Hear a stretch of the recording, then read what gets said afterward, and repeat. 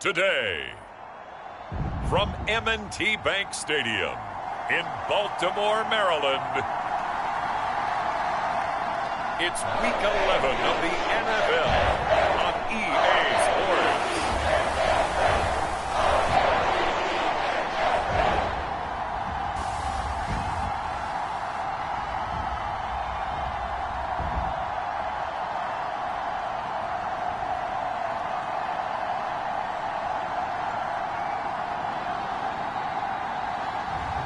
As we'll see Daniel Jones and the Baltimore Ravens taking on Deshaun Watson and the Cleveland Browns. EA Sports coverage of the National Football League brings us to historic Baltimore, Maryland and M&T Bank Stadium. Today we've got an interesting Week 11 matchup on tap, as it'll be the Cleveland Browns taking on the Baltimore Ravens.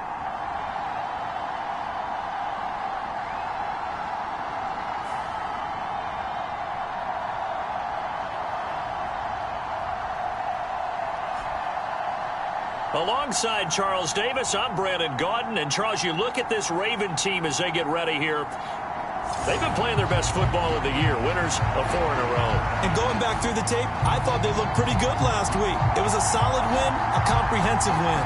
Meanwhile, for the Browns here, they too were winners last time out, so something's got to give here. And I love it when both teams...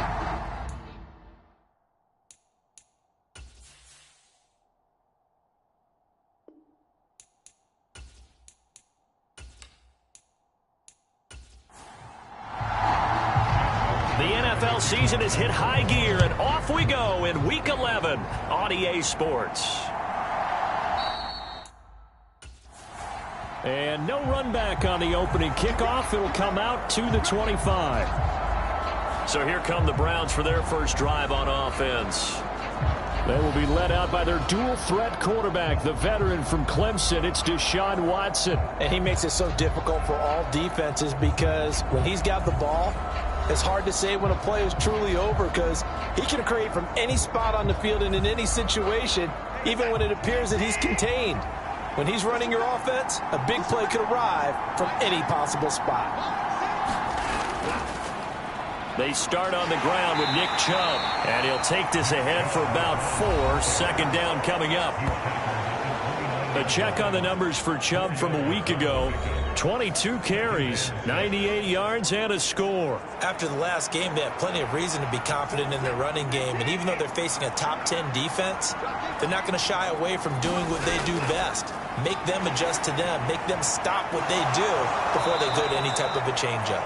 And he'll be tackled right on the chalk of the 45. Just what the Browns needed there. Good for a gain of 17. To win any route, you've got to break down the defender, and that's exactly what happened here on this really nicely executed curl route.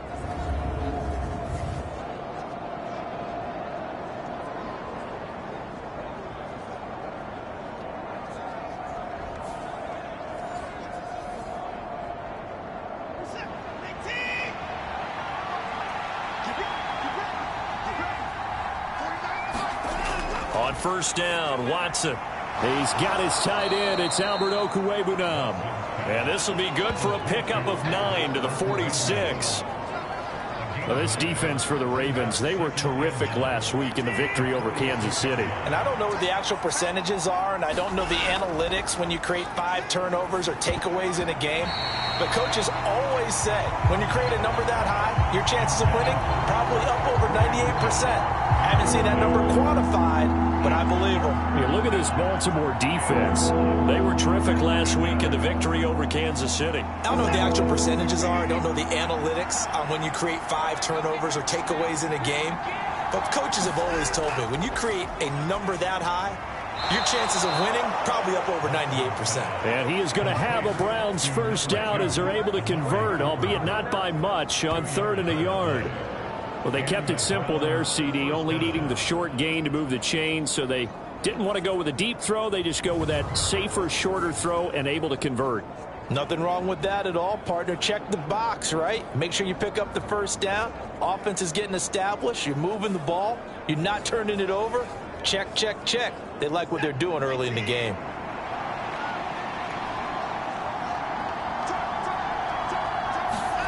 On first down, it's Watson. Looking deep in the direction of Cooper. And this is caught. And they're into the end zone, but it's not verified yet. Hold on, there is a flag down.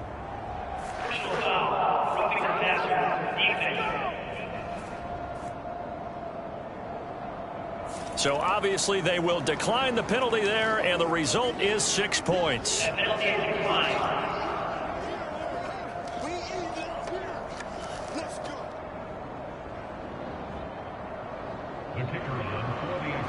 The underdog here is showing no fear. Great opening drive. Now, we weren't in the locker room for the pregame speech, but I will guarantee you, somewhere along the way, the head coach said, let's just grab a big stick and smack them with it and let them know we're going to be here today. They may be the team that's supposed to be superior, but we're not backing down to anyone. And on the road, no less, setting the tone.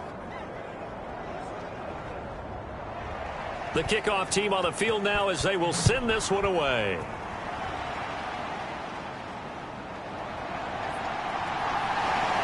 And a decent return out to the 27-yard line.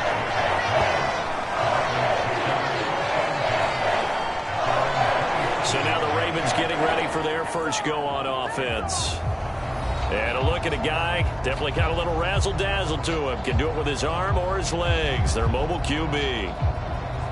And I thought in last week's game, he found a way to win, like a good pitcher, without his best stuff. I mean, he did throw 2 interceptions, offset by 1 touchdown pass. Not the ratio, not the numbers you're really looking for as a QB. But finding a way to win, that's all that really matters. And they get him down, but not before he takes it across the 40-yard line. The numbers for Flowers last week. 6 catches, 53 yards, and a touchdown. And now has 11 touchdowns on the season, and in no way is that just simply luck. That's a great combination of route running, determination, and making nice catches. Throwing, Jones. A short throw caught by Andrews. A good cover defensively as they get to him just beyond the 45 after the juke. It'll go down as a gain of 6, and it's second down. We'll see what kind of mindset they have here offensively after giving up the touchdown on the opening drive. And based on our time with them, prior to this game, I feel like they've got a good mindset going in. In fact, the discussion that we had with the coaching staff was, we may give up some points in this game, so offense has to be ready each and every time to either equal or try and get us ahead and try and keep us ahead. This is their chance to respond to that first touchdown given up. Another completion right there. And again, Charles, good time in the pocket. That offensive line on this opening drive been really solid. They've been more than solid. They've really tamped down the pass rush and kept him safe in the pocket, able to look around, find his target, and deliver. He's got to make sure he tells the offensive line in the huddle, thanks, fellas. Let's keep it going. They'll run for the first time with J.K. Dobbins. And he is going to be stopped cold behind the line of scrimmage. Call it a full 3 yards in the wrong direction there. Brings up second down. They went with the run-pass option, and I don't know if the option really mattered there because the defense was ready. So many times you put the defense at a disadvantage because you have those multiple options. But when they read their keys and play it correctly, sometimes the result goes in their favor. After the loss, they'll come up 2nd and 13. Now Jones. He gets this underneath to Dobbins. And this one's going to go the wrong way. Losing yardage back at the 42. 3rd and 15 coming up after that loss of 2. Heck of a play there to get to him quickly and get him down for a loss. I think they did a really nice job getting ready for this game, scouting, watching film, and understanding defensively what the play design was.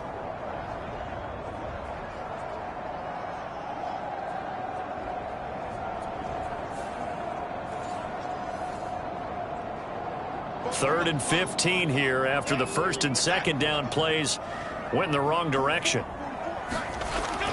Back to throw. Jones. Past the 20. The throw here right sideline falls incomplete.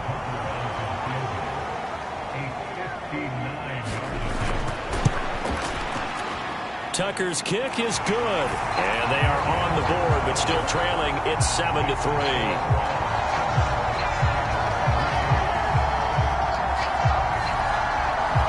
So both teams come away with points on their opening drives. Now they still trail. They answered the touchdown with a field goal, but at least able to break that goose egg here early. And that is what's important, right? Because they didn't let that initial touchdown go unanswered. Took the ball themselves, moved it downfield, and put it through the post for 3 points. Game on. Second drive coming up here for Cleveland as they return to the field on offense. And they'll just simply be looking to build off the confidence of the last time out where they scored a touchdown. That confidence is powerful, isn't it? When you've scored once, you feel like you can go back out there and get it done again. Doesn't matter what the defense throws at them. They feel like they're in a groove right now, and they want to get out there and show it. Yeah, hoping to stay in that groove here this go-around. Credit him with a 1-yard gain there to make it 2nd and 9. Yeah, look at this Baltimore defense. They were terrific last week in the victory over Kansas City. And the big thing for them was the interceptions. And you hear teams all the time talk about establishing themselves against the pass. You know, no-fly zones and things of that nature. This group had a bunch of them in last week's game. 5 yards. Now it's 3rd and 5. I think defensively you're okay with that. Here in the first quarter, he's going to get some catches, but they rallied to him quickly. And that's what you count on. And I like what you just said. First quarter, can you do it all game long? They catch it, you tackle them, they go down on the spot. Because when you're able to do that, you don't give up big chunks of yardage after the catch, now you put the offense in a position where every series they have to work hard to pick up first downs, and you tend to stall them out when you do that. Second catch for him today, and it'll wind up a first down. Someone's sharp in this game. I mean, a touchdown pass on the first drive and comes right back, and he's flinging it around really well here. Really nice throw there to pick up the first down. You kind of just feel a laser focus and confidence about him, and I think we saw that this week, didn't we? Talking to him and the coaches, they felt good about his performance coming up. Yeah, I was really impressed with that last practice we saw when they went through 2-minute drill, when they went through all the different situations. Ball hardly hit the ground, and I thought, yeah, he might be locked in for this one. And they will only muster a yard here to the 38. 38-yard line, 2nd and 9. Watson now to throw. That's complete. It's Okuwebunam. And he'll be taken down, but not before he works it past the 50. A busy first quarter. His 3rd catch of the afternoon is a first down. When this offense can get their tight ends involved, they can move the football. Here, a nice route, able to look it in, and picks up the first down.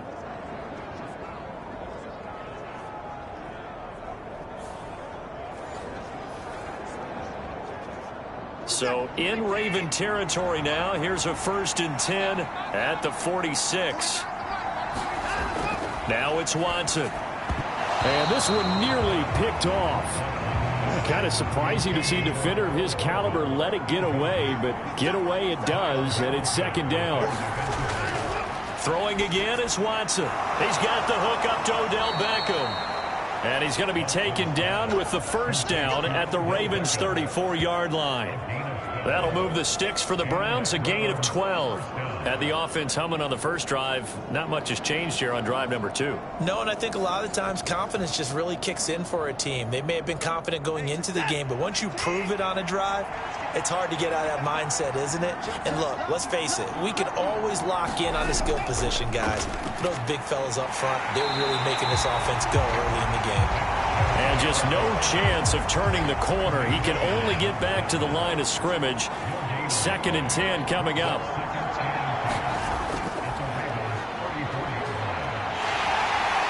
A pickup of about 3 yards as he's taken down at the 31. They need to get this to the 24 on 3rd down. A shotgun snap for Watson. Trying to get it to Beckham, and it's intercepted. Picked up by Charvarius Ward.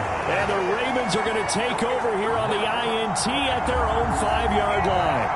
Well, when I looked down, he was kind of shaking his head right after he threw that pass. What did you see? Well, from a defense's perspective, anytime you have your eyes back towards the quarterback, you're in a position to make a play on the ball, whether it's a big-time play by you or an overthrow by the quarterback. You have a much better opportunity.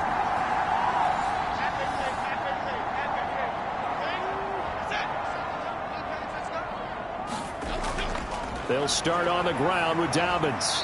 And he will take this up to about the 8-yard line.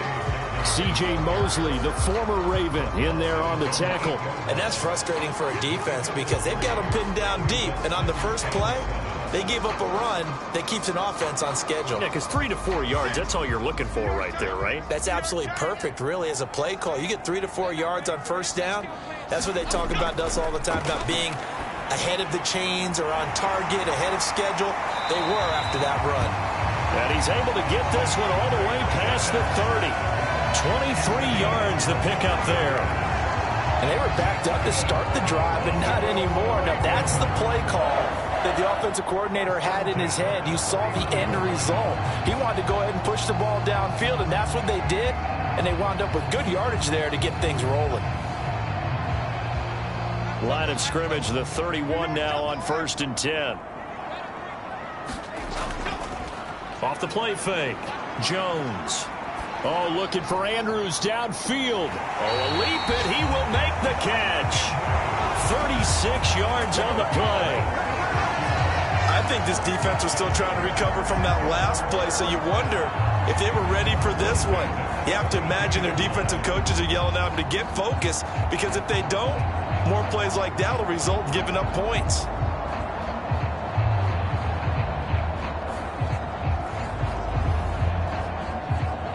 So the big play changes the complexion of things. Here's 1st and 10 just outside the 30. Looking to throw. Jones. That's complete to his receiver, Bateman. This will be stopped about 2 yards shy of the marker. 8-yard gain, 2nd and 2. 2nd and a couple. They'll stick with the passing game as he looks to throw.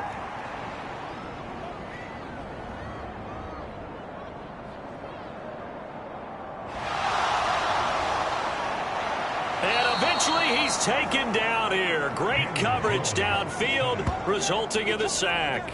That winds up pushing him back 11 yards on the sack. And that'll bring up 3rd.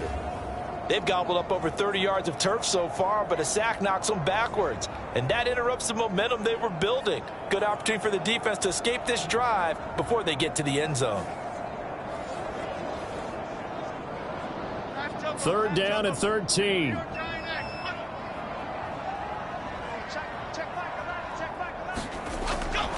From the shotgun, he'll look to throw. And that'll be complete to Dobbins. And he's going to be taken down, but there's a penalty flag in the backfield. Is this a hold, or did they rough the quarterback? So roughing the passer, and this is a unit, Charles. They hold their breath every time they see their quarterback go down and get hit like that. Yeah, they understand how important these last couple of months are for this team. They can ill afford to have anything happen to him if they want to accomplish their goals.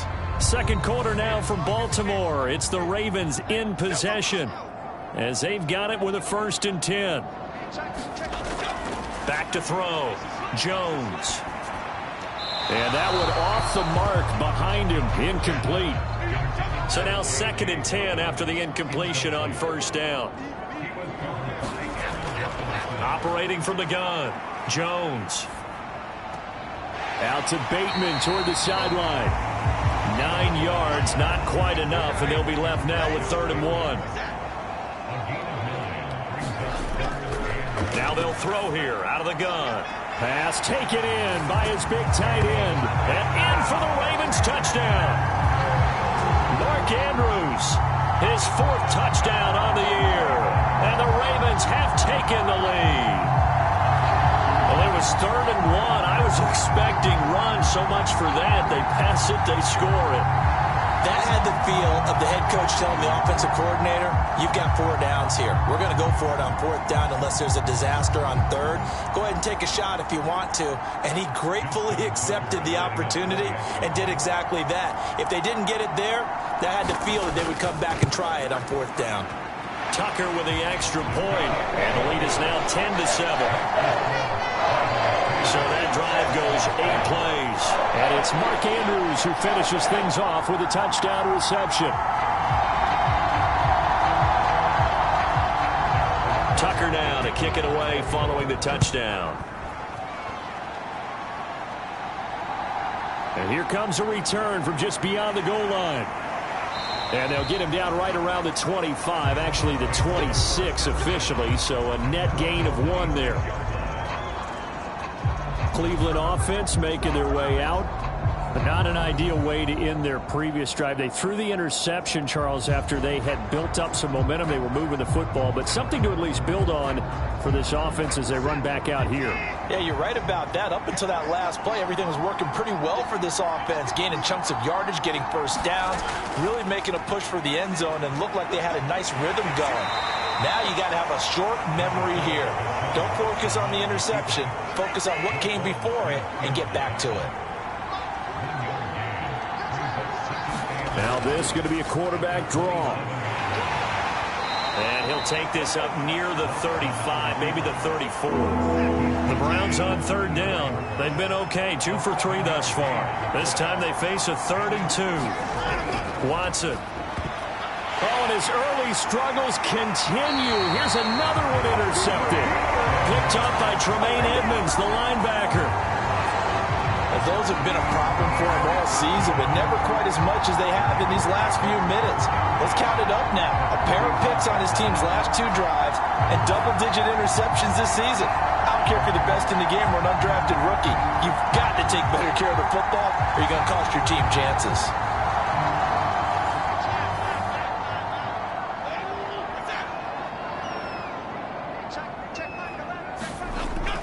On 1st and 10, it's Dobbins. And he'll manage to pick up about 4. It's 2nd down.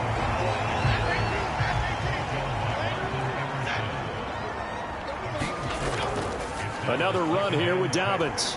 Nothing doing. Barely able to muster a yard to hit the 35. It looks like a nickel set now for the Browns on 3rd down. Operating from the gun, Jones. He had a man open, but he missed him, and it's incomplete. I see the surprise in your face there, partner. That is a rare incompletion from him. He's been on point this entire game. He has percentage completion-wise way up, not that time. Tucker's kick is good, and the lead stretches to 6 here. It's 13-7.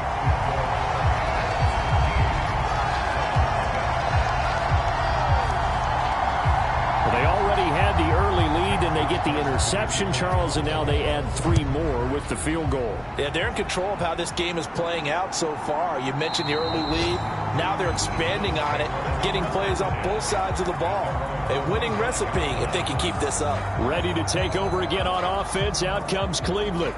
And they've sort of lost their way, partner. How do they recalibrate and get this proverbial train back on track? Well, this is where leadership really comes into play. How's the head coach handling it? The offensive coordinator? Sometimes they just make a joke. All right, guys, had your fun? All right. Throw it out the window. Yeah, let's get back on track here. And sometimes that'll work just fine. I guess it's time now to lean on that leadership.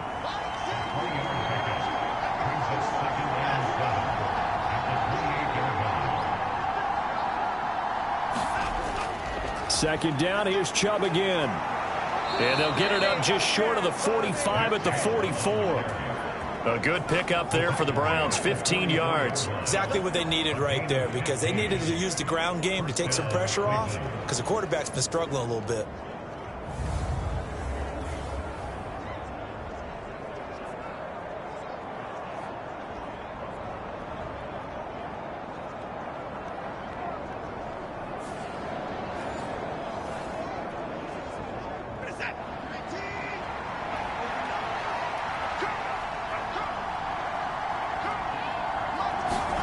Now a first down throw, Watson being chased out left. And he slides and covers up at the end as he's going to be able to pick up decent yardage.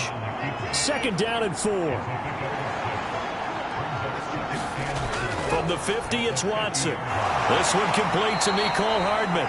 And he's going to be taken down with the first down at the Ravens' 40.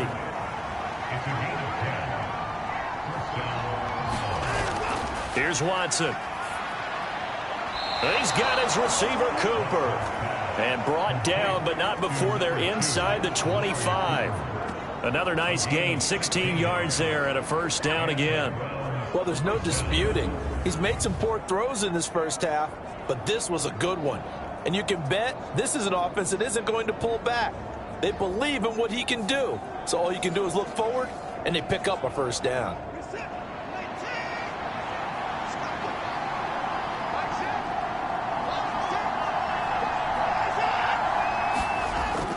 On first down, they'll run with Chubb. And he can only manage to get a couple. 2nd and 8 coming up. They suspected that it was a power play up the middle coming at them, and boy, were they right. That defense got downhill in a hurry and limited them to just a couple on first down.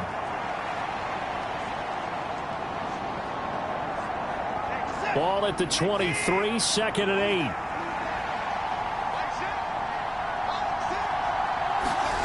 Back to throw, Watson. This ball tipped, and it's going to be incomplete. Fortunate maybe to get that back. It's 3rd down. To throw is Watson. And he can't find a receiver, and he's brought down. David Ojabo has now recorded 10 sacks on the season. Even keeping the back end for extra protection on 3rd down, they still couldn't prevent the sack. Now it's 4th and long thanks to a terrific individual effort on defense.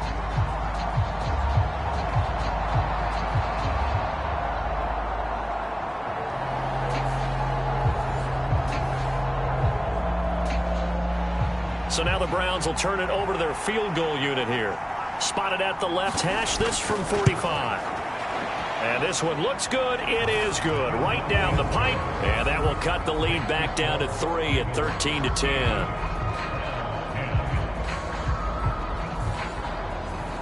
So he's been automatic to this point of the season, and he connects on the field goal there. And what a luxury it is to have a kicker you can depend upon, partner, because he hasn't missed all year long. Converts on that one as well. And kudos to you. You didn't jinx him. And he takes this near the 25. Just a little pass there. Caught at the 26. So here are the Ravens to take over on offense. They're working on a 4-game winning streak, and they lead this one as well right now as they start 1st and 10.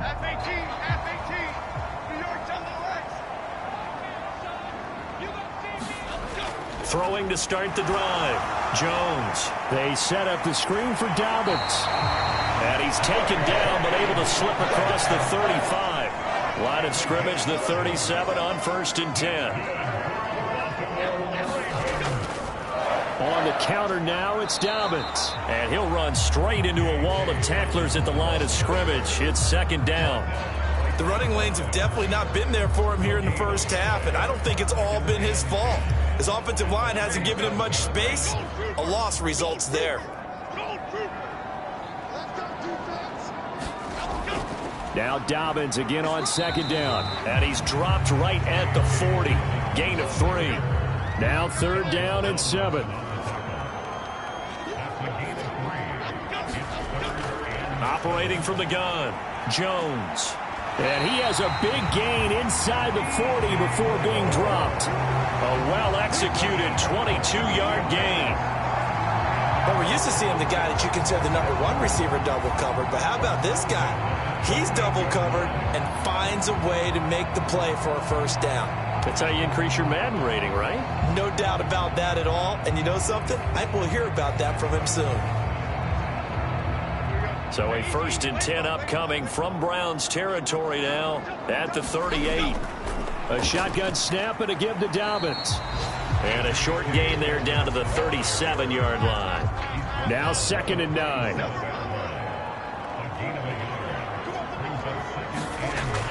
Looking to throw. Jones.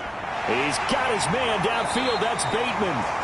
And he gets this one inside the 15, just a yard or 2 shy of the 10. A first down there on a pickup of 25. This drive, it's been a good mix. 3 passing plays, 3 runs, hitting on all 3 of those passes, and the last one putting him in the red zone. So wouldn't you think play action right here? Because you've got the ability and had the ability to run it and throw it. Go play action and take your shot at the end zone. Now a 1st and 10 at the 11.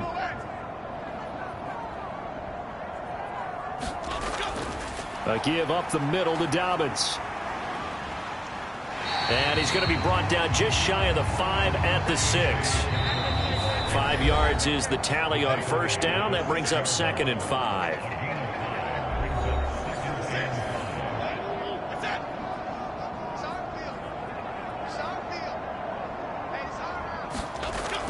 Back to throw. Jones. And that is incomplete. A lot of force bearing down on him there. He could not hang on. It's 3rd down. They'll break the huddle and come up on the 9th play of this drive, needing 5 yards on 3rd down. Looking to throw. Jones. There's Flowers. He's got it. Touchdown, Ravens. It's a 6-yard touchdown pass, and the Ravens are able to extend their lead. On those slants, everything happens so quickly. What makes it work? The timing between the passer and the receiver. In this case, a slant route. Ordinarily, it's probably about 3 steps before you go on the slant. In this amount of time, I think it was a 2-step deal. Boom, put his foot in the ground and got inside for the pass. Got inside for the pass, got inside for the catch and the score. Tucker able to connect on the extra point, and his guys will take a 10-point lead. So that drive consumes 9 plays all told, and it's capped off with a Ravens touchdown.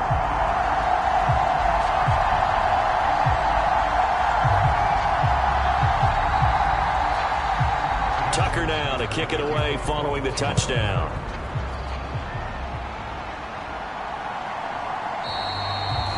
And there will not be a return here. It's a touchback, and it'll come out to the 25-yard line. And now Cleveland geared up to take the field. And last time able to get 3. It's not what they wanted. They wanted 6, but they got at least something. They mustered something out of the drive. They'll take it. I like the way you've described it. Not ideal, but they'll take it. Anything to put some points on the board. But this time on offense, they don't even want to see the field goal kicker trot on the field. They want that ball in the end zone. Yeah, they'll be going for 6. And they're able to get this one across the 35. Now here's a throw right side, taken in by his tight end. And he'll be out of bounds up near the 45 at the 44. That was a nice throw out there to the flat, but they defended that pretty well. The hope is to go ahead and put it on him so he can turn and get upfield and gain additional yardage. There just wasn't anywhere to go on that play. Now Watson. Throw out wide is incomplete. And when you've thrown as many interceptions as he has in this one, you definitely start getting a little hesitant to throw the ball out wide because that's prime pick 6 territory. That time, he made sure the only guy who was going to catch it was sitting in the 3rd row. They come up now 3rd and 5 following the incomplete pass. Here's Watson. He had him. He was open, but he couldn't get it to him. It's incomplete. 1 first down here, and that's all, folks. Good work by this defense to hold things in check and force a punting situation. The Browns send out their punter now as he's on to punt for the first time this afternoon. And a fair catch called for and made just outside the 15-yard line. It'll wind up just a 35-yard punt, no return, and the Ravens will take over. Now the Baltimore offense heading back out onto the field. It was still more than a minute to go in the half. Time to try to mount a drive. And I would think that they would have to. This is today's NFL. You got to push it whenever you get an opportunity. You could never have enough points with the high-powered offenses that you face. And analytics will tell you, try and score when given the opportunity. And he'll take this across the 25 before going out of bounds. A gain of 11 to kick off the drive, and it's a quick first down. Now how about this throw right here? Had to throw it to the left sideline, and you know the timing's got to be correct on this one. Ball's got to be right where it needs to be, and it was. That's because he had great arm strength on that one, able to drive the football. Quarterbacks love it when they can show off their arms. And they get him down, but not before he takes it across the 40-yard line. Now the Ravens going to use one of their timeouts, as they'll stop it with just over a minute to go before halftime. That one good for 13 and a Raven first down.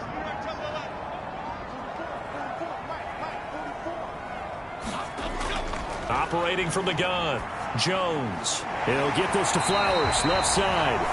The Ravens going to use the second of their timeouts as the stoppage will come with a little under a minute to go in this first half.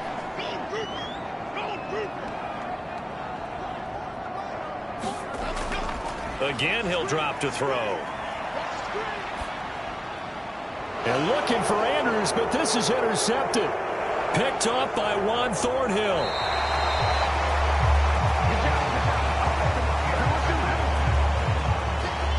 He's certainly not been afraid to take some chances downfield. Now, look, it's paid off for him a couple of times. That time, not so fortunate. And that's where I want to start, what you said. It's paid off a couple of times. So his aggressiveness has been good for his offense for the most part. So he throws an interception there. No one likes that, but I would not rein him back in. The return on investment thus far has been pretty good. 2 touchdowns to 1 interception. After the interception, here's Watson. And that went too far in front. He couldn't reel it in. It's incomplete. An incomplete pass on first down. That leads to a 2nd and 10. Out of the gun, Watson. And a quick throw here. That's complete. Now the Browns will use the first of their 3 timeouts as the clock will stop with 37 seconds to play in this first half. Watson on 3rd down. He had a man open, but he missed him, and it's incomplete. The Browns send out their punter now as he'll punt it away for the 2nd time.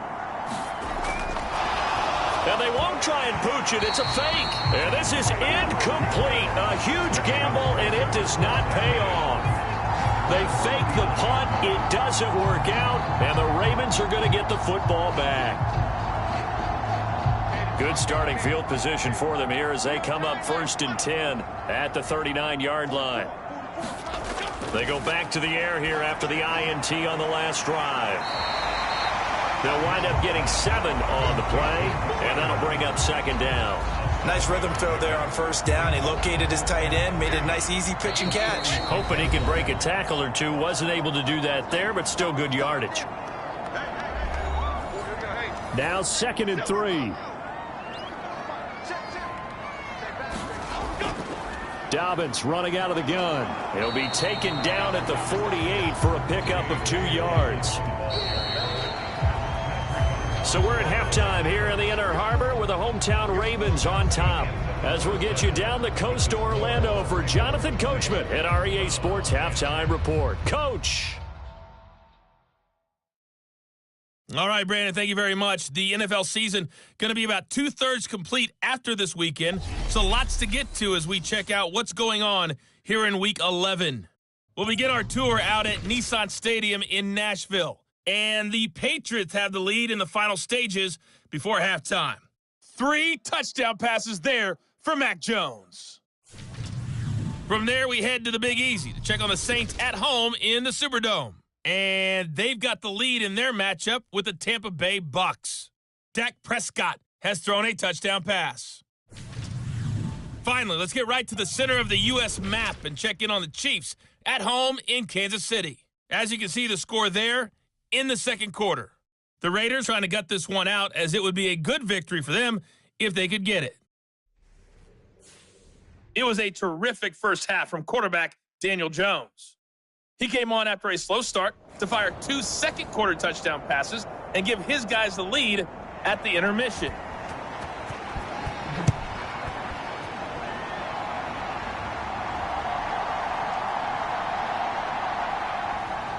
And up to about the 26-yard line, just across the 25. Up come the Ravens now. They'll go on offense first here in this 3rd quarter. This offense set to begin the 3rd quarter, and Charles, if they had a checklist of things they wanted to accomplish in the first half, certainly at the top of that list would be having the lead, and they've got that here. That's always the most important box to check, isn't it? But also, they've had some success in their passing game, so probably an empty box establishing the run.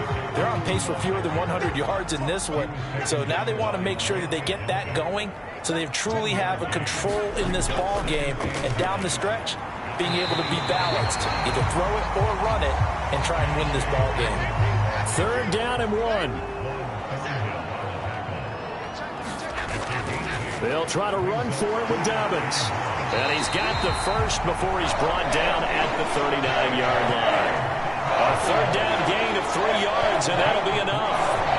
In the first half, he was held in check on the ground, but despite that lack of production, they still have the lead. Yeah, and they've got to feel fortunate about that. If they could actually get production from their lead horse, that would help open up this offense and widen this margin, too.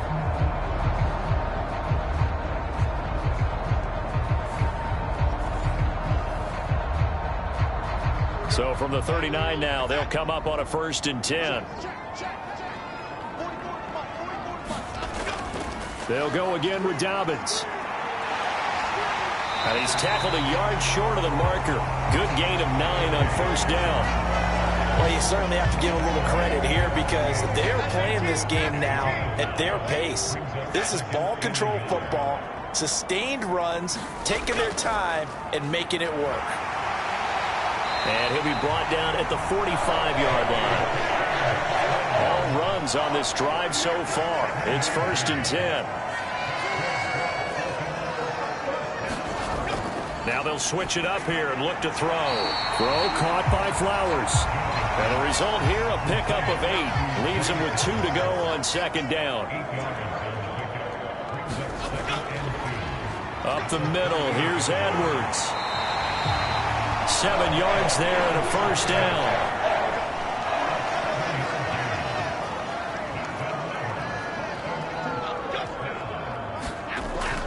They'll run up the gut with Dobbins. And just good downhill running there as he'll take this to the 15-yard line. 60 yards on the ground for him now as he's done that on 15 carries. Looks to me like maybe there's a little attrition setting in with this drive, because when you see that type of a run, I get the feeling the defense getting a little bit tired. And that's the last thing they need, especially when they look up at the scoreboard. Line of scrimmage, the 15. It's 1st and 10.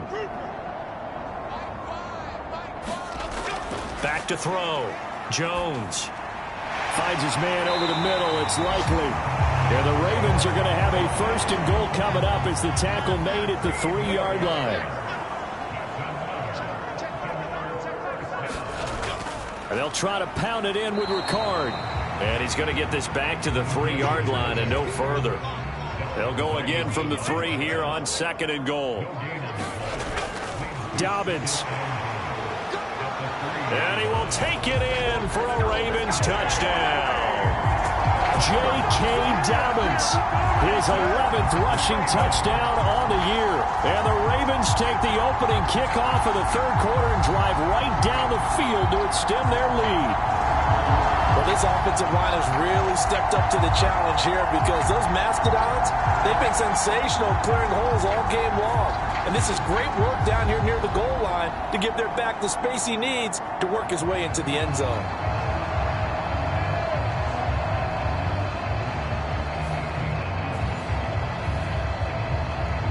Tucker now for the extra point.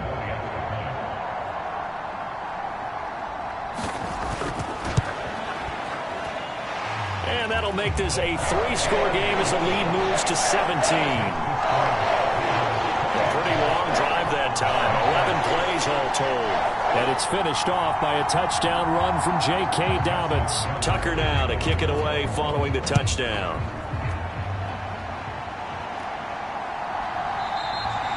And this will not be brought out. It's a touchback.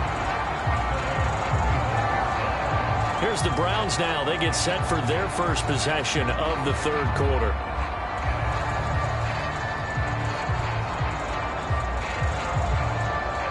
Watson and the Browns now with a 1st and 10. At their 25-yard line.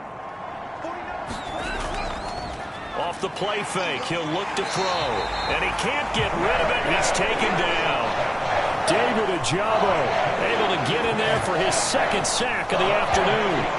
Pressure can come from all over when you're plotting a defensive strategy. On that particular play, it just came from the outside.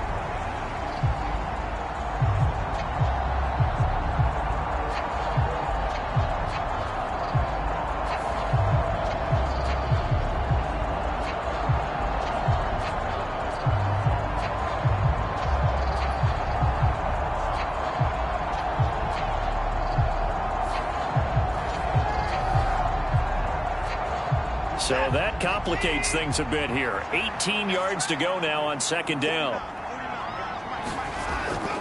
Another try after the first down sack. Watson. So the completion results there in 9 yards. And that's going to bring up a third down.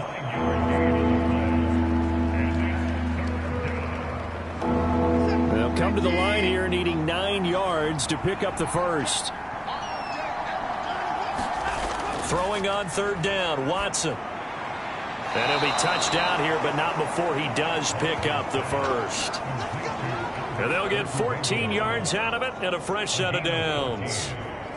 Well, we talk all the time about playing situational football, and right now I think the scoreboard is dictating what they need to do. Where they are in this game, they've got to push the ball downfield, take their shots, try and get big chunks of yardage in a short amount of time. That was a nice play there.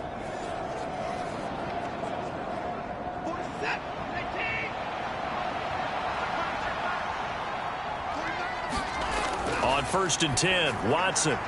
He completes it to Beckham. And they'll get this well past midfield before being stopped just before the 35. 23 yards, the final tally.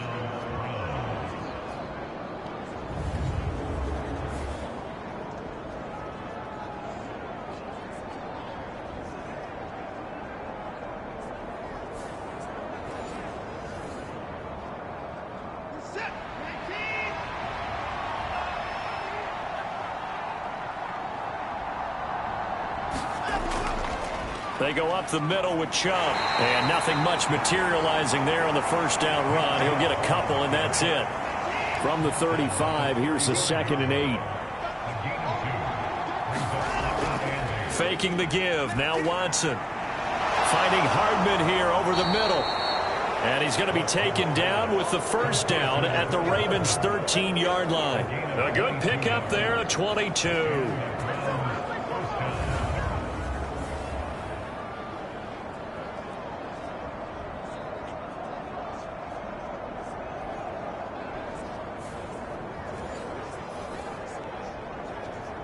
From the 13 now, they work on 1st and 10.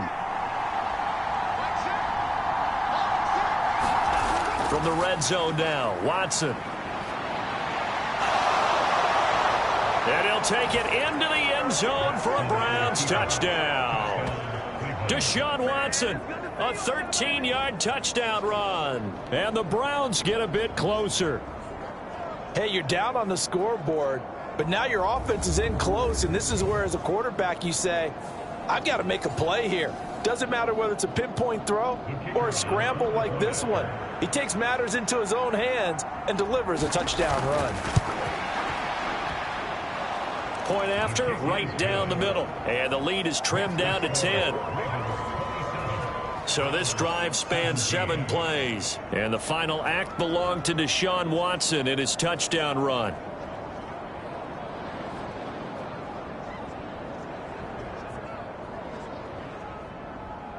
The Browns kicking team out there now as they'll send this one away.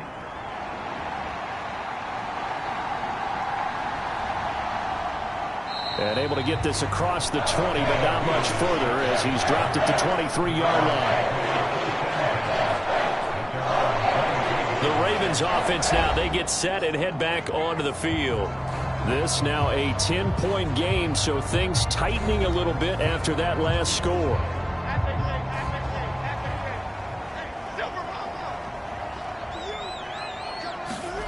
Here's Jones, throwing to start the drive. A quick throw there going to be batted away and incomplete. Now a 2nd and 10. Throwing again, Jones. To the right side, and he's got more complete. And he takes us beyond the 35 before going out of bounds. Now Jones on 1st down. A throw left sideline falls incomplete. Line of scrimmage, again the 37 as they line up 2nd and 10. They'll look to throw again. Oh, the turnover fest continues. Here's another interception. Picked off by Harrison Smith, and he brings it back to right around the 26-yard line. So potential momentum shifter there, working with a 2-score lead, third quarter, but that, not the smartest of throws. I would agree with you on that one because this game is still very much in the balance. It felt pretty one-sided to this point, but now if these guys can turn this turnover into points, things could start getting a little more interesting.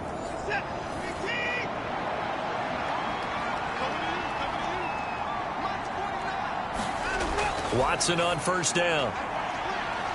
Touchdown, Browns. Mecole Hardman, 26 yards. And the Browns take the interception on defense and convert it into 6 points. And that's exactly what you're supposed to do with good field position. You make the other side pay when you don't have far to go for the score.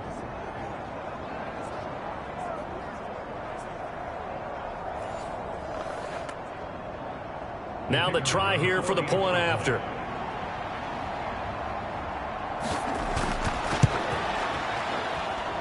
And the lead is down to a field goal now. A nice tidy little drive there, getting the ball in excellent field position, and only one play to score it. The kickoff unit is out on the field, and they will send this one away.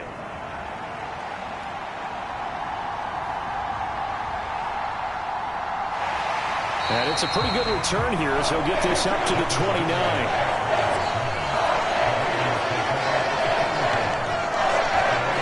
Comes the Raven offense now ready for another possession. Their lead down to a field goal now as they start with a 1st and 10.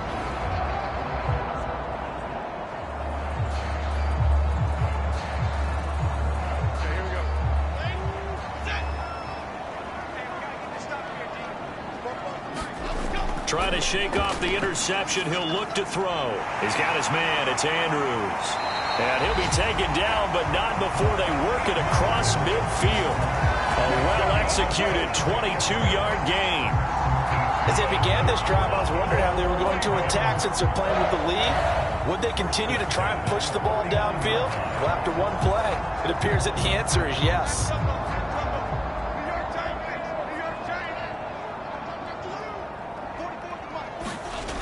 Jones now throwing on first down. Looking for Bateman. He's got him complete. And he's out of bounds as he gets this down to the 45. Ball spotted at the 45. Here's 2nd and 6. Here's a give to Dobbins. And he's going to take this down close to a 1st down at the Browns' 40-yard line. Could be 4-down territory even if they don't get this, but they need just a few inches here on 3rd. Well, that's complete to the fullback, Ricard. So that'll go as a 4-yard loss on the play. And it'll be 4th down.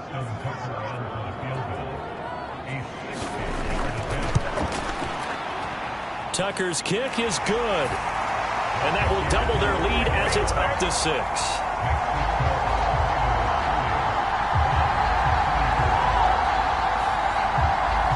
So that one is his 3rd of the game. Now, if you're wondering, that's only halfway to his career high, as he once had 6 field goals. Brandon, 6? Let's hope we don't get that again, please. Okay, can we see a few touchdowns here and there? That'd be nice. Heading out as the Cleveland offense now as they get set to take over here. This drive here beginning probably with a pair of motivated groups. Remember, the offense scored a touchdown on their last time out. Looking to repeat that in Charles's defense. They were very frustrated after giving up 6 the last time on the field. And frankly, it's just a battle of wills in a lot of ways because you know they're both motivated. They both game plan for this drive, and they both have specific outcomes in mind. To me, it just comes down to who can execute better and which side can step up and assert its will over the other. And he will slide to a stop. He does have the 1st down. They picked up 5 yards last time. Now they double it and get 10 here.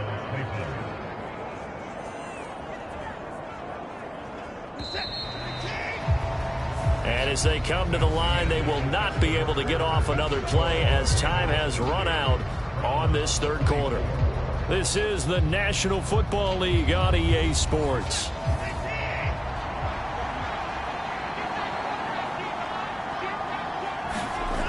On 1st down, Watson. And hit behind the line. He lost the football. It's loose. And it's picked up by the Ravens. And he's going to get this one to the 23-yard line. We just saw the dilemma for every coach. You want them to fight for the extra yardage, but somehow continue to cover the football. Oftentimes when you fight that hard, the ball becomes exposed. Defensively, it's obvious they're trying to be more aggressive. First tackle a little too aggressive. Second one, though, they strip it loose.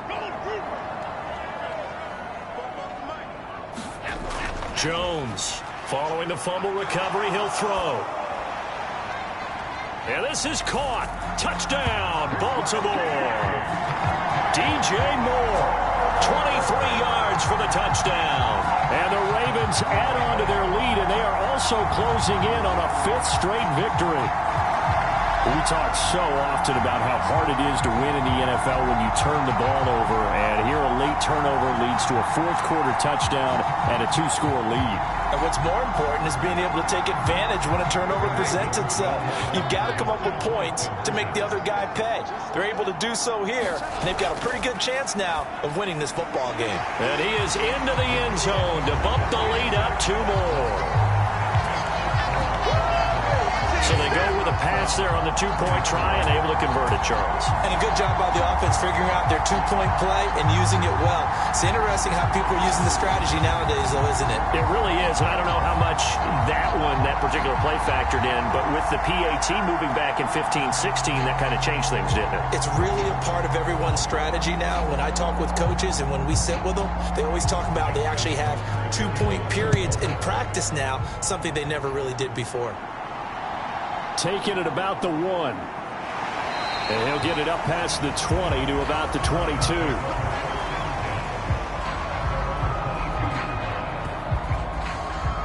Here comes the Browns offense back onto the field.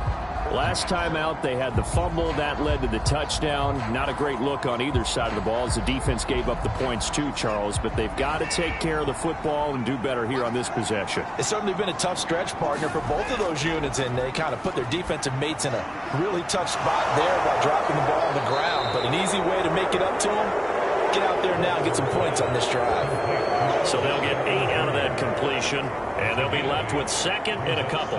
4th quarter, every drive's so critical, and you figure may only get one more shot after this, so a touchdown's imperative on this drive. It is, but you also have to think to yourself in play calling, don't hold anything back. Don't save it for the 2nd touchdown. You've got the first one for the 2nd one to even matter. And he's able to get out to the 32, brought down there. From the 32 now, here's 1st and 10.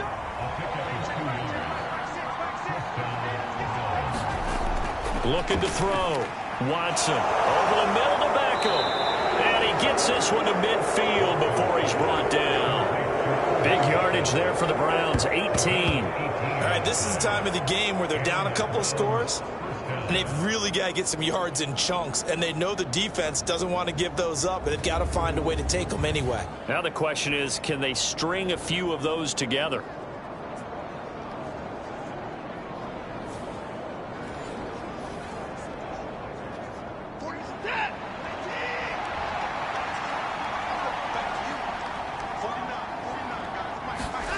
From the midfield stripe, they'll look to throw. That's complete. It's Okuwebunam.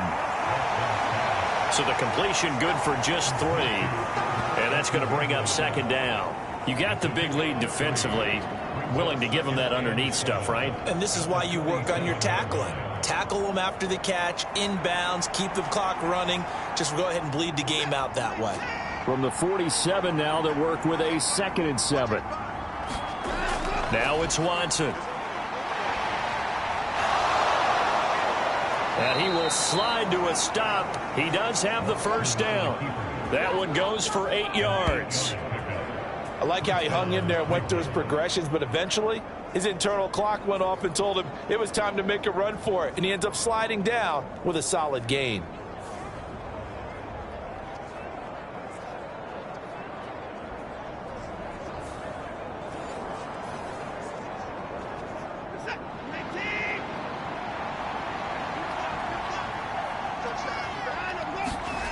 On 1st down, it's Watson. And they'll get him down after a pickup of 8, 2nd and 2.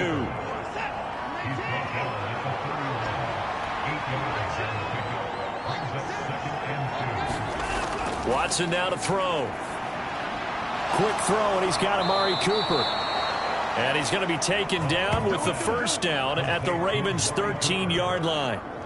Big yardage there for the Browns, 18. Good yardage on the completion there. And when they look at the scoreboard, they do understand a field goal is not going to do them any good. My guess, they're going to press the ball downfield as far as possible, try and throw it into the end zone and get a score because they know they've got to get that done and get the ball back as quickly as possible. From the 13 now, they work on 1st and 10. They'll bring a receiver in motion left. Well, they'll run it here on the jet sweep. Oh, this one may need to go back to the drawing board. He's going to be swallowed up right away. 2nd and 10.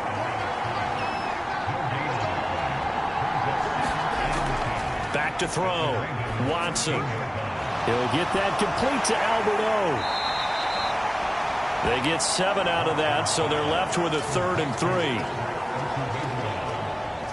Ran a perfect defense in this situation. Would have meant that there was an incompletion that would have picked it off. Okay, so they gave up the completion. But I really enjoyed watching how the defense stayed in sync, stayed in great communication. And as he dragged across each zone, you see him pointing, communicating. There he is, and they passed him off to each defender. Ended up making a nice play, even though it was complete. Steps away to his left. And he's just going to be short here, barely, maybe by a half a foot. It'll be 4th and inches. He certainly had plenty of success running the ball, and right now I'm getting the sense that he's looking to take off and run every time he steps back to throw it. But they did a nice job there collapsing on him and holding him to a short gain. All right, they're going to try and keep hope alive here on 4th down. They're going for it. They will indeed snap it to Watson. And this is caught. Touchdown, Cleveland. Amari Cooper with his 2nd touchdown of the game, number 8 on the season. And the Browns have made it a one-score game again here in the 4th. So how about that for an answer? They get the touchdown there, and it's back to a one-score game here in the 4th. And that's what these guys have done all game long because they've scratched and slashed their way to stay in this game. And by now we should all realize they're not going away. Now the pressure again swings to their defense because they're going to need to find some way to get the ball back. Extra point splits the uprights. And now things get a bit more interesting here in this 4th quarter. Set now to kick this one away, and off it goes.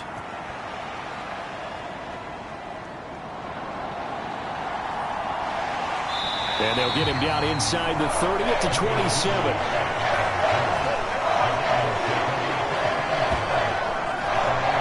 And now here come the Ravens. Their lead back down to 1 score after the touchdown a moment ago. First down's a must on this drive as they start out here 1st and 10.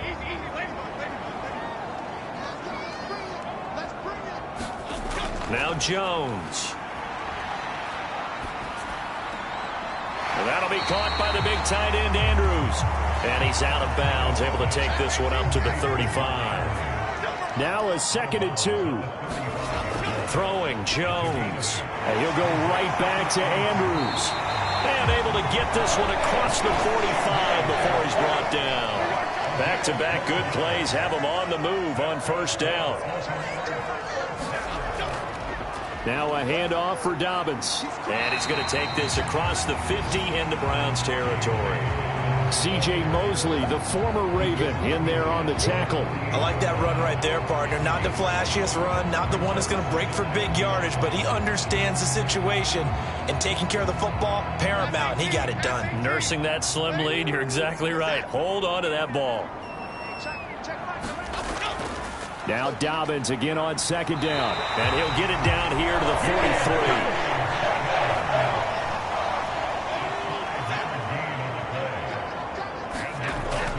Dobbins going to take the handoff on the option. And he's going to take this ahead for right around 3 yards, but no more than that. 2nd down. Looking to throw. Jones. That's caught. It's Flowers.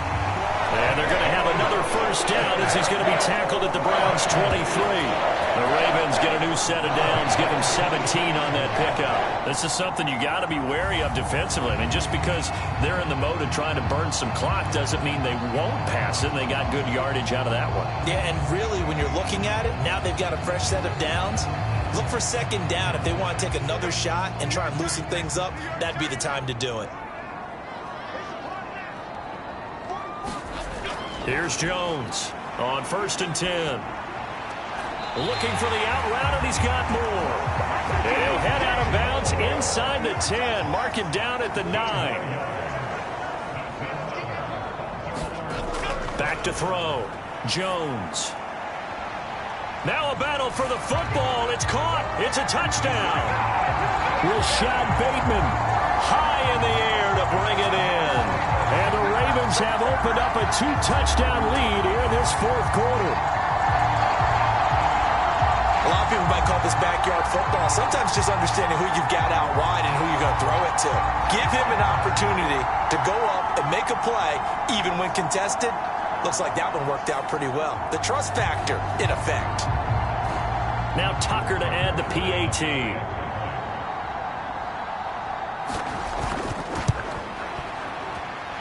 And the lead is up to 14. So that drive in total 8 plays. And it's Rashad Bateman who finished it all off with a touchdown. Tucker now to kick it away following the touchdown.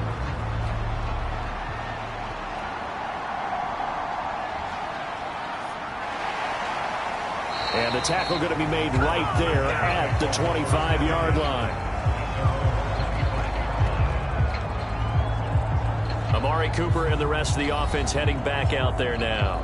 And I know that they've double-teamed him a couple times, but not a ton. Whatever they're doing isn't working. He's up over 100 yards. We'll see how they adjust. And when they do that, they weaken their defense in other places as well. And how many times have we done games where we've seen a guy have a big game like this, but it's usually not by himself, is it? And he can't find anywhere to go with it, and he goes down. A loss of 4 that time on the sack, and it brings up second. He's certainly one of those quarterbacks that can burn you with his mobility, but that time able to hem him in and get him to the ground. Perfect descriptor right there about how they kept him in the pocket. Excellent job of containment, but they were still able to continue to bring such strong pressure without letting him escape. But how about those guys in the secondary as well? Kept the coverage tight, plastered to the receivers, and left no real options for him to throw it downfield. Watson's throw complete there to Beckham. Well, the noise got to be an issue now offensively. Here's 3rd and 6. Watson. And that ball incomplete, nearly intercepted. Took a chance with that one. It'll lead to a 4th down. Watson going to stay out there as they'll go for it on 4th. Desperation time. Watson on 4th down. That is caught. They'll have the 1st down and then some. One crisis averted, but they still need to move hastily. Watson. Well, a quick throw there, but it's going to be incomplete. Ooh, that's certainly not the worst thing. It stops the clock and lets your offense catch its breath and lets us exhale a little bit.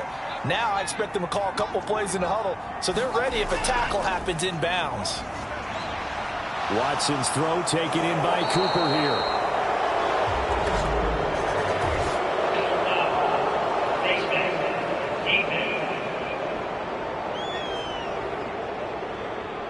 Charles, they're trying to protect this lead late. Those are the types of mistakes they could afford to go without. But the last thing you want to give them is help in completing a comeback, which is exactly what that penalty does. All 3 timeouts remain, but they've got to score quick. It's 1st and 10. Now Watson. And that one drops down, incomplete. Good coverage there, forced the ball free, and it's 2nd down. Here's Watson. Firing quickly here, and that's complete. And he'll be brought down here at the 3-yard line. Well, this crowd trying to force a false start here. 3rd and inches. Oh, he had him. He was open, but he couldn't get it to him. It's incomplete. Back of the end zone. Could he get his feet down? No, it's incomplete. And this is caught now for a late touchdown. So hold everything here. This one's not over yet. I'm not sure win-win is the proper term here, but it certainly felt like it. They got the touchdown they needed. But if I'm on the defensive side of the ball, okay, you got the touchdown, but it sure took you a long time. Yeah, because offensively there, you're probably hoping for a 1 to 5 play drive. That one ate up a little more time than they were hoping. You're exactly right. And if you have that 1 to 5 play drive, you actually build up momentum and even more hope. When they had to slog their way downfield, they got the touchdown, but it's almost like, yeah, you know, doesn't feel right. Exactly.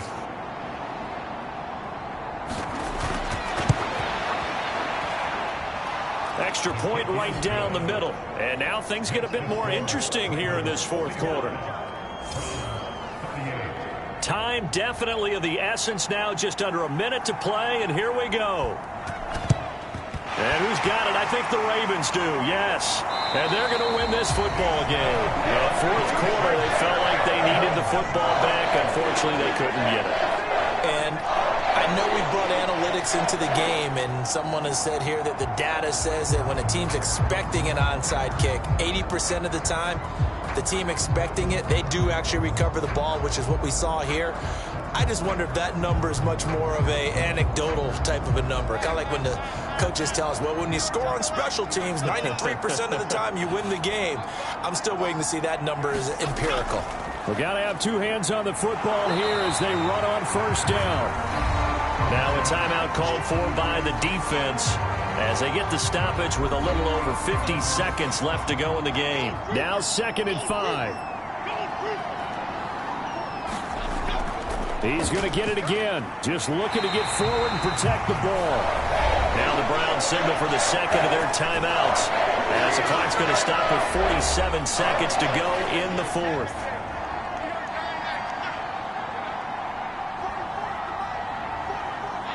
And they will take a knee here.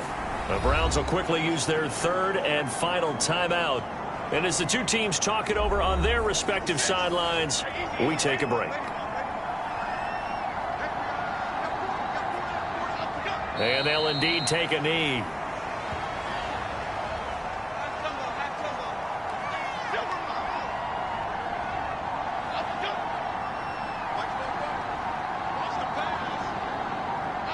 So he'll take a knee here to wrap this one up, and he's going to want to keep that game ball. He was sensational.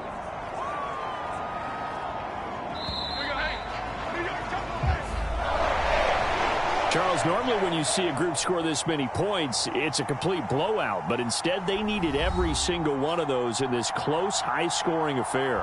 And Brandon, I'm still on the edge of my seat after that one, because when you have that much scoring and it still comes down to a one-possession game at the end, that's not something we see very often. In this case, these offenses, they brought it. The defenses, they're going to need some work going forward. So for the Ravens, their playoff chances take an uptick as they move to 7-4. And they'll be able to enjoy this one through the bye week before they get back at it again.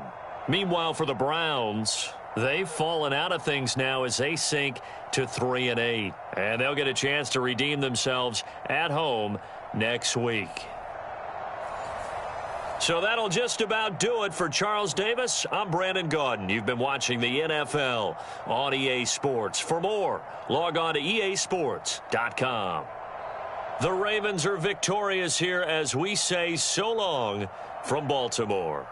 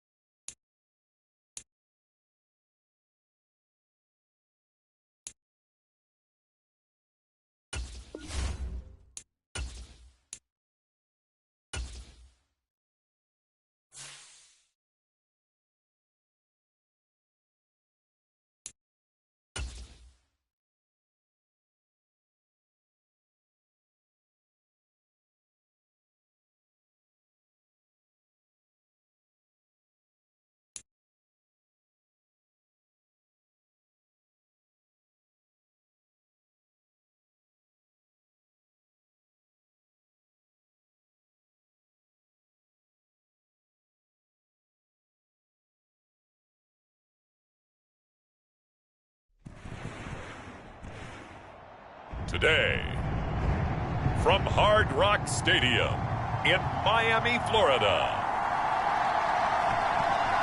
it's Week 11 of the NFL on EA Sports.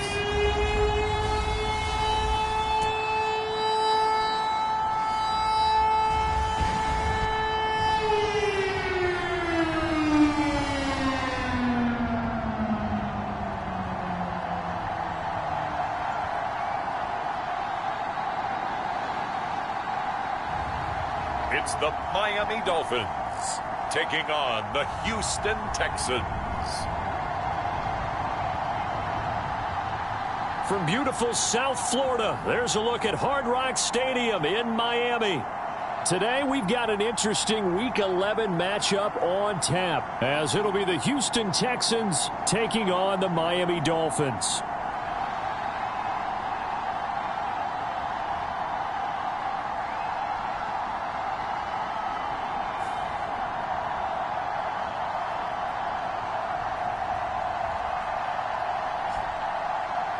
Hi, everyone. Brandon Gaudin, Charles Davis. Charles, you look at the Dolphins as they enter play in this one.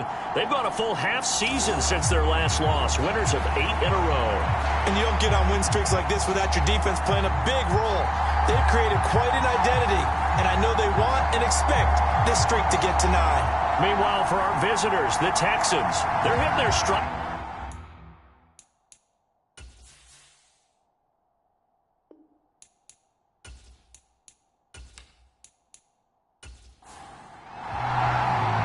The NFL season has hit high gear, and off we go in Week 11 on EA Sports. From a couple yards deep, he'll bring it out of the end zone. And they'll get him down right at the 25-yard line, so the same result, and he opted for the touchback. So out come the Texans for their opening drive. And they will be led out by their signal caller in his second year in the NFL now. And you and I both know that any win is a good win, and that's what they did last week. But there's also plenty for him to work on in his game, wasn't there? Yeah. 2 touchdowns, an interception. Yeah, you know, he wants to increase that a little bit in terms of ratio. But first and foremost, they did win the game. Stroud off the play fake. And his first look is incomplete. You talk about this Miami defense. They were terrific last week against Buffalo in that victory. And the big difference in the game, their ability to force turnovers. Multiple, in fact. Being able to take the ball away, give it back to their offense, the big difference in the game. It was impressive. Now the question, can they duplicate it? The second down throw now from Stroud. That one complete. It's Tank Dell. And they're able to get this one across the 35. Pretty darn good, as you see right there on your screen. I'll echo that. Darn good. 2 touchdowns, right? And the ability to be in sync with each other, right? To understand that he's going to be where the quarterback expects him to be when the ball's thrown. Well, they'll throw it with Stroud here, 1st and 10. And able to get this one across the 45 before he's brought down.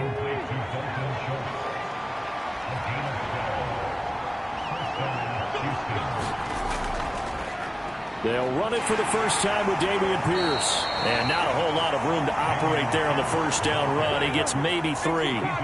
They'll come up 2nd and 7. Stroud working out of the gun. That pass complete to Deontay Hardy. And he's got another first down as he's brought down at the Dolphins' 37. Texans passing game in rhythm right now, picking up another first. Line of scrimmage, the 37 on 1st and 10. Woods, the receiver, in motion right. He'll get it here on the jet sweep. And he'll be taken down at the 34. Give him 3 on first down. It'll set up a 2nd and 7. Well, they gave up a few yards there, but all in all, I think it's a pretty nice job defensively against the jet sweep. If they don't slow him up, he might take it to the house, so they'll take that play every time on the defensive side of the ball. 2nd and 7, operating from the 34. And Stroud now to throw. A short one going to be taken in here by Schultz. 2 yards on the pickup there, and it brings up 3rd and 5 now. They'll need 5 on this play to move the sticks. Stroud. Able to find the open man. That's complete. And finally, down he goes as they work it inside the 10 to the 7. They're able to convert on third down, and that sets up a 1st and goal. That's a big conversion there on third down, and this has been a great opening drive. You know, at this point, they'd hate to settle for 3, but they've created a fresh set of downs and a 1st and goal.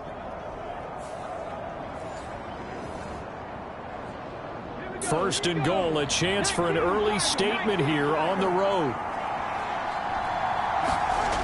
Stroud looking to throw. And this is going to be intercepted. Picked up by Javon Holland.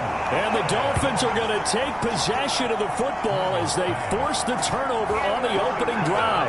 Well, that is a quick lesson on how difficult this defense is to throw against. An interception on their initial drive of the ballgame. Now we know why their offensive staff spent the entire week awake trying to prepare for this one, because you can't totally shy away from throwing the football. But at the same time, you're looking at them and going, where are the weaknesses? How are we going to move it? One of the top defenses in the NFL for a reason. We just saw one example right there.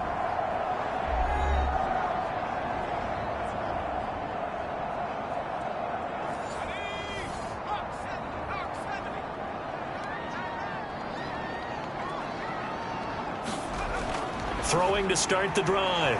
Costello. And he's going to get 7 out of this before being taken down at the 27. Operating from the 27 now. Here's 2nd and 3.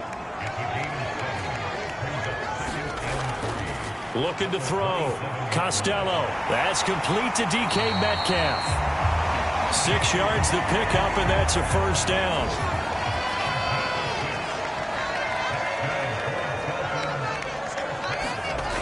Back to throw. Costello. And that one going to come up short. Low throw. Here's 2nd and 10. Again, he'll drop to throw. And this one incomplete. Too much contact to hold on to that one, and it's 3rd down. They'll stick with the passing game as he looks to throw. Oh, that's into a sea of bodies, and it's intercepted. Picked off by the former first-rounder Jimmy Ward. And he brings it back to right around the 26-yard line. Well, it's not the first time we've seen him give one up here during his rookie season. And in this case, zone coverage forced the mistake. He's made some strides week to week in how he's handling the different type of coverages that he's seeing. But clearly, there's some growing still to do. So now we get set to see Houston for their 2nd drive of the ball game. They'll have very good starting field position here after the turnover as they search for the first points of the ball game.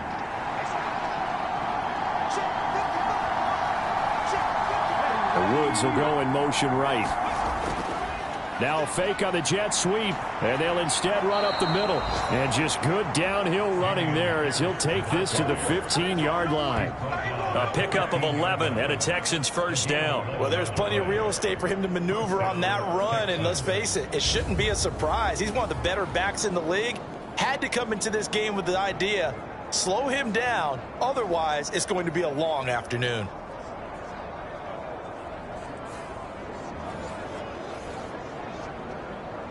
Line of scrimmage, the 15. It's 1st and 10. Toss play. Here's Pierce. And he goes backwards here, losing yardage back to the 16. Officially, it's a 1-yard loss. That's going to bring up 2nd and 11. We knew both of these safeties were good in run support, but how about the play we just saw there? How about that closing speed? Able to get to the outside part of the field and turn that play into a loss.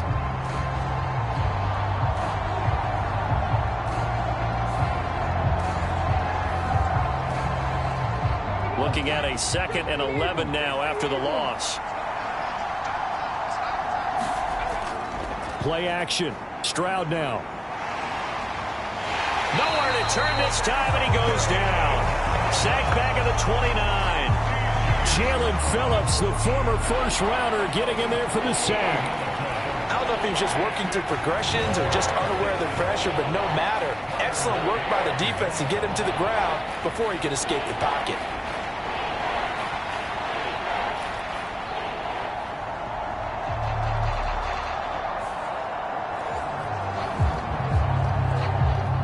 need something from deep in the bag of tricks here after first and second down went backwards. It's third and very long. Now Stroud. And that is incomplete. Oh, he did everything but hold on to it. But a nice play defensively, and now it brings up fourth down. Oh, that's going to hurt a bit because they needed to come through with a completion there. Now a drive that started with great field position is facing fourth down.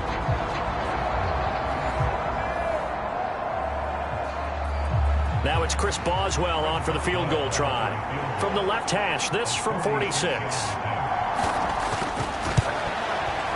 Boswell's kick is good, and it's now 3-0 Texans.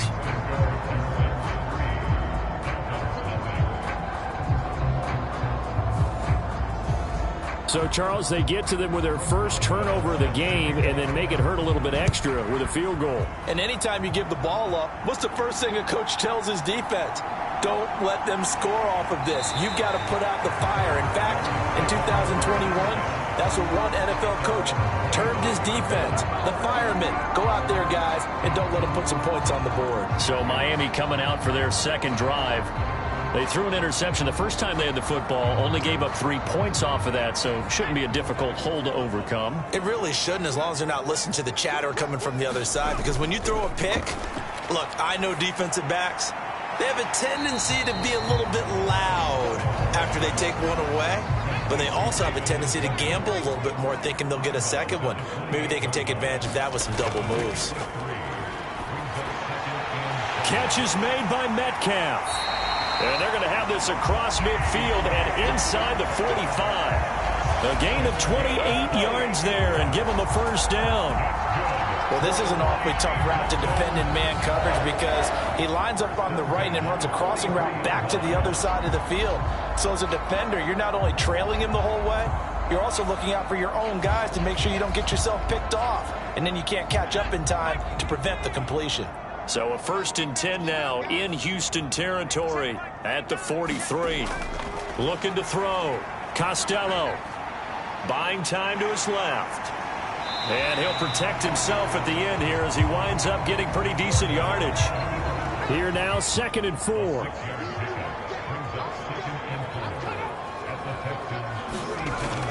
Back to throw. Costello. This short pass into the hands of Njoku. A busy first quarter. His 3rd catch of the afternoon is a first down. The Dolphins at 8-1 on the year. They've gone a full couple of months now since their last loss. Winners of 8 in a row. And we always talk about how a team has to play complementary football in order to really be a good squad. But I think in this league, if your offense isn't playing really well as this one is, you're not going to run off this kind of a streak. And 2nd and 10, he'll look to throw again. He's going to go down here, a sack. They push him back to the 34. It'll go as a loss of about 6, and now it brings up 3rd. All about the offense so far this drive, putting something sustained together. But the defense, they responded on that play. 2nd and manageable became 3rd and long. The drive marching to the end zone is one play from stalling out. 7th play of this drive coming up, but a long way to go on 3rd down. Looking to throw. Costello. Work in the middle of the field, and he's got a man complete. And he doesn't quite make it, taking it within an eyelash. Dropped at the 1. They're able to convert on 3rd down, and that sets up a 1st and goal. Well, as my dad would say sometimes, I'm just scratching my head here trying to figure out what was going on there defensively. How did you lose him in the middle of the field? If you're going to lose a receiver, make sure it's someone on the short side of things, not deep downfield, that can hurt your defense.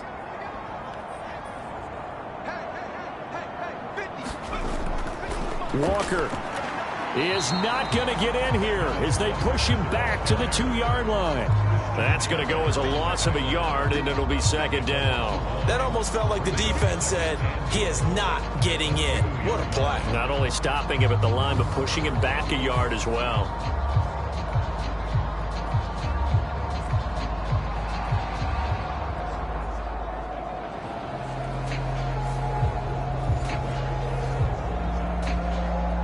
back at the 2 now. Here's 2nd and goal. Again, Walker. And again, they stop him behind the line. That is read well for a second straight play defensively. That backs him up 1 yard and brings up 3rd down. We all know how much running backs love getting the ball down near the goal line. They think they're going to find a way into the end zone. He hasn't had that kind of luck so far. Ends up not getting in on the last 2 carries. You know he's going to be upset about a missed opportunity.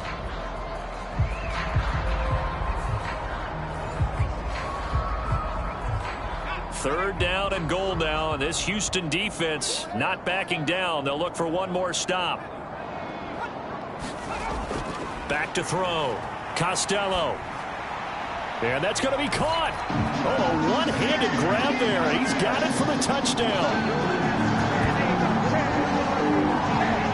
Charles, every time that he makes one of these plays, I think the front office, they get a bigger and bigger collective smile because they feel more confident that they have found their guy, their future at quarterback.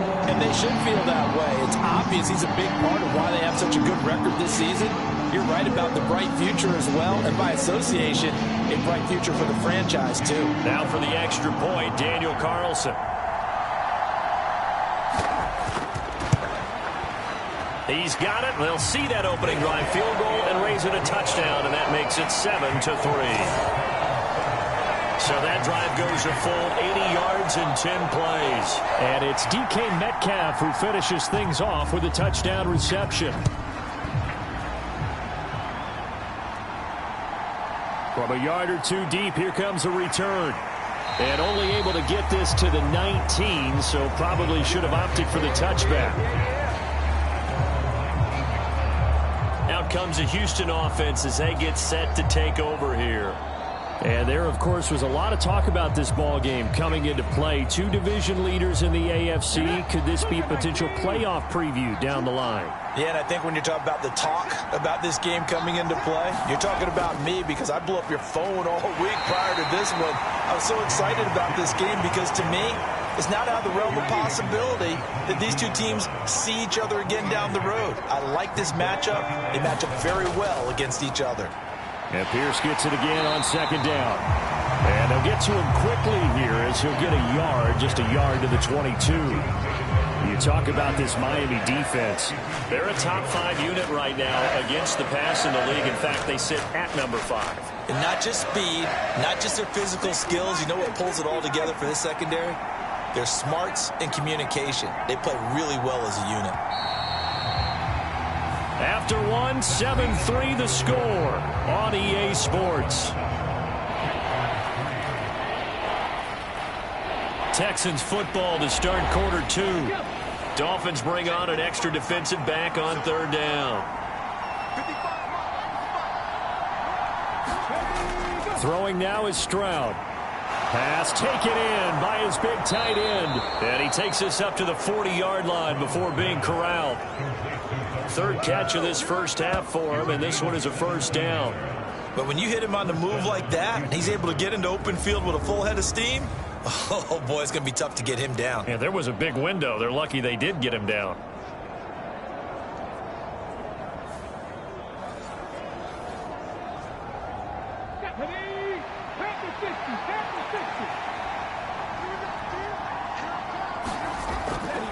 First and 10, it's Stroud. A short one going to be taken in here by Schultz.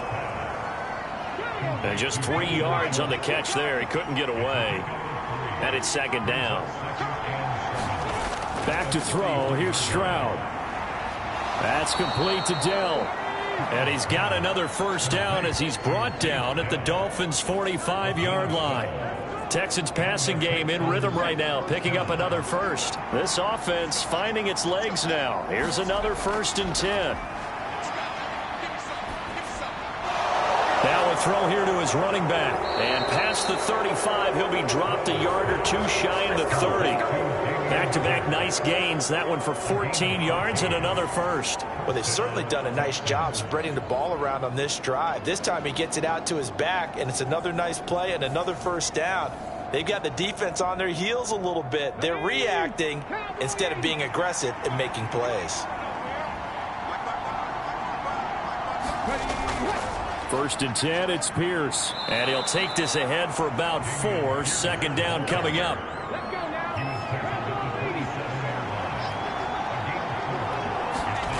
Stroud to throw it. And his throw is incomplete.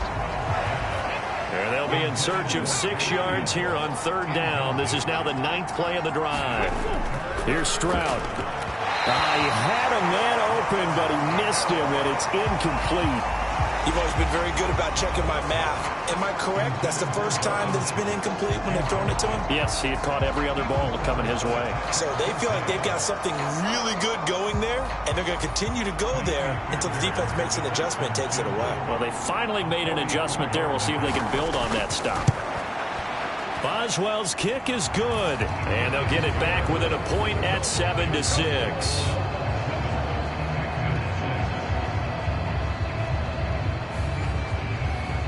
So the 3 points there, and CD, that helps them inch a bit closer. Yeah, partner, when you're losing, any points you see go on the board in your favor, you're happy to take them.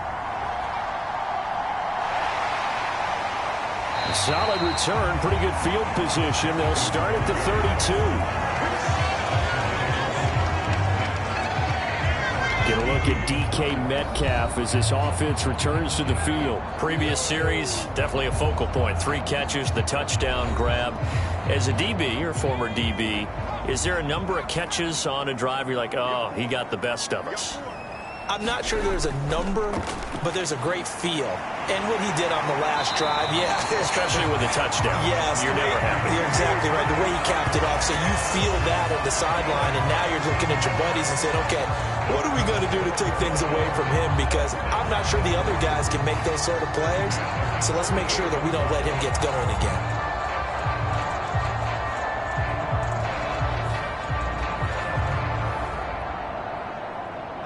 So one play, and they're already just shy of midfield. Looking to throw. Nowhere to go here. He lost the football.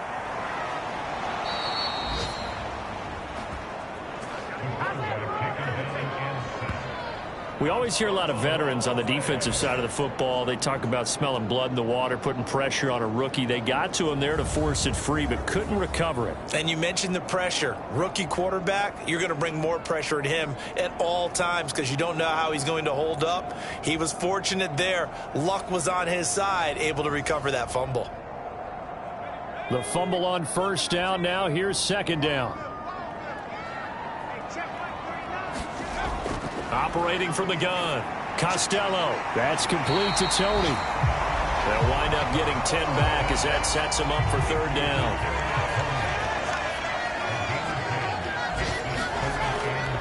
They'll try for the first with Walker. Call it no gain there, and it leads to a fourth down. As usual, the hallmark of a good run defense, linebackers making plays near the line of scrimmage. Absolutely nowhere to run there.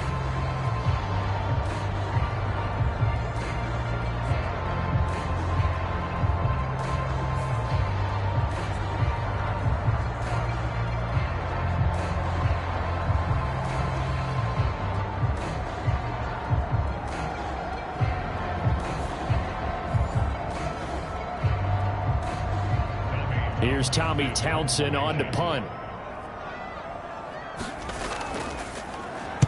He punted 5 times in the win last week as this one's away. And that is much too long. That's into the end zone for a touchback. Offense back out there along with Dameon Pierce. At his current pace, sure looks well in line for a 1,000-yard season, but some of the older folks watching that remember the 12-game seasons in the NFL probably say, man, it was a lot harder to do that back then. Yeah, even the 14-game seasons. And, you know, when we talk to those veteran runners, some of those guys who wear gold jackets, right, and appear in Canton, they look at this and go, you know, it's kind of like going to school and taking 5 years to get your degree instead of just 4. A victory lap. Well, they also used to walk uphill to school both ways. In the snow. They get to Stroud, nowhere to go, and he goes down. That's Deron Payne with a sack that time. Okay, you know my bias is about to come out here. A lot of people think that the offense is just moving in the wrong direction. I'd say they're moving in the right direction because the defense is pushing them back. Former defensive guy. Now, as a quarterback, 3rd and long, you really got to rally the troops here, don't you? Yeah, you do in a big way. And what else do you have to look out for? More pressure coming at you because it seems to be working pretty well. This offense so far on 3rd down, they've hit 2 for 4 thus far. This is 3rd and 16. Back to throw. Stroud.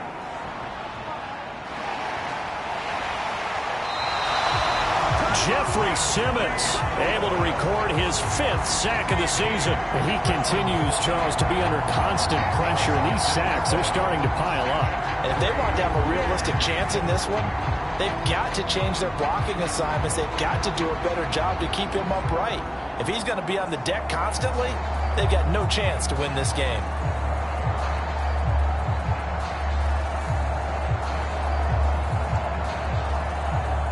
The Texans send the punter out. And no room for error here as his first punt comes from deep in his own end zone. And he's able to get it out of there. And taken at the 46.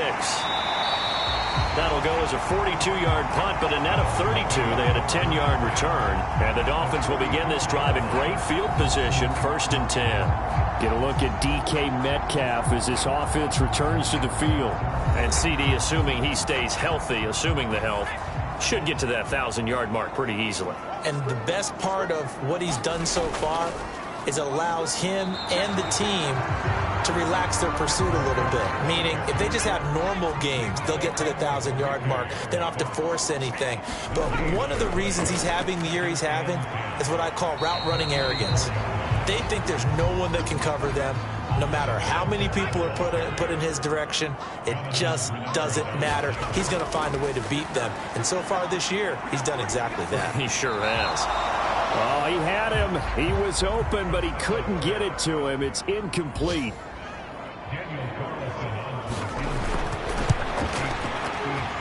And that is no good. And this is going to remain a 1-point game.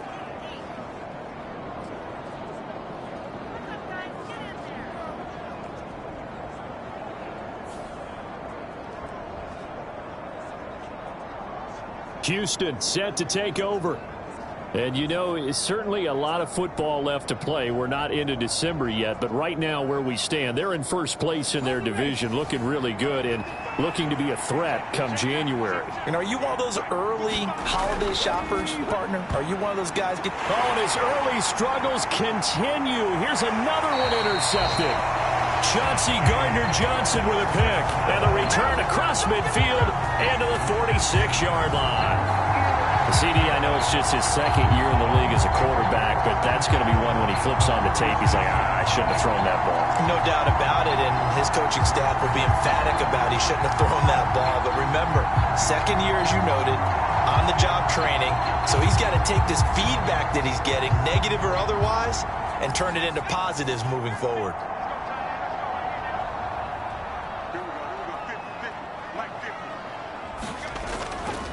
Now a play fake here on 1st down. He'll find Metcalf. And he's got this down a yard or 2 shy of the 40 before he's out of bounds. 2nd and 5. Now they'll bring Tony in motion left. And they'll fake the jet sweep and go instead with Walker.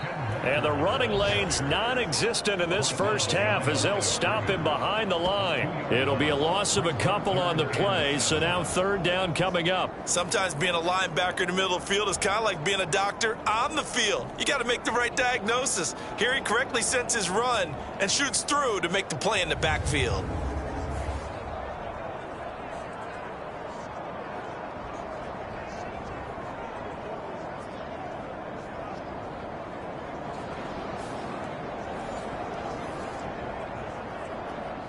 And now on 3rd down, they'll need to get it to the 36 to pick up the first. Looking to throw. Costello.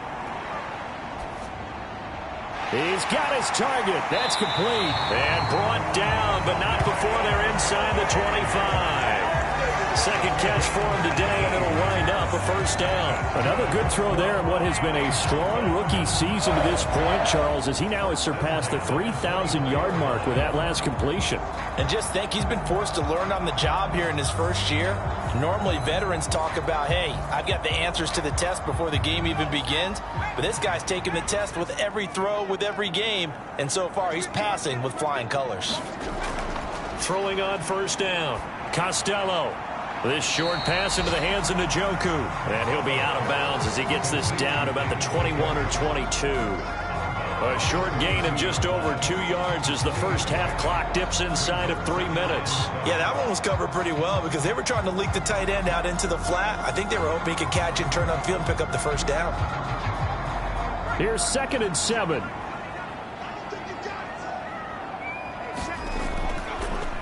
Off play action. Costello. This will be caught. It's Waddle. Waddle's first catch, good for a first down. And remember, this drive started off following the turnover, and they've taken no time working their way down the short field. A nice connection there, and now they're looking at a 1st and goal. Here's Walker. And a little bit of space there, takes it inside the 5 to the 3. A pickup of 4 on first down. It'll be 2nd and goal. And we've hit the 2-minute mark in this first half of action. They'll go again from the 3 here on 2nd and goal. Operating from the gun, Costello. And he is going to go down. Back at the 11-yard line. Dropped for a loss of 7 by multiple defenders. When you're this close to the goal line, you got to expect pressure from the defense. So the ball's got to come out fast. Got to get out of his hands quicker.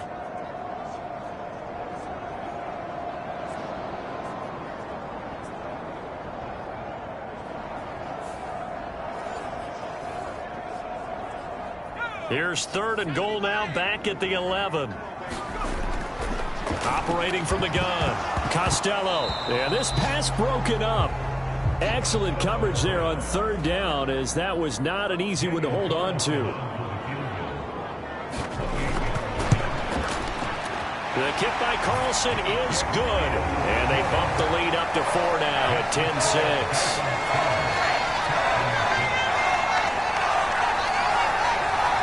So the defense able to force the interception, and the offense working their way into field goal range and able to get 3 out of it. Yeah, and give them credit for that. They took the ball, maneuvered it downfield, and while they couldn't get exactly what they wanted, which was a touchdown, they did get 3 points out of it. So they paid off what the defense gave them.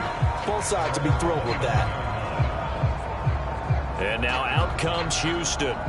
And for this offense, Charles, you got to think kind of crucial here to put something together on this drive, because remember, last time out, they threw the interception on the very first play. And you can't afford to let this defense keep building any more momentum. They're playing awfully well, and they're awfully confident right now. To me, it's time to attack and take some of that momentum back. But make sure you're selective in doing so.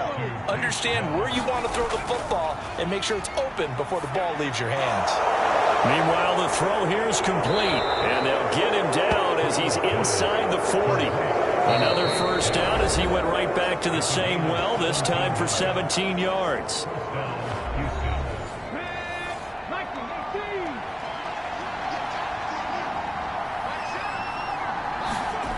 Stroud out of the gun here. Short throw into the hands of Jordan. And he'll be out of bounds as he gets it down to the 30 there. Just need a yard here. 2nd and 1. Again, it's Stroud. Swings this one out wide for Pierce. And he'll be out of bounds just inside the 25-yard line.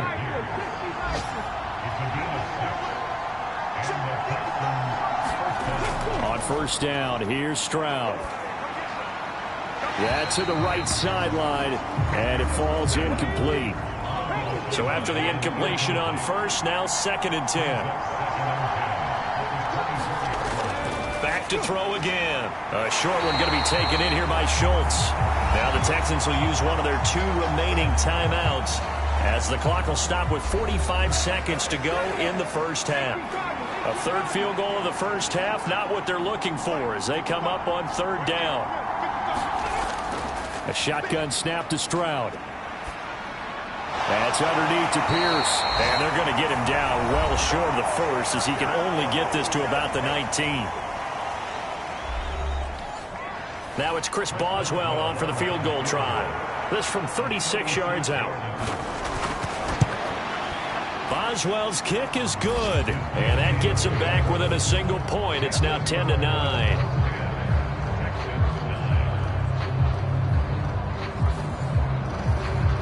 So they put together a good little drive there, but ultimately stalling out in the red zone. Yeah, and I know a lot of people look at it as a little bit of a negative. They didn't get 6 points out of it, right? Didn't get the touchdown. But that's actually okay. They got 3 points, able to give their defense a little bit of rest, let them settle down over there. So all in all, to me, that's a good drive. The Dolphins taking over now late in this first half. And with a 1-point lead, you'd have to think they'll be looking just to get this to halftime. Just over 30 seconds to go in the half. They've got it 1st and 10. Throwing to start the drive. Costello over the middle. That's hauled in by Tony.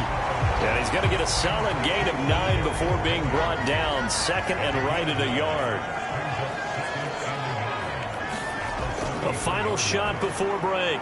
Costello setting up the screen here. This is Walker. And he'll be brought down shy of the 40 at the 38-yard line. So a very tight first half. We had to break in a 1-point game.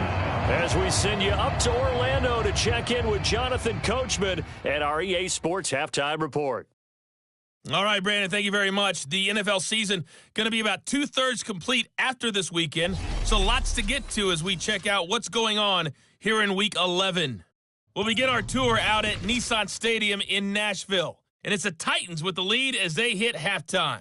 Trevor Lawrence with a couple of touchdown passes there. From there, we head to the Big Easy to check on the Saints at home in the Superdome. And they've got the lead in their matchup with the Tampa Bay Bucks. Dak Prescott has thrown a touchdown pass. Finally, let's get right to the center of the U.S. map and check in on the Chiefs at home in Kansas City. As you can see, the score there, quarter. The Raiders still in a dogfight, but this would be a good victory for them if they could get it.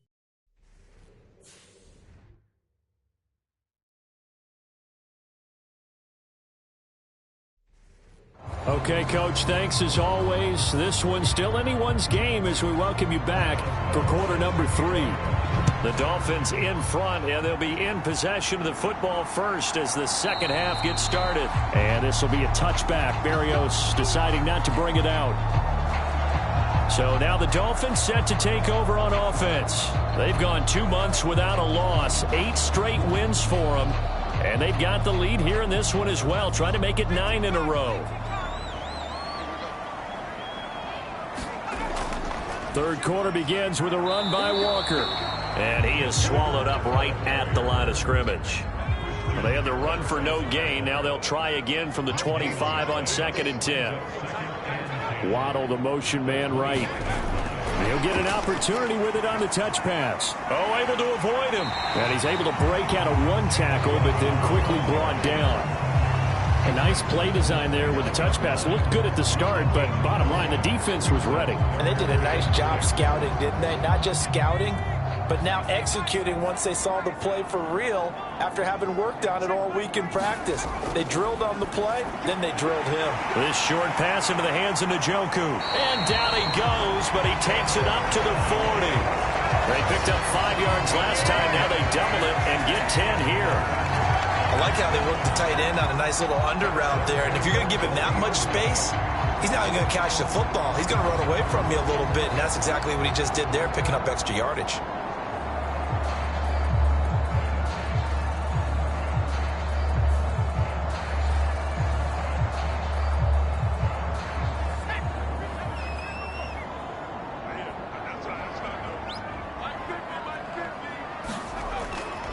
They go play action here on first down.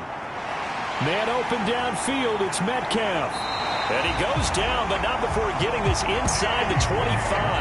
That one good for 37 yards. When they've needed a play this year, he's certainly been the guy to deliver it. As this season has gone on, he's been awfully consistent and sometimes spectacular.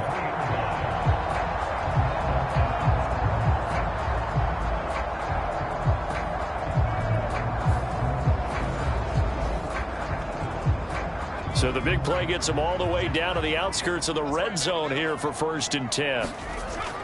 Up the middle, here's Walker. And he's going to take this ahead for right around 3 yards, but no more than that. 2nd down.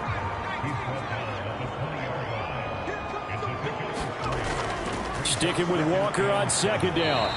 And he'll take it down here just shy of the 15 at the 16-yard line.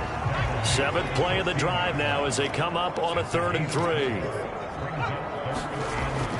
Operating from the gun, Costello. He had a man open, but he missed him, and it's incomplete.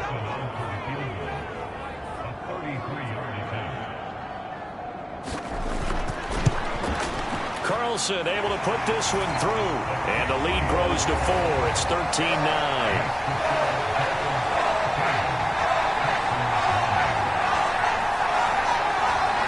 Looking at it from a defensive perspective, that keeps the deficit very, very manageable. All things considered, not a bad job on the defensive side. I would say that you've pointed out something pretty good right there, and that is you actually have both sides happy with that exchange. Happy in quotes, of course. One team, hey, we've kept it within range. The other side saying, hey, we put points on the board and did stretch out the lead. Let's see how this one turns out. Yeah, still bottom line, though, 3 points for the opening drive of the 3rd quarter.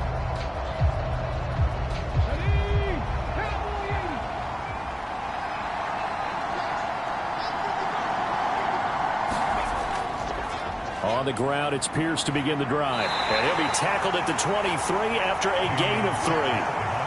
Now 2nd and 7 from the 23. Back to throw. Stroud. And that'll be incomplete. Took a pretty good shot as he tried to pull that one in. Couldn't hang on. 3rd down. Looking to throw. Stroud. Keeps himself upright, but now he's swallowed up and taken down. And now after that sack, we'll pause here a moment because someone was shaken up on that play. We'll get an update when we come back to Miami.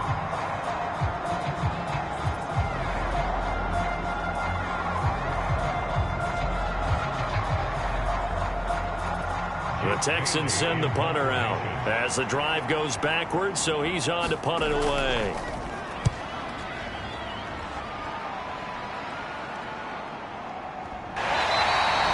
We'll call that a 43-yard punt, 2 on the return, and it'll be Dolphin football. Get a look at DK Metcalf as this offense returns to the field. Good day for him so far here in the 3rd quarter. He's hit pay dirt once, over 100 yards, but hey, it's the 3rd quarter. He's thinking, I want more, right? He wants more, and it just increases the confidence of his team because every play he makes, that means his quarterback is really feeling good about throwing the football. Probably feels like he can't throw an incomplete pass when he throws it to him right now. Yeah, he's looked really, really sharp. On 2nd down, it's Walker. And this has been a familiar sight all afternoon as they stop him behind the line.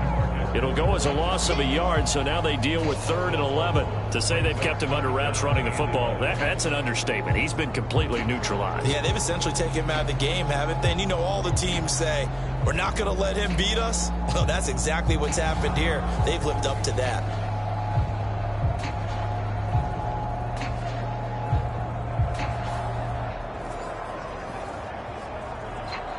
And the Texans have an extra defender in the secondary now on 3rd down.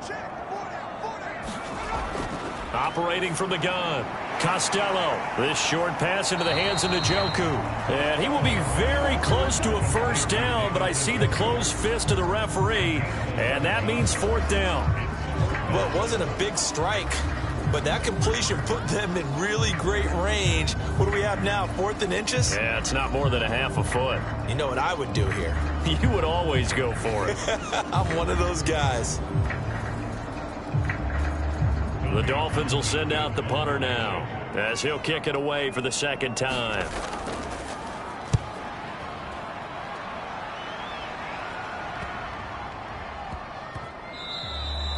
And this one hits at the 3 and then bounds into the end zone for a touchback. And here comes the Texans now. And our game's hit a little bit of a lull here, a little bit of a snag. Punts on back-to-back drives.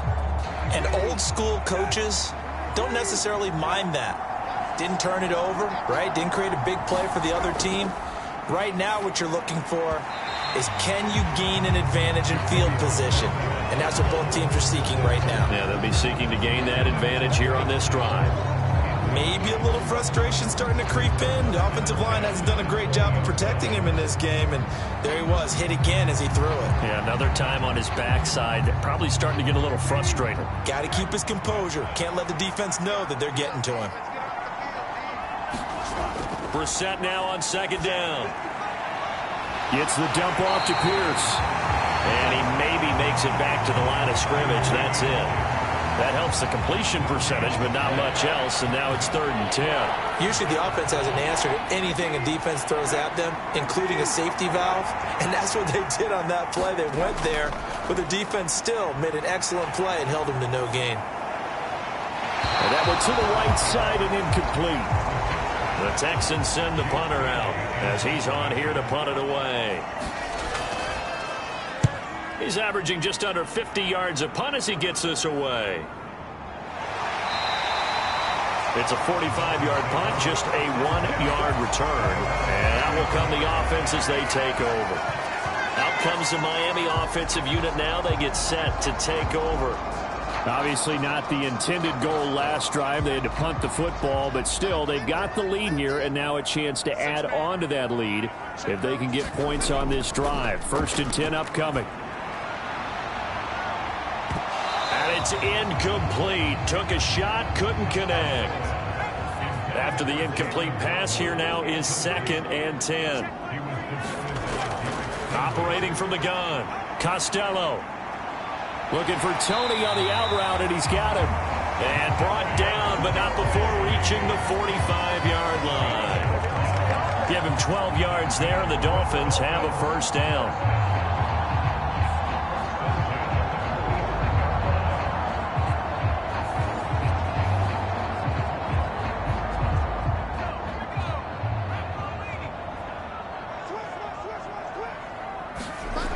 Back to throw.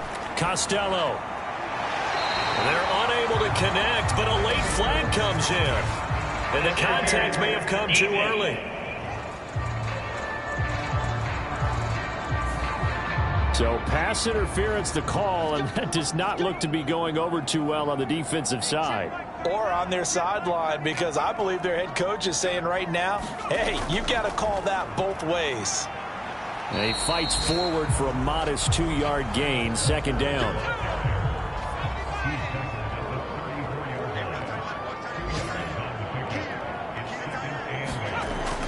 Looking to throw. Costello. This one goes underneath to Walker. Short completion, just 4 yards. And now it's 3rd and 4.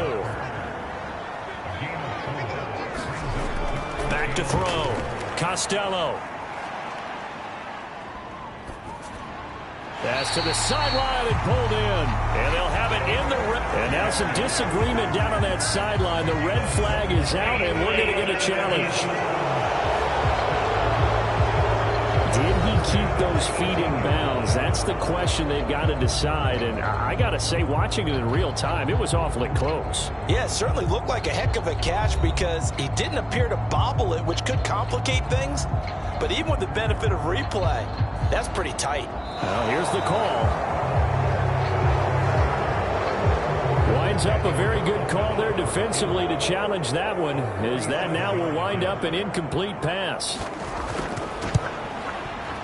The kick by Carlson is good, and the drive will wind up yielding 3.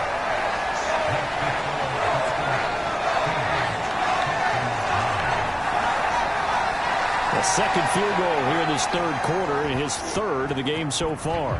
He's been an important part of the offense, that's for sure, and they may need him again before this one's said and done. So I would treat him like a pitcher throwing a no-hitter. Leave him alone and let him focus. And able to take it past the 25 and up to the 28-yard line. The Texans offense set to regain possession. They are down by a single possession here, 16-9, as they come up 1st and 10.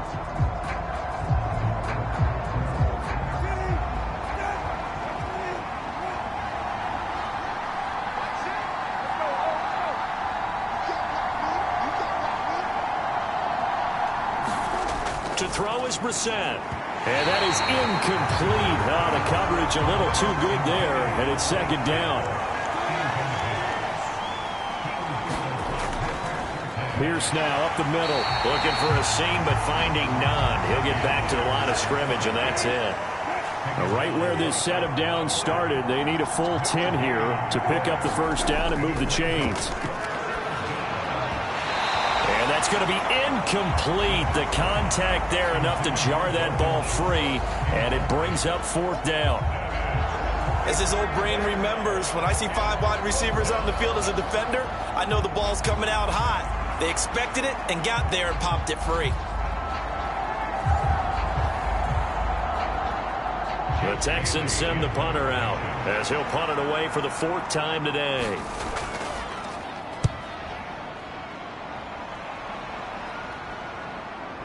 It's taken to the 26.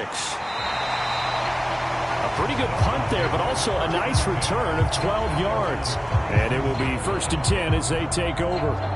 The Dolphins offense now ready to go back out onto the field.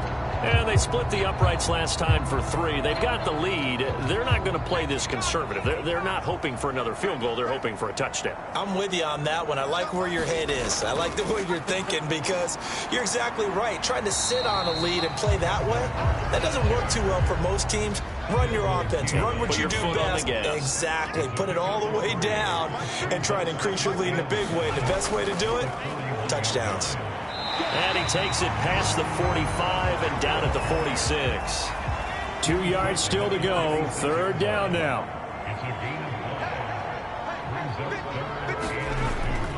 And going right back to Walker. And boy, he is very close to a first down, but from where they're spotting that football, he's going to be a foot or so short. I'd say they've got to find a way to get him going. He's such a big part of their offense. I wonder if they might throw it a little and come back to the run. Anything, because you're right. He's pretty much been completely neutralized.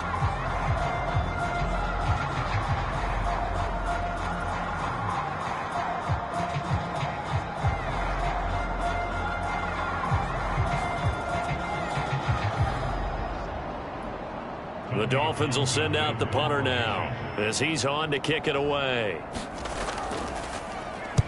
And the kick's away as he angles this one for the sideline. And this is going to be ruled out, I think, just inside the 20. Yes, it will. Side judge calls it at the 19-yard line.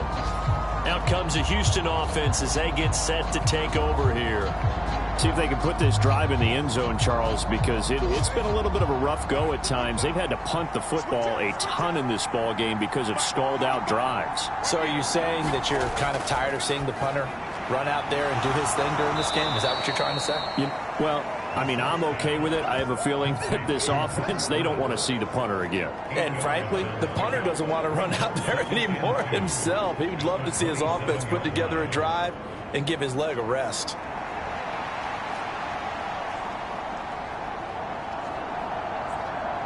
Two yards to go, 2nd down. Give left side for Pierce. And he's able to take this one up to the 35-yard line. That one a first down pickup of 8. They were not fooling around at all, were they? 2nd and short, and they brought out the heavy package. Almost felt like the super heavy package against that defense, didn't it? Yeah, I don't think they expected that much beef up front, and it turned into an easy first down conversion. Under a minute to go in this 3rd quarter as they come up 1st and 10. Brissett now. The Dolphins get there this time, and they bring him down. Jeffrey Simmons picks up his 2nd sack of the afternoon. I think you saw the same thing that I did there, partner. Remember, he's their backup quarterback, so the last thing they need is to lose another one right here on the sack. Looks like he's going to be okay, though. Yeah, he looked like he was favoring something in the left leg. Appears to be fine now, but you're right. That O-line, they got to protect him.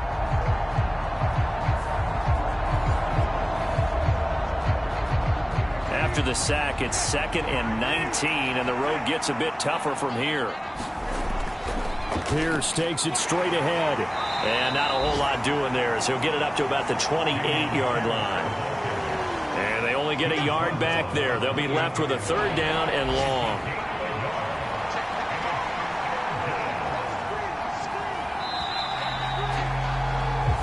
So they'll get a little extra time to come up with his third down play as we played 3 quarters. We'll return with more after this break. You're watching the NFL on EA Sports. The offense on third down, not so hot. 2 for 9 to this point. This will be a tough 3rd and 18. And he will not be able to hang on through the contact. It's incomplete. The coverage strong, and now it's 4th down. From a defensive perspective, they had exactly what you want anytime they want to throw the football. There was pressure on the quarterback. They were getting after him, and they tightened down on the receivers and forced the incompletion. And he works free. 8 yards on the return following a punt of 41. And they will take over 1st and 10. Miami set to take over. Their defense got the stop, forced the punt, and now you really start to monitor the clock as they nurse this slim lead. Good starting field position for them as they come up 1st and 10 at their 35-yard line. And he maneuvers up the middle for 3, and it's 2nd down.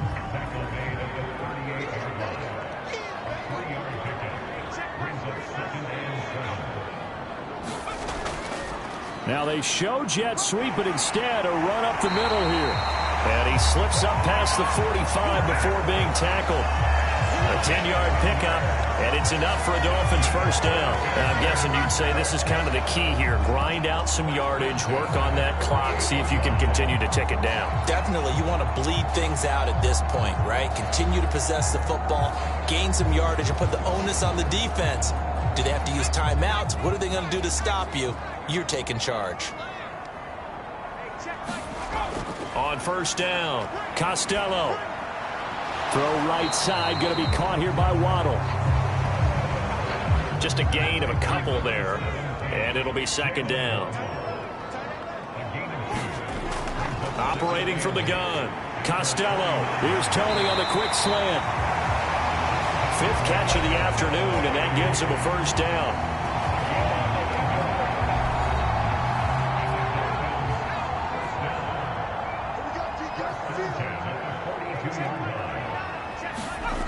Looking to throw. Costello. Over the middle. That's caught by Metcalf. And brought down, but not before they're inside the 25.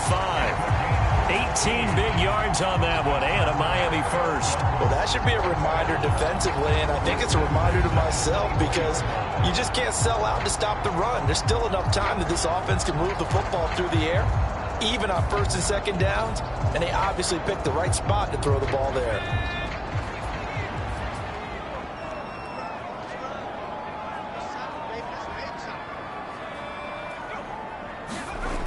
They run the jet sweep now for Tony. Oh, and this one may need to go back to the drawing board. He's going to be swallowed up right away. 2nd down and 4. Back to throw. Costello. Toward the left sideline, but it's incomplete. This will be the 8th play of the drive here. 3rd and 4. Straight ahead, Walker. And he takes it down to the 13 and picks up the 1st. 5 yards is the pickup there as that extends this drive. Starting to feel a little to me like the air is coming out of the balloon, so to speak, defensively. They're taking their will from them right now. That's what they're doing. Whatever they want to call, it's working. They're handling things up front, and it's not just the offensive line. It's everyone. You're seeing the guys on the perimeter blocking downfield and making sure that they're secure. So, yeah, you're exactly right. The air's out of the balloon, and right now they're almost lifeless. From the 13 now, they work on 1st and 10. Looking to throw. Costello. Toward the end zone, but that's going to wind up incomplete. So now 2nd and 10 after the incompletion on 1st down. To throw again. Costello. Open man right side is Tony. And he'll be brought down this time at the 5-yard line. That'll leave him with a 3rd and 2 coming up. They got 8 yards there.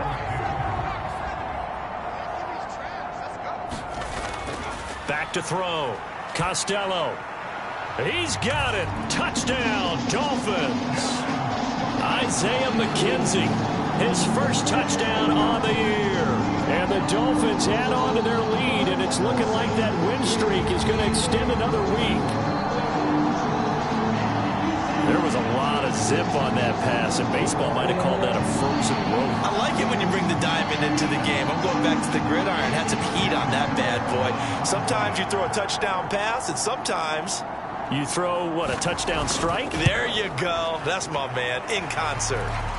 Extra point by Carlson, up and good. And a lead now up to 14. So that one a long 11-play drive. And it winds up in 6 points for the Dolphins. And he'll just take a seat, and the drive will begin at the 25-yard line. Houston set to take over. Over on the sideline, hoping to hit that reset button between possessions. Last time out, they had to punt it away. This time, hoping to finish this thing off in the end zone.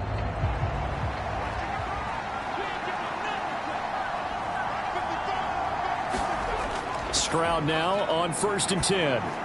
To Pierce, they set up the screen. He'll be dropped after a gain of about 6 across the 30 to the 31. They'll come up now 2nd and 4 from the 31. Operating from the gun, Stroud. And they get him down, but not before he takes it across the 40-yard line. And they'll throw it with Stroud here, 1st and 10. He'll get the hook up there to Woods. And taking it across midfield and inside the 45. Another nice gain, 16 yards there, and a 1st down again. You can see the time and effort and thought that they put into their passing game because it was evident right there. It looks like a simple pitch and catch, but you and I both know that they have planned for this and worked hard to make it happen. So now 1st and 10 as they've crossed into Miami territory at the 43. Stroud. Looking left side, and he's got a man. That's Pierce. And the stop here will come at the 38-yard line. Here's a 2nd and 5. And Stroud now to throw.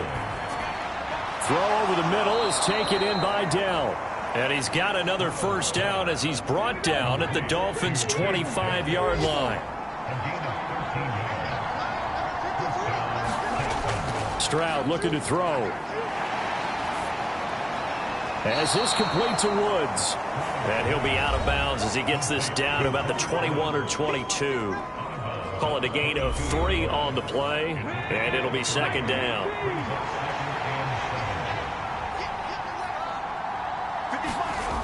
Again, he'll drop to throw.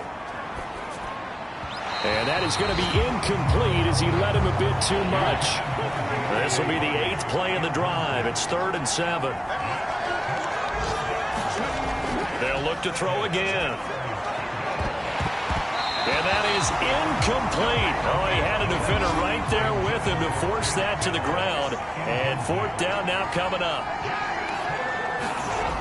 4th down, 4th quarter. Here's Stroud. Able to find the open man. That's complete. And down inside the 15, shy of the 10. So this drive going to continue following the conversion on 4th. Here's 1st and 10. Here goes Stroud again. And oh my goodness, what a catch at the 6. From the 5, 2nd and 4. Now Stroud. Wisely will throw that one away. We're going to give out a little applause on that play. It has to go to the defense. More good work by them.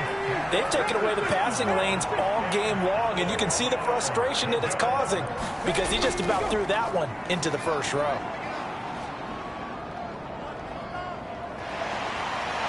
And he's going to be taken down, sacked back around the 18-yard line. Jeffrey Simmons able to disrupt yet another pass play. That is his 3rd sack of the afternoon. I don't know what else can be said about this pass rush. They have been sensational, CD. That is now 6 sacks for them. And how many times do we talk to offensive coordinators and they say a sack as a result of everyone on offense not doing their job?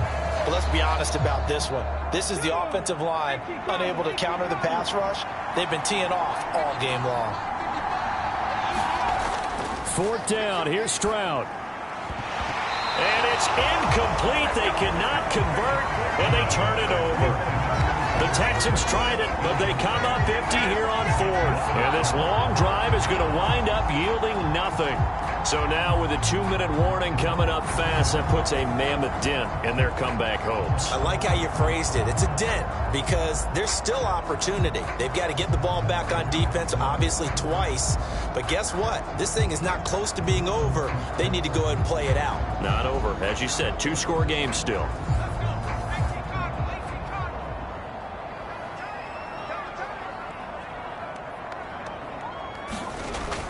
Here's Walker to start the drive. And not a whole lot of room to operate there on the 1st down run. He gets maybe 3. You know, I was going to ask if maybe they should surprise and pass the ball, but where they're at on the field, I think keep it on the ground, right? I like where you're going with this one because field position is going to determine these play calls. And backed up where they are, I don't even think about putting the ball in the air. I tell my running backs, grasp the football, and I tell my offensive line, don't allow any leaks so they get hit immediately when we hand it off. 2 minutes left to play in this football game here on EA Sports. Now, this is a big 3rd down, and you'd have to think we'd see a timeout right away if they can't stop him here. Working the middle. Oh, now he's stripped. He lost the football. And the Texans scoop it. And the return will stop right around the 25. I'm guessing that on the sidelines there might be a few words said about that mistake there, but I don't think it's going to hurt them in the long run. They're still going to get out of here with a win. Yeah, they got the 2-score cushion, but you know what coaches say, Charles? Finish strong. Finish the game out the way it's supposed to be played. In fact, coaches might be secretly happy. Gives them a chance to do a little extra coaching next week. Stroud. And Woods has it complete. And down inside the 15, shy of the 10. Here's 1st and 10. Here's Stroud. Quick hitter here, it's complete.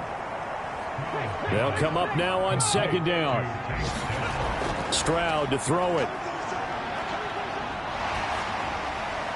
And he's left with no option here but to throw it away. Now the focus is really clear. They need to get that 1st down and either get out of bounds or maybe use one of those timeouts. Now Stroud. And this is caught now for a late touchdown. So hold everything here. This one's not over yet. Okay, game on. Don't go anywhere yet. You got a 1-score game now. Probably going to rely on the onside kick coming up. Yeah, they have to. It's not a high percentage play, but it's better than not having a chance at all. And that's when you put your leapers and your flyers on one side, get that high hop, and hope that one of the guys can come up with it. And on the other side, you get that hands team ready. No doubt about it.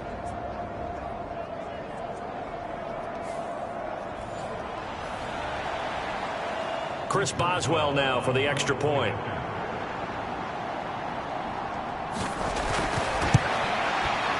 And that'll cut the lead down now to a touchdown. Just a 4-play drive that time. And the result, a Houston touchdown. So a 7-point game. They'll need a recovery, the touchdown, and an extra point to tie. And the Dolphins are going to recover. A tough one there. They certainly wanted that when they needed it, but they didn't absolutely have to get it. They still do have 3 timeouts. You're exactly right. They had to attempt it. But even though they didn't get it, as you noted, with 3 timeouts, if they can get these stops on defense, all hope is not lost. The Dolphins offense now heads back on the field.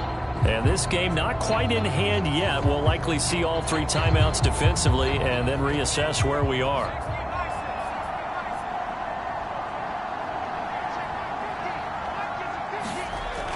We've got to have 2 hands on the football here as they run on 1st down. And he's going to be met at the line of scrimmage and taken down. Another running situation on the doorstep as they come up 2nd and 10. They'll fake it on the jet sweep, and instead a handoff up the middle. Now the Texans will use one of their 2 remaining timeouts. as they get the stoppage with just over a minute to go in the game. They'll need to get it to the 30 for a first. This is third down. They run again with Walker, and he'll be taken down at the 34. The Texans going to signal for their third and final timeout, as they'll get it with just a shade under a minute to go in the game.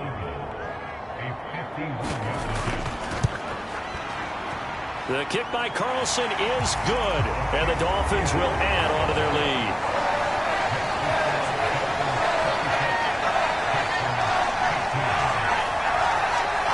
So barring something extraordinary here in the closing stages, that field goal should just about put this one on ice. Yeah, we've got to find 2 scores. So, we're not going to exactly move it over there yet.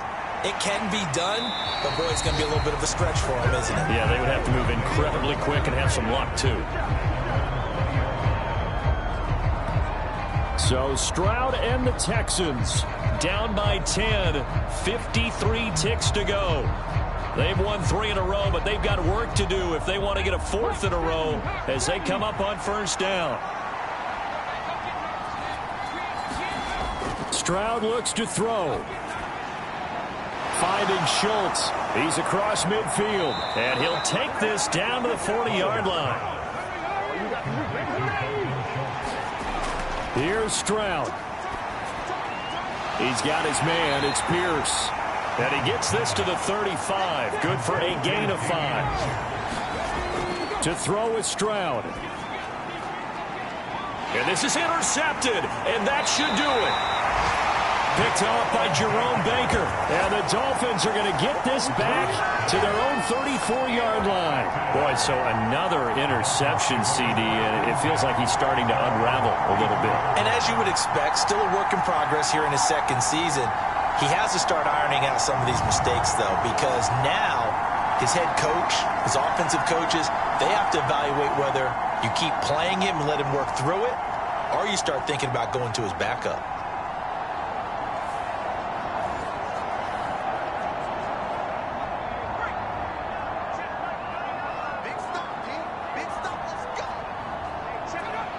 Victory very likely now for the Dolphins as they take a knee here.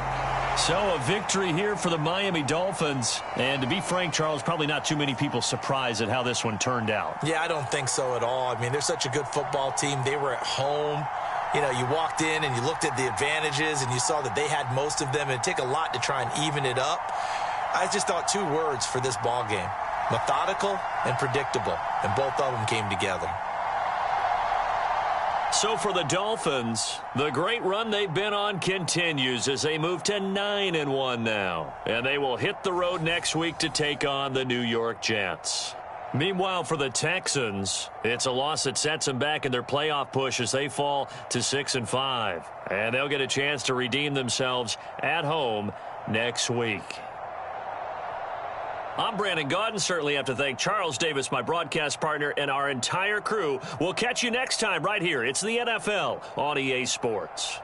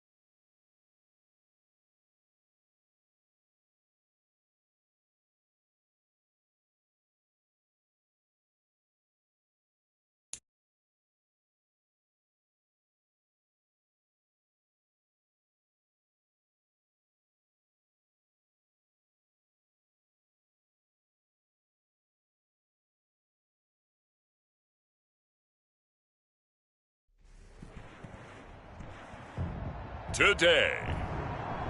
It's Madden NFL football. It's Week 11 of the NFL on EA Sports.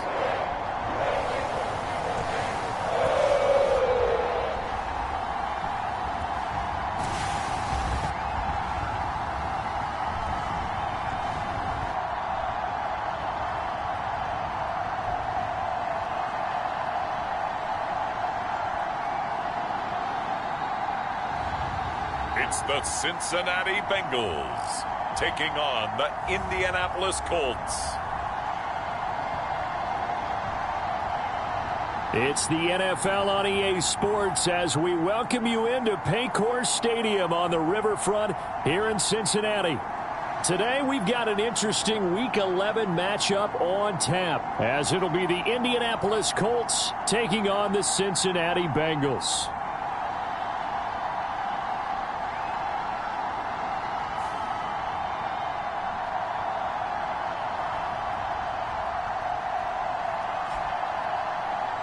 Again, everyone, I'm Brandon Gauden. To my left, Charles Davis. And, Charles, you focus on this Bengal team entering play. They coming off a loss last time out, but they've been playing better than 500 ball the last couple months. 5 wins in their last 8 games.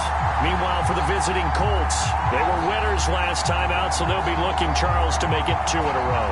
And what I enjoyed when I watched their game tape and their victory lap.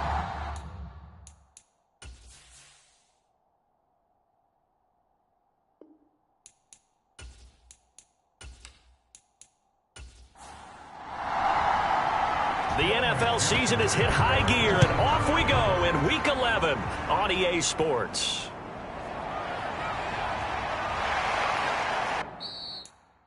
And able to get this out to the 25.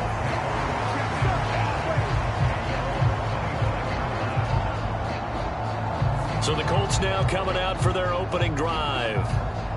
They will be led out by the 6-foot lefty from Alabama. It's Tua Tagovailoa. You talk about the pause that refreshes. I think it's come at a perfect time of the year for them, hasn't it? You know, the season is starting to wind down, got a little bit of a break. But how about the guy calling the signals? He's got to be excited about that because now he didn't just get a game plan for 1 week. He was able to work on it for 2 weeks. I can't wait to see if they have anything special in store for him today.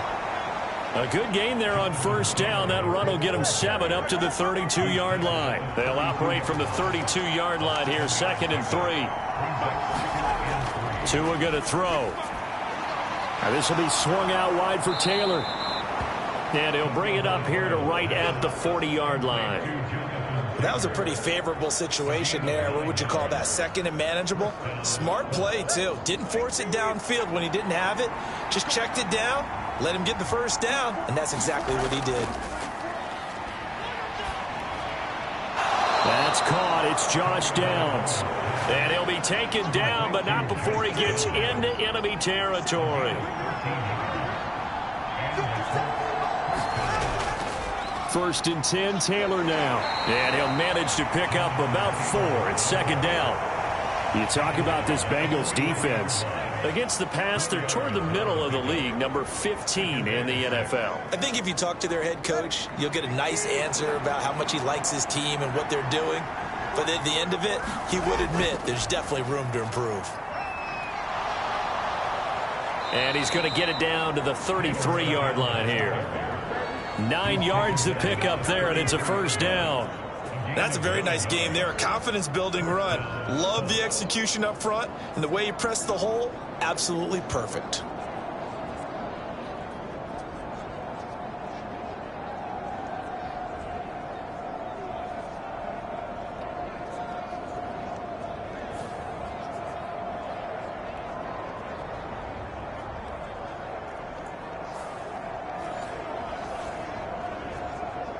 So they'll come up 1st and 10 now from the 33.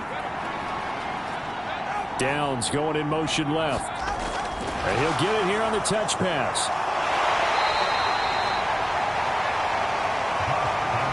Now 2nd and 8 at the 32-yard line. From the gun, it's Tua. High throw, but the catch is made. The passing game for the Colts finding its stride, another first down. Well, they clearly wanted to come out, Charles, and be aggressive throwing the football, and they've been pretty efficient along with that aggressiveness. He's now 4 of 4 on this opening drive. Yeah, and that's led to a fresh set of downs. I like what he's doing back there. You can tell he's at ease. Feels good about what he's doing. And I think if I'm the play caller, I'm reading that. I'm continuing to let him throw the football.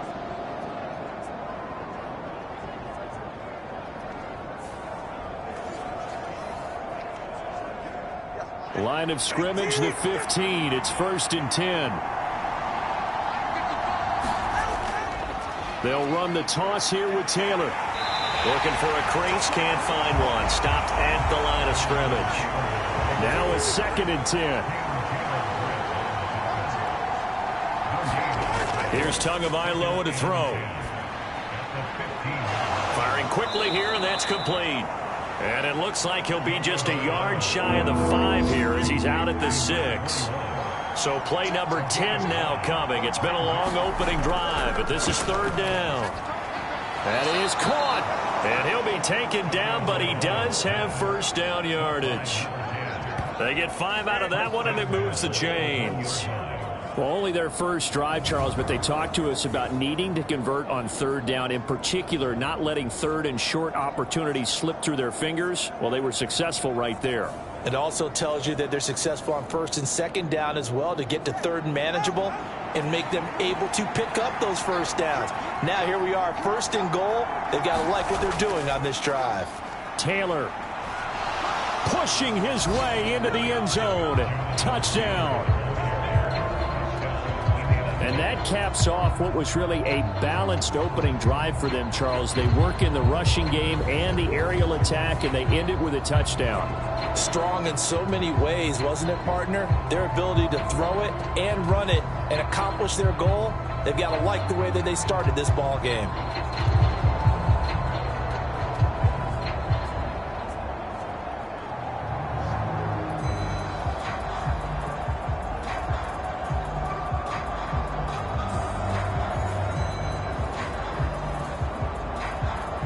Caleb Shudak on to try the point after.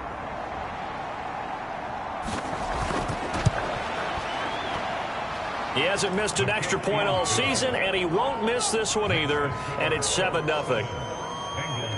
A pretty long drive that time, 11 plays all told. And it was capped off by a Jonathan Taylor touchdown. After the touchdown, on is Pat O'Donnell to send this one away.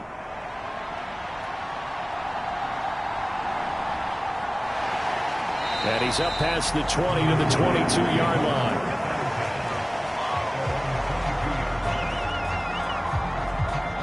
Here come the Bengals now to take over. And they are led out there by their mobile quarterback. And it would be interesting to see pretty early in this one exactly where his head is, because the best quarterbacks shake off performances like he had last week. Way too many interceptions. Didn't throw a touchdown pass.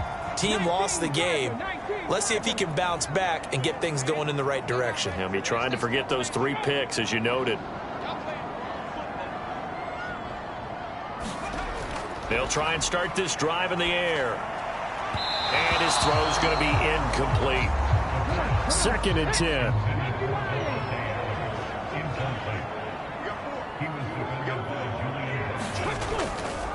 The first carry now. This is Williams. And he's taken down, but able to slip across the 35. They'll get 14 on that one. Good for a Bengal first down. Those are the types of run, Charles, that they say this first-year running back can provide a lot more of in the future. He made it look easy, didn't he? Picking up that first down. Some have described him as a diamond in the rough with a lot of polish, nice little bumping. This guy could be one of the top backs going forward.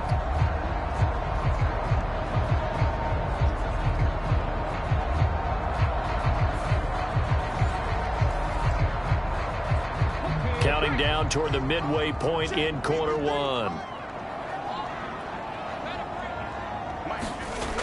They'll look to throw here on first down.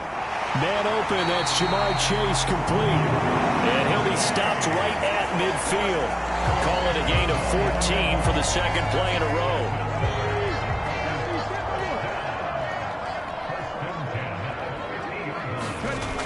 midfield stripe. They'll look to throw. And that is incomplete. The Bengals, it's 7-3 now on the year. Well, they were losers last time out, trying to turn things around here this one. And it always helps to have a home crowd behind you, giving you encouragement as long as you give them something good to cheer about. So you know they just want to come out and play well for their faithful, and I expect them to do just that. 3rd and 5.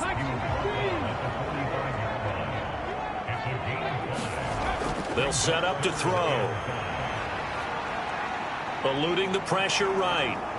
And he's going to have to eat this one as down he goes.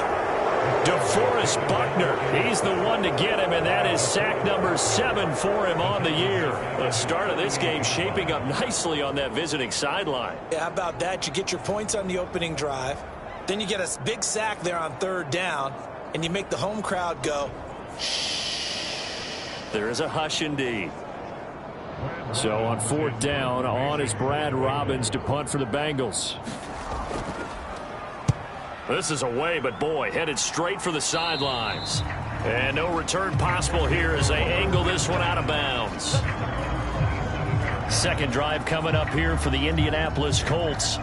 And they were winners the last time they took the field, which was 2 weeks ago. They had the open week last week, so this is a squad that should be really refreshed and ready to roll. I would agree, because when you get that open week after a victory, it does wonders for everyone. Obviously, your body, get a chance to heal up, but your mind as well. You feel good about winning, so now you can get away from it for a few days, put down the playbook, turn off the film. Just be you. Enjoy that time away, then you come back ready to go. Second catch for him today, and it'll wind up a 1st down. He's a rookie, and you don't want to get hung up on the word potential, but when you see him make catches like that, you keep thinking to yourself, he's good now. He's got a chance to be great with plenty of work. 2 now on 1st down. A throw out wide, going to be incomplete. You talk about this Bengals defense.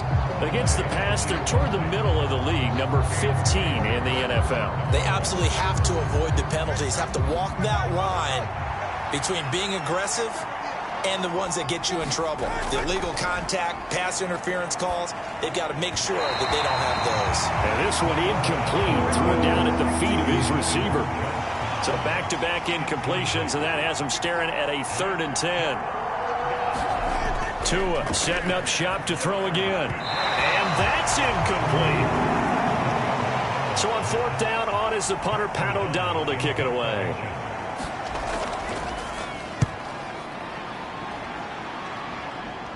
Fair catch called. It's taken in right at the 20-yard line. 37 yards on the punt with no return. And the Bengals take over 1st and 10. Cincinnati coming back onto the field here for their second drive. The last series for them, a little disappointing, forced to punt. And now they'll try to do better here and come away with some points as they begin this drive, 1st and 10. They'll come out throwing here on 1st down. Runs through the contact. And this will leave him a yard short. Nice pickup of 9 yards on 1st down. I do think it's fair to say that they were caught off guard a little bit when he decided not to throw it on 1st down. But give them credit. They recovered in time to deny him the 1st down yardage. But it's only 2nd and short. So that run is still likely to lead to a new set of downs. A quick throw there is incomplete. They'll try and run for it. Here's Williams. The pickup there, 5 yards. A quick burst there, and he nicely bit off a pretty decent gain.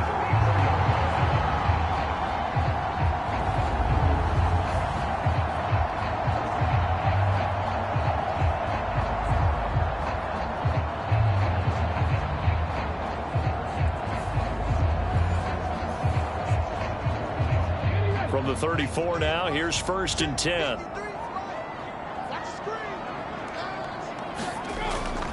They'll stay on the ground with Williams. They'll get it across the 35. It'll be 2nd down.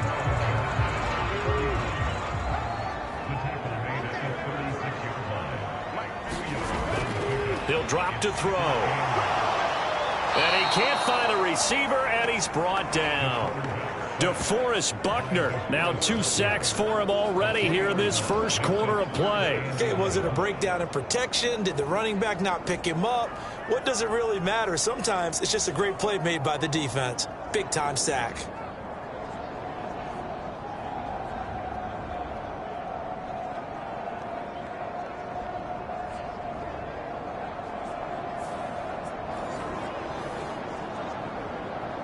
What do they have for this? 3rd and 11. He'll look to throw. And the pressure gets to him again. Quiddy Pay getting in there and burying him behind the line. And that is the 3rd sack this offensive line has allowed this first quarter. Yeah, that puts him on pace. Let me do the rudimentary math here. To be sacked 12 times in a game. I know he's not going to go for that. I wonder if it's going to reshape what they decide to do on offense in terms of play calling. Well, I can tell you what, when he popped up, shaking his head, frustrated right now behind center.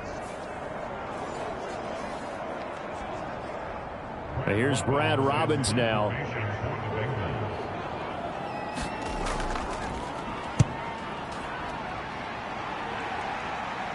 Fair catch called for and taken right near the 30-yard line. 36 yards on the punt with no return. And the Colts will go on offense here, 1st and 10. Indianapolis offense ready to go again. The crowd may be losing just a little bit of the edge after back-to-back punts. They want some big plays. They want to see some offense. They want to see somebody break away, whether it's through the air or on the ground. Now it'll be interesting to see where the patience is. Oh, he's hit. He lost the football. Put it on the carpet. And the Bengals grab it.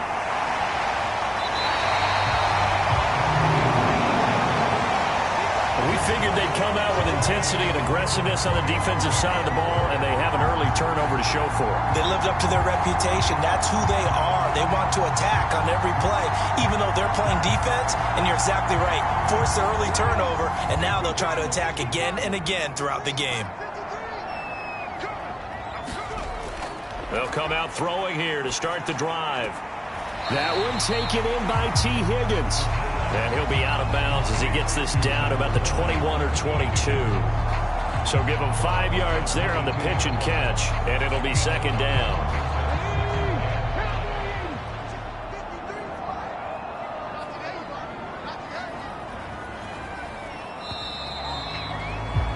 After one, 7-0 on EA Sports.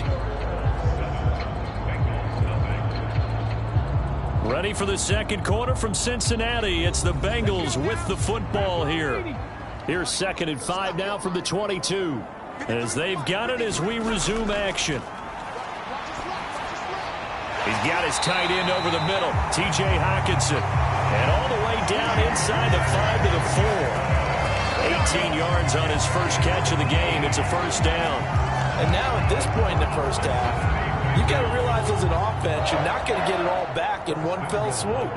This is going to be about sustained drives and making sure you finish with points. And that's a good throw there for a 1st down.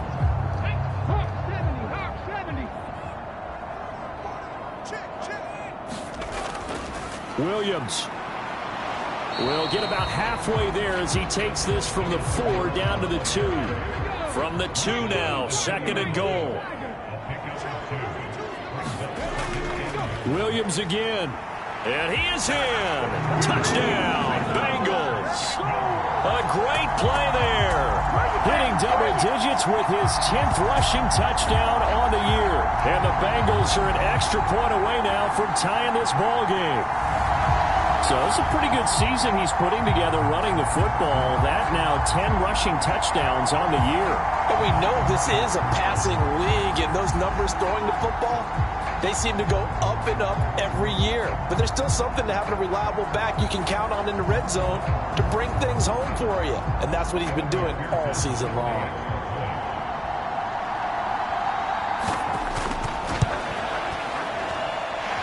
Extra point by McPherson, up and good. And we are tied at 7.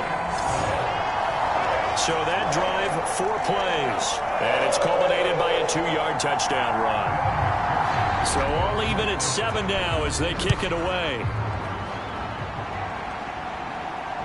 This taken in right around the goal line. And he brings us out past the 20 to the 24.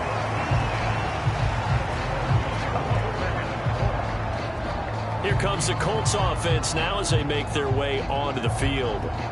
And a fumble last time. Ball security. Talk about it all the time in the National Football League. They've got to be better at it on this drive. Don't you think that when every team gets together for the first time, I don't care if it's OTAs, mini camps, first day of camp in the regular season, ball security comes up about, what, the second sentence of the coach's address? And those are so many drills focus on that. All the time, and they do drills to make it even tougher to simulate game situations. Doesn't always work out, though. That's a really alert defense there because they saw the heavy look come in from the offense, countered it with extra linebackers who brought a little bit of speed and heft, and able to really make a big-time play for their defense. So the opening play of the drive goes backwards. Now they'll come up on 2nd and 12. Now Tua. And that one incomplete, but now a penalty flag coming in late. That might be PI.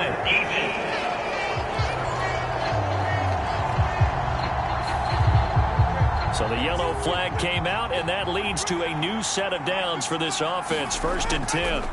Tagovailoa working out of the gun. Jonathan Taylor. And all the way down to the 33-yard line. 24 yards the gain there. Another first down as well. Yeah, big play there. And when you have a running back that you can use like a wide receiver, when he has that kind of versatility, you do as they did there. Get him out of the backfield and give those defensive backs something else to worry about.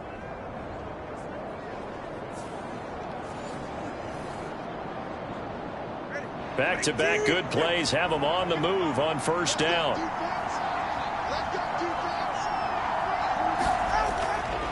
From the gun, it's Taylor. And he'll be brought down at the 27-yard line. This 2nd and 4.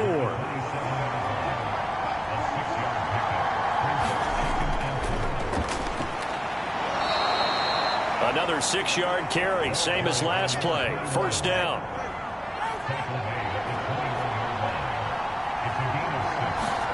Tua sets up to pass it. Over the middle, hauled in by Pierce. And he doesn't quite make it, taking it within an eyelash. Dropped at the 1. A good pickup there of 20 yards. I think he has to be saying to himself, how did that not wind up a touchdown? Remember, you just need the tip of the ball to cross the plane. It's not going to get there, but they're going to be set up in great shape with 1st and goal.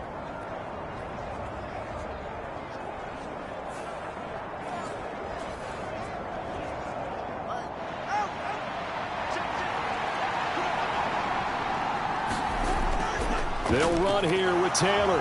And he takes this one in for a Colts touchdown. Jonathan Taylor with his 2nd TD of the game, his 6th on the year. And the Colts have taken the lead. So his strong first half continues as he finds the end zone here for the 2nd time. And definitely good blocking at the point of attack. And you just have to love watching the way he can create space down near the goal line. And he's able to take it into the end zone.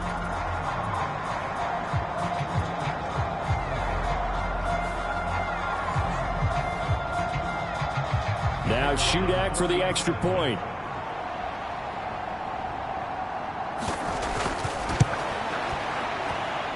And he's got it. It's now a 14-7 ball game. That time a 6-play drive. And it was capped off by a Jonathan Taylor touchdown. After the touchdown, on is Pat O'Donnell to send this one away.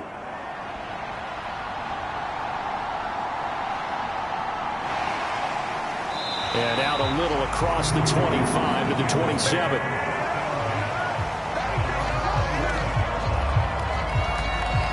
The Bengals offense returns to the field after that last score we just saw. Now 14-7, so a chance to march down the field here, try to tie this football game.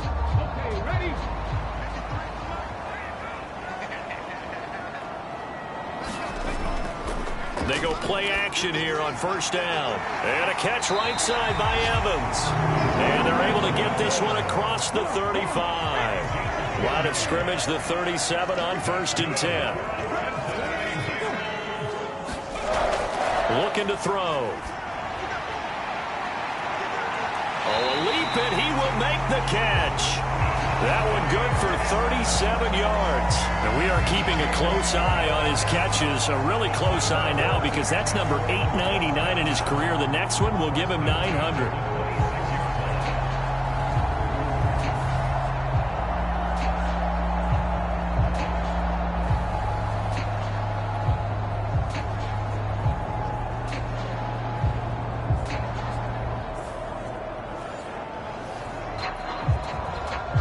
So now then, the big play has him all the way inside the 30 now, 1st and 10.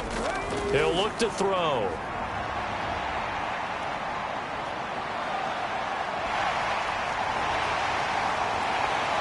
And they are able to stop him, but he does take it all the way to the 2. 23 yards on the tuck and run. At least this time he's getting hit after a positive play for his offense. The pressure was coming through yet again, but he certainly didn't stick around for the sack on this occasion. Found an escape route and ended up getting the first down before taking the hit. So 3 plays, already 1st and goal, and they are wasting little time. Off the play fake, he'll look to throw. And they're going to get to him. A sack. Sacked back at the 9-yard line. Not the 1st and goal play they drew up. Multiple defenders in to bring him down to the ground. So that now 4 first-half sacks. This pass rush has been unrelenting. And, partner, you hear that sound of paper being ripped to shreds? That's the game plan that they've had so far because they've got to say to themselves right now, we have to do something differently.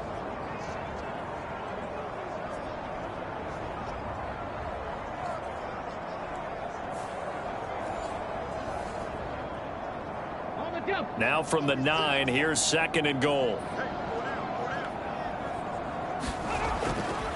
They try the left side here with Williams.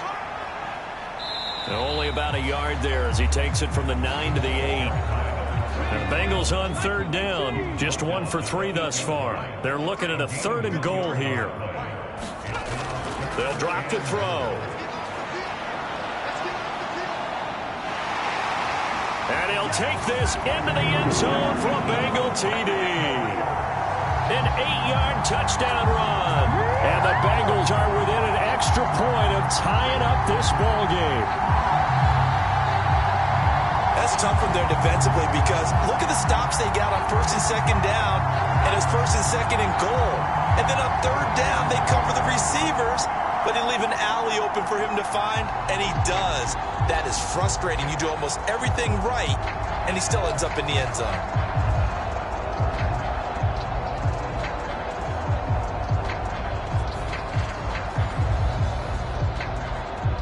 And McPherson on for the extra point.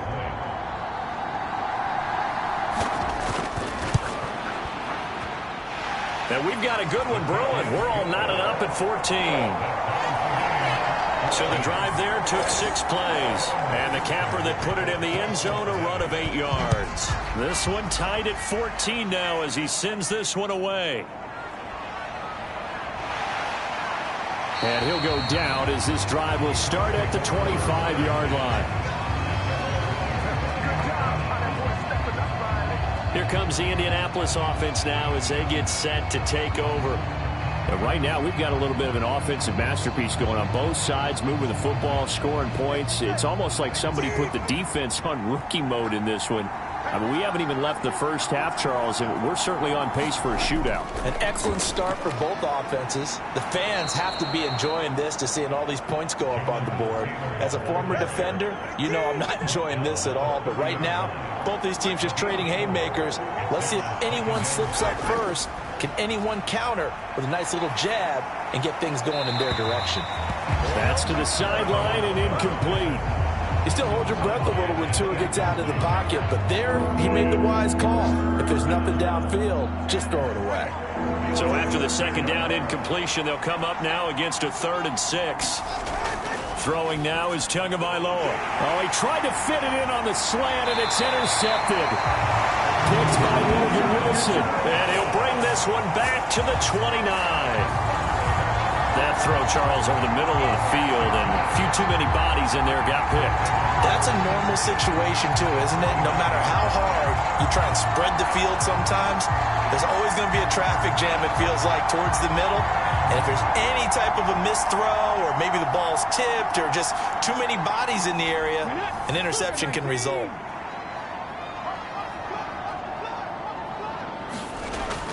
On first down, he'll drop to throw. It's caught here by Adams. And inside the 20 before he's brought down. So from inside the 20, here's 1st and 10 at the 18. They'll run out of the gun here. Williams.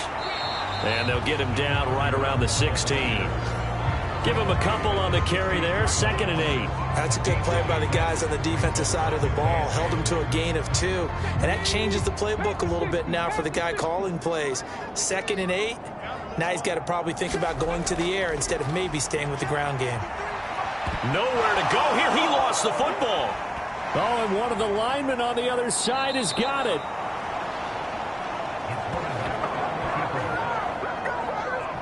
Much like a running back going through the line, quarterbacks have to be aware of protecting the football as well. He left it exposed that time, wound up having it knocked free, but fortunately, had an alert teammate who was able to get it.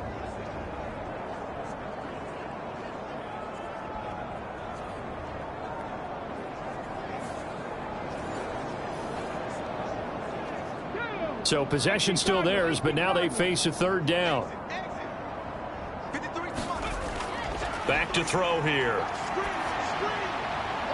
He's got it to Williams. And he is out of bounds, getting it down to the 10. So the completion results there in 9 yards. And that's going to make it 4th down. Brandon, it certainly looked like they had that play defended well, but it still almost worked. Got it to the running back. He wound up getting really good yardage out of it. But it was 3rd and long, and they were able to rally and stop it before he could get to the marker. McPherson's kick is good. And they take a 17-14 lead.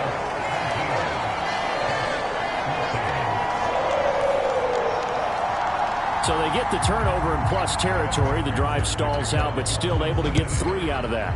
Yeah, we were able to see an offense and a defense kind of mix and match with each other, didn't we? Both of them trying to make sure that they have the upper hand and the advantage. Offense trying to get to the end zone. Defense, of course, trying to hold them to a field goal attempt. And it wasn't a guaranteed lock 3 from where they started. So, you know, the offense has to be happy to come away with those 3 points. Well, the Colts now, they're ready to get the football back.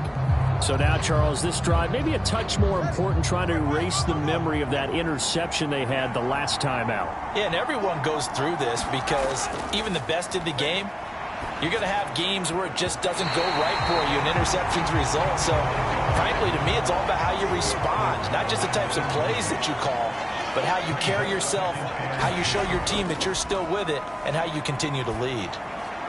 He finds his man, complete. It's Peterson. And he gets this one just shy of the 40, down at the 39. Now a play fake. Here's Tagovailoa.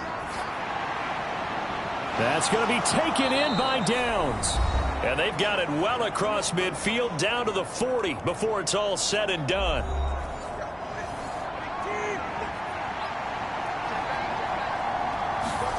And again, it's Tagovailoa. And that is caught on the right sideline, but out of bounds, says the line judge. The throw took him a little too far. It's 2nd down. Offense was moving it a little bit, had them back on their heels, but they earned a brief pause by forcing the incompletion. That gives them a quick chance to regroup and try and mount a stand before they're backed up even further. An incomplete pass on first down. That leads to a 2nd and 10. Looking to pass. Tua. That's complete to Pierce. And give him 6 yards here as he's stopped near the 35 at the 34. Well, if you do read man coverage, Brandon, the drag route's a pretty good one to run against it because you're running away from people on it. Here is 3rd down and 4. Here's Tua. Work in the middle of the field, and he's got a man complete. And he's got another first down as the tackle's going to be made at the Bengals 23. Another good reception there. The Colts on the march. And that's a nice catch there. Remember, he had the fumble earlier. No way he was giving up the ball in that situation. Secured it tight to his body and picks up the first down.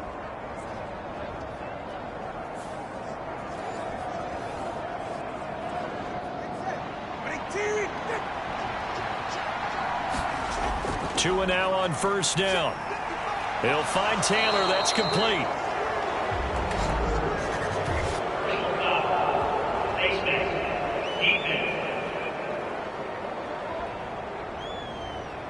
So give him the yardage on the completion and also tack on 15 more. If you get that hand up there, you've got to let go immediately or just not close the hand at all. He didn't, gave it a tug, and that was easy for the officials to see.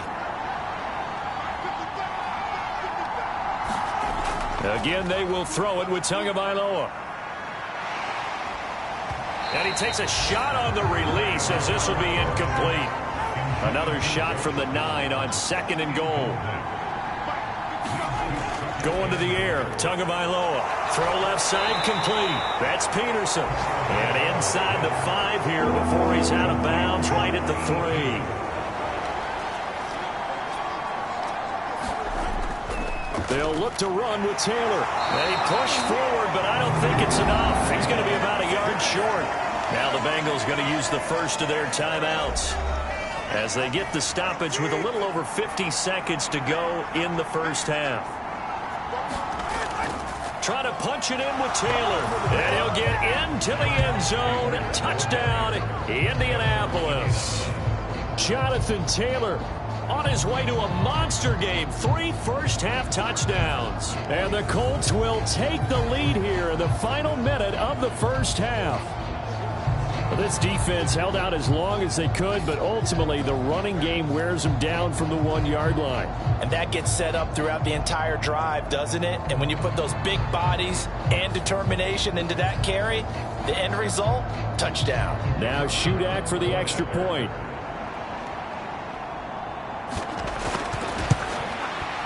It's up and good to make it 21-17. So that one a pretty time-consuming 10-play drive. And it was capped off by a Jonathan Taylor touchdown. After the touchdown on is Pat O'Donnell to send this one away.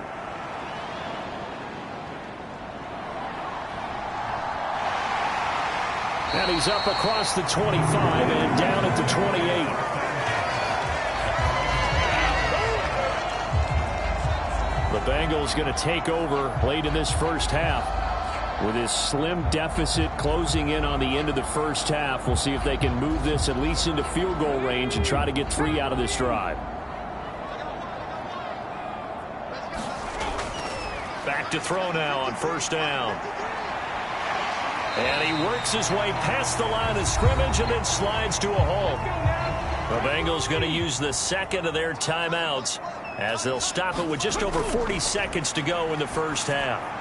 Catch is made by Hockenson, the tight end. First down now, but the clock continues to move. Back to throw. Open man is Chase, complete. Now the Bengals going to signal for their 3rd and final timeout as the clock will stop with 20 seconds to go in the first half. That's into a crowd and intercepted. Picked off by Kenny Moore. And his guys have got it back at the closing stages of the first half. An unfortunate sequence there, trying to get points before intermission, but now the interception, and their opponents have a chance to possibly pad their lead. Yeah, they had an opportunity there, and they weren't able to capitalize on it, and that's something that could come back and haunt them later. They're begging their defense now to keep them from scoring before the half ends.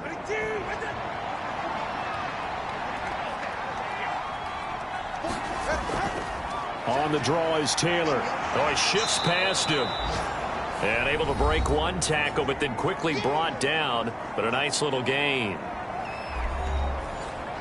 They still need about the length of the football here, maybe a little less as they come up on 2nd and inches.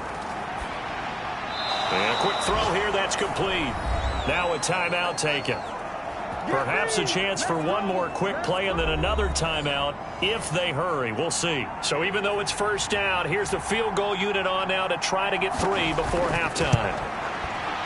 And his kick is good. And they will open their lead up to a touchdown at 24-17.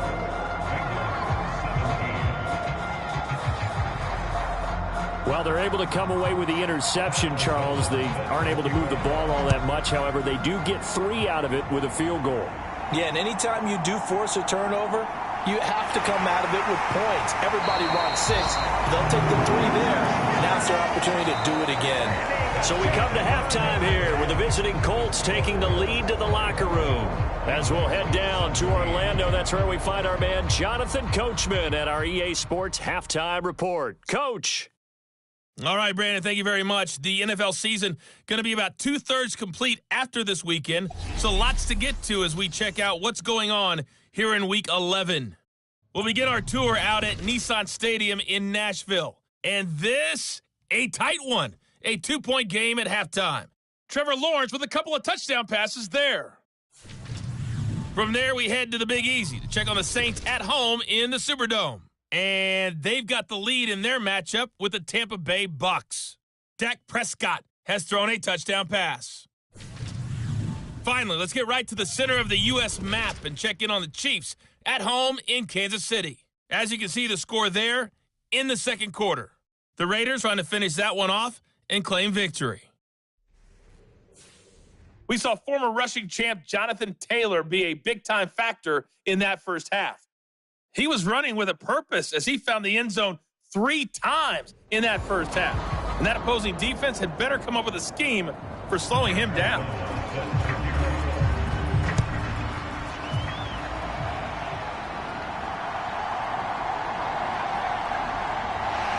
And he won't quite make it to the 25.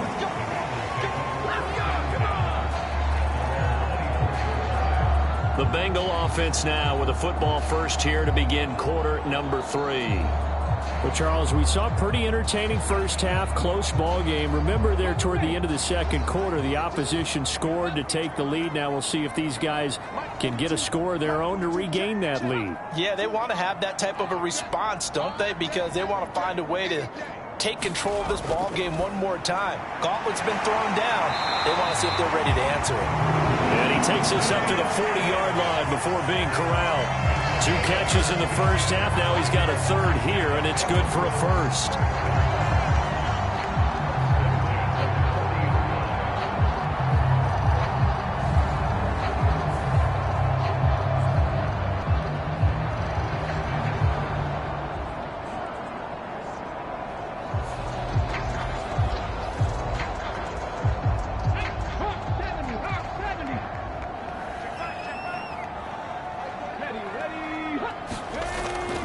Up the middle, it's Williams. And he is going to lose yardage here. He'll lose a yard there, and it's 2nd and 11. Carry over from the first half. That defensive line continues to control the line of scrimmage. Yeah, they're actually playing the game in the offense's backfield. They're taking those offensive linemen and pushing them back towards the quarterback and towards the runners. I still don't think, though, that you abandon the running game totally, because if you do, you're asking for a lot more hits on your QB. So after the loss of a yard, they'll look to push forward here on 2nd down and 11. Now a throw here, hauled in. The result, only 4 yards there on the play. 3rd and 7 now. So 7 yards from the first down here as they come up to the line of scrimmage. And he'll take this beyond the line of scrimmage as he slides to a hole. The Bengals bring out their punter now, as he'll come on to kick this one away.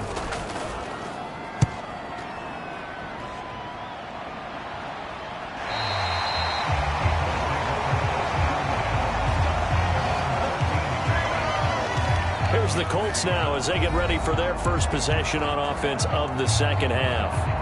And the points, they have come fast and furious in this quarter. You really don't want to be on the defensive side of the ball right now, do you? Because you're either thinking, my replacement may get an opportunity. Your head better be on a swivel. Totally. Or maybe I just need to get out of the game for a while because I just can't slow these guys down. They've got to figure out a way to disrupt these offenses. And typically, one guy makes a big play, and that can help change things. And they'll be looking for disruption on both sides right now. Takes it to the 26, just a 1-yard gain. 2nd and 9.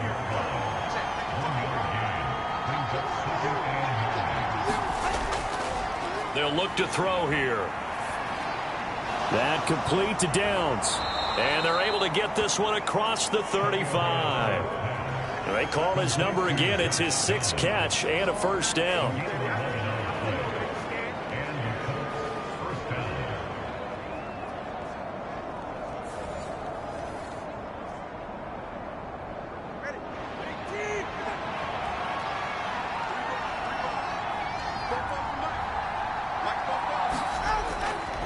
Running left, Taylor to about the 40-yard line. Nice chunky yards on first down. It really opens up your options for what you want to do on second. You go right back to him and hope he explodes, or sucker the defense in before throwing over the top. Here comes third and about a foot.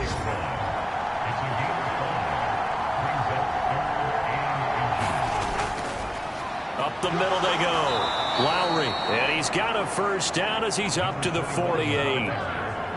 Brandon, they're still in the lead, but momentum's certainly been going the opposite direction. So to me, that's a really important pickup there on third down. Try and regain some confidence, and you're right. They need to stem the tide a little bit. That certainly helped.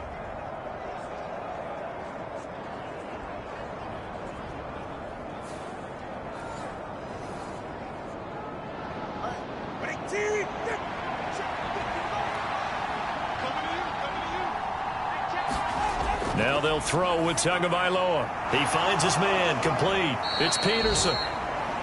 And that's good for a pickup of 10 yards. And they'll be left with a second and about a foot. Up the middle, here's Taylor. And he gets it inside the 35 and just shy of the 30.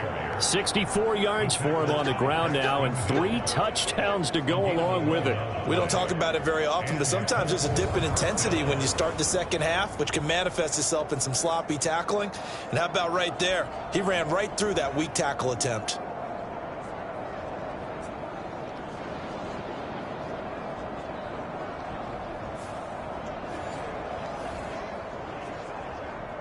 Line of scrimmage, the 31 now on 1st and 10. Tua going to throw. On this one, incomplete. The pressure got to him as he released it. And it's second down. They give to Taylor out of the gun. And he'll get about 3 as he's brought down to the 28. They got to get it to the 21 here on third down. They're going to look to throw. Able to find the open man. That's complete. And he gets it inside the 10 to the 9. Let's go.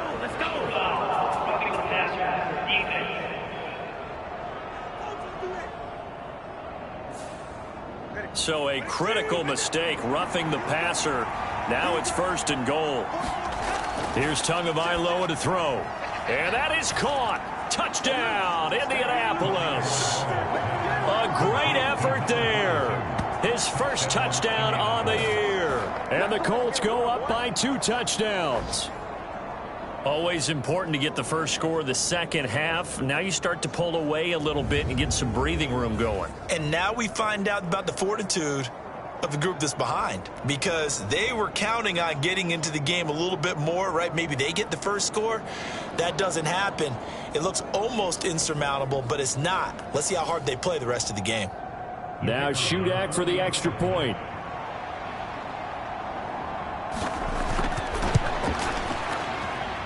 And the lead is up to 14.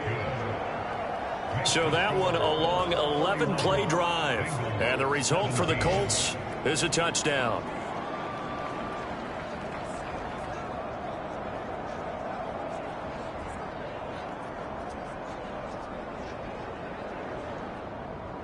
After the touchdown, on is Pat O'Donnell to send this one away.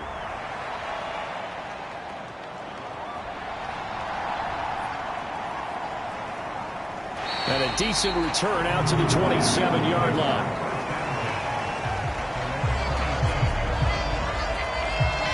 Now the Cincinnati offense ready to see what they can do here. Defense got the better of them last series, forcing a punt. See if they make a few changes in the game plan here and try to get points out of this drive. 1st and 10.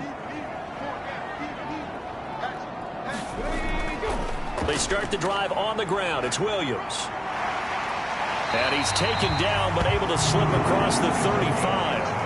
The drive starting with a 1st down, 11 yards on that pickup. I'm okay with the call there. In fact, I actually like it. I know they're down a couple of scores, but the running game worked in that situation. I would continue to go in that direction.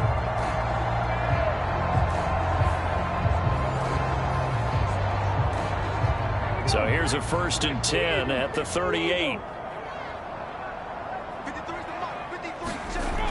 They'll set up a throw. Oh, he'll let one go deep for Higgins. And it'll be incomplete. Good job staying with him defensively. And it'll bring up 2nd down.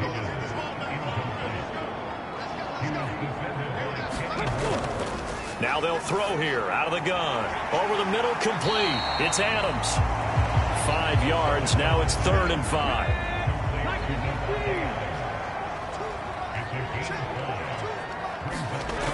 They'll look to throw.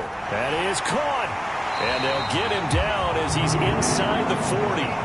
Back-to-back receptions for him, and it's another 1st down. Oh, that was a nice job there. Quarterback and receiver reading the pressure that was brought. They both knew it was going to open up the middle of the field. Nice little shake and bake at the line of scrimmage, got right into his route. And the quarterback hit him in stride, and he was able to run free after the catch. Now from Colts territory, here's a 1st and 10 at the 39-yard line. They'll stick with the passing game as he looks to throw. Going underneath, he's got Hockenson, and he'll be out of bounds as he gets it down to the 30 there. 2nd down and a little more than a yard here. In motion right goes Higgins. They'll fake the jet sweep, and instead of give up the middle to Williams. And he'll go down at the 28.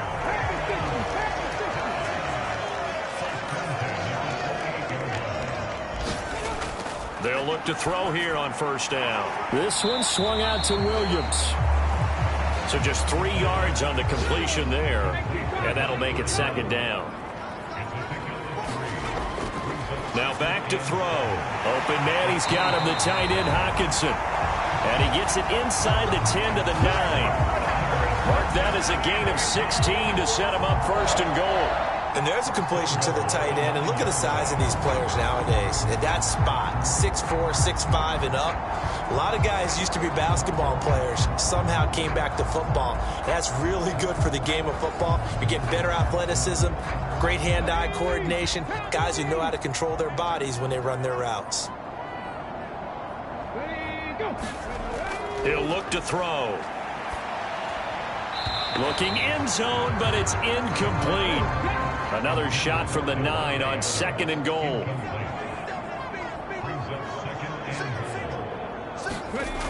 Back to throw again.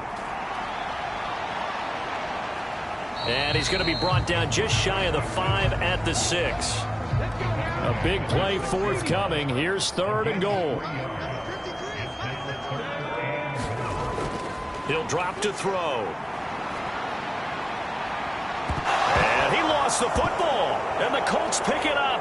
It's a foot race.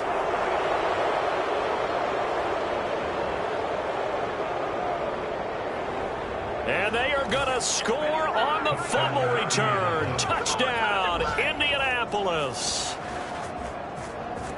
The offense, they've had some sloppy moments. Sloppy there again on that one, and it could be the backbreaker. From a defensive perspective, if the offense is going to be sloppy, you've got to take advantage of that. And that's what they've done all game long.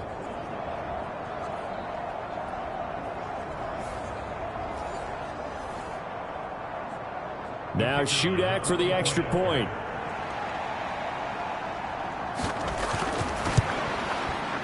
And he's been a busy man, 5 for 5 now as he knocks another one through to extend the lead. The scoop and score, always an exciting play in football, and we witnessed it there, grabbing it off the ground and then rumbling it into the end zone for 6. And you can bet they're preaching 2 hands on the ball here as the kicks away following that fumble return. And they will wrangle him down a couple yards shy of the 30.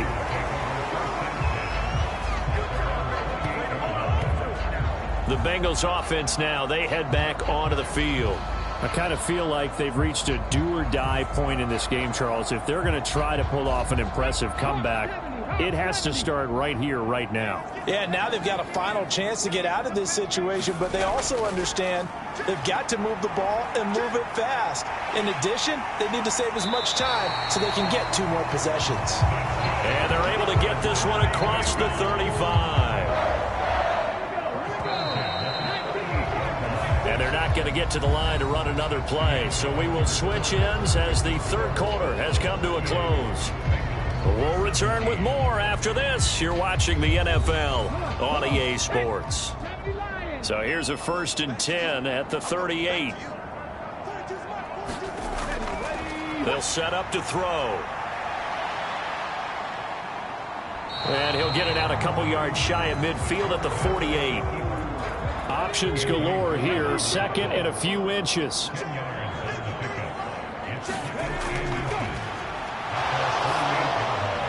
Screenplay set up for Williams. And he got blown up. Losing yardage on the play back at the 44. It'll be a loss of 4 yards on the play. And that'll make it 3rd down. Well, I know it goes against the instincts of the person catching the ball because all you're ever taught is catch the football, don't drop it. But drop it there. Yeah, in that situation, dropping it would have been better. End up losing yardage, even though they completed the pass. As good as a sack. Yeah, how about that? Although they won't get the same credit for it, and it won't help them at contract time. They'll set up the screen. This is Williams. And they went the wrong way there. Losing yardage back at the 43-yard line. This will wind up a loss on the play, and that'll bring up 4th down. But we know the guys up front have to protect when it's a pass play, but it's really out wide. Sometimes you're going to swing a tight end or maybe even offensive tackle to get out there, but most of the time it's fellow wide receivers, and they really weren't up to the task there, were they? Do you like that call on your own side of the field? I don't mind that call at all, just about anywhere. But the key is you have to have the confidence, and then they have to execute their blocking assignments. Otherwise, that's into double coverage and intercepted. And the Colts are going to get the ball back on the turnover as they hold on 4th down.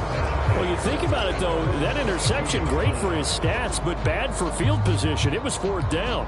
Yeah, terrific observation. If there is going to be a silver lining, and this is what he'll plead when it comes time to watch it again, hey, it was just like a punt, right? So we end up taking possession of the ball. But you're exactly right about it. Should have slapped it down. Field position would be better for his offense. But how many times do you get a chance to make an interception that you turn it down?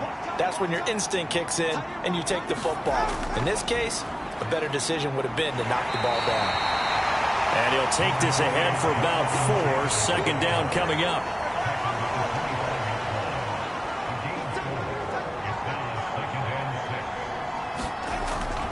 They go to the ground again with Taylor. And he'll get it up near the 35, right at the 34 here. 79 yards rushing here for Taylor. He's got a 1st down. Hate to be blunt, but it is just continuing to prove to be the case that this O-line is manhandling this D-line right now. They deserve to roll up their sleeves and show up their biceps because they're doing exactly what you just described, manhandling the defensive front. They've got the leverage, they are powering through, and they're controlling this game. From the 34 now, here's 1st and 10. Running straight ahead, Taylor. And he'll get this only up to about the 35. Now 2nd and 9.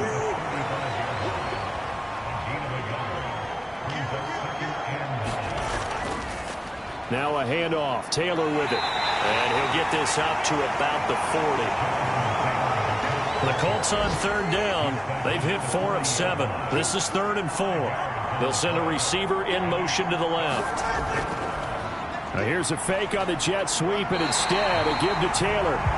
Just a 1-yard pickup there, and it'll be 4th down.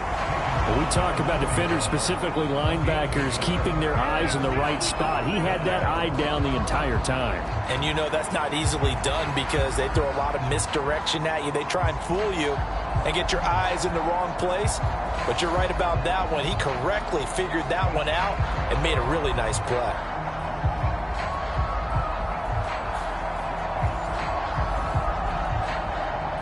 Here's Pat O'Donnell now, as he'll punt it away for the second time.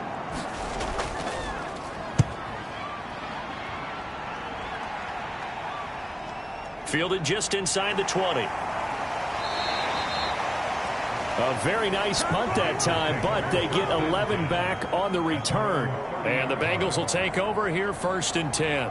The Bengal offense now gets set to head back out onto the field. Where we stand right now in the fourth quarter, this one pretty much out of reach. And, Charles, I know they're going to be disappointed about several things with this ball game, but the self-inflicted wounds, they've had several turnovers. You would have to think that's going to be something they're going to discuss heavily in the film session in the coming days. You're absolutely right about that, partner, because they're going to have to sit in that film room and watch every error that they made and figure out how to not do it in the future. And mentally, I think a lot of the guys are already starting to think about, okay, how do we put this behind us and get better for the next time out? This, they'll use as motivation for the rest of the time that they play to hopefully never be in this type of situation again. The coverage may be too good that time as he breaks away for 19 with his legs and a first down. He's been making himself a weapon as a runner, and the results, they've been welcomed by his offense. My question is about the defense we're watching right now, partner. Even after he got him with a scramble earlier this drive, they still aren't devoting enough attention to him. I would expect that after that carry, they'll do a much better job going forward, spying on him on passing downs. From the midfield stripe, they'll look to throw. Got a man open. It's Chase. And he's corralled, but not before getting it inside the 35. Another good gain. That's now 35 yards combined on those last two plays. Defensively here, you've got the cushion, but back-to-back pretty big pass plays there. Bend but don't break, but are they bending too much? I think that they are. To me, it'd be like playing basketball, and you put up a token press. Make sure you get up there and make them eat up some time. Make it a little bit of resistance so they can't just run it right down your throat.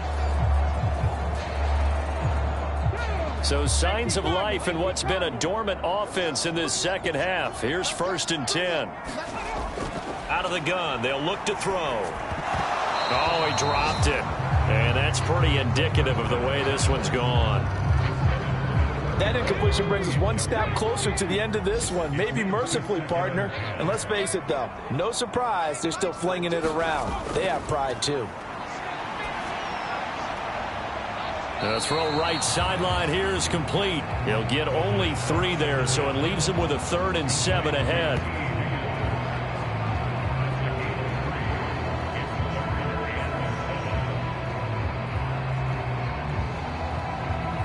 Let's go now.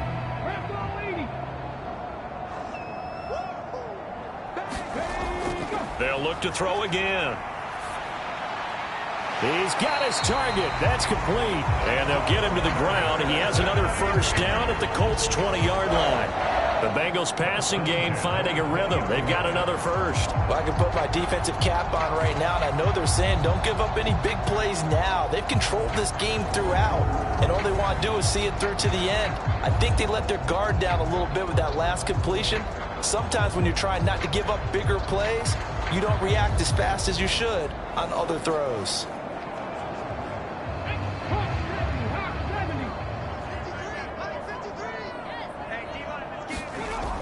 Again, he'll drop to throw. And that's complete to Adams. And that's good for a gain of 6. And that'll bring up 2nd down.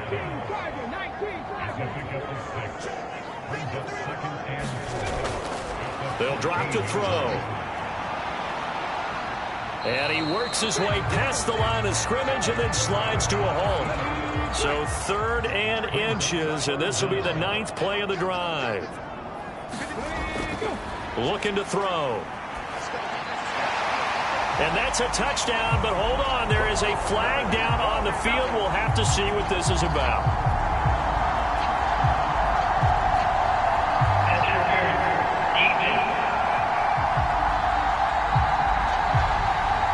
So obviously they will decline the penalty there, and the result is 6 points.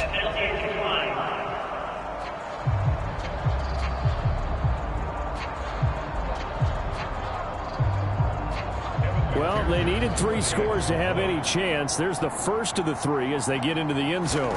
Yeah, Brandon, I think that our guys at Next Gen Stats in charge of the win probability are probably saying your chances still aren't great. But now you still got more than 3 minutes to go. You got to focus on the task at hand, which is going to be getting the football back as quickly as possible.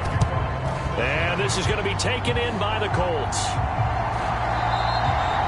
And that's why you have your hands team out there on the field. Those are the best guys ready to make that play. And let's face it, it was executed well. It wasn't a bad kick. It wasn't anything like that. Just that the normal outcome actually came to play. Analytics will tell you it's a very low possibility of getting the ball for the team kicking it in an onside kick situation. You're all about the numbers, aren't you? All about the numbers, baby. It's a new game now. They don't lie. So here's a 1st and 10 at the 38. On the handoff, this is Taylor. He'll be hit down at the 33, 5 yards on the play. And when do they start thinking about burning these timeouts? They've got all 3 still defensively. To me, you have to start right now. Here's the time, and that means you've got to stop them on defense, not give up the yardage, use your timeouts in order to get the ball back and try and score yourself. But now is the time to start using those timeouts. And keep in mind, it'll also stop the clock at the 2-minute warning. Down to the 30 after a gain of 3. 3rd and 2.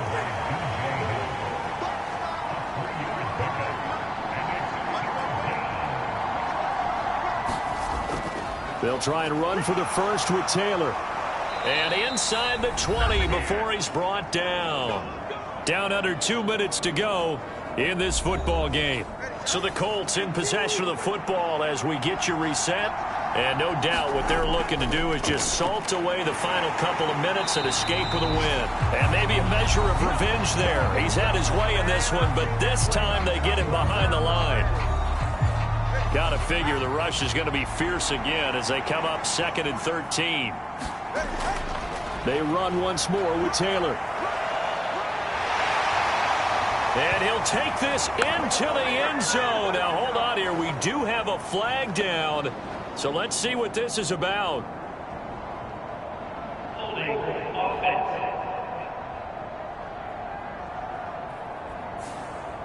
Now they face a 2nd and long following the holding penalty. On the handoff, Taylor. And he's brought down just outside of the 10 at the 11. The Bengals going to use the 2nd of their timeouts as they'll head to the sideline and talk over what to do next. Tua looking to throw on 3rd and 2. Open man is Downs. He's got it. And he is going to have a Colts first down. And that should be the one that finishes this game off.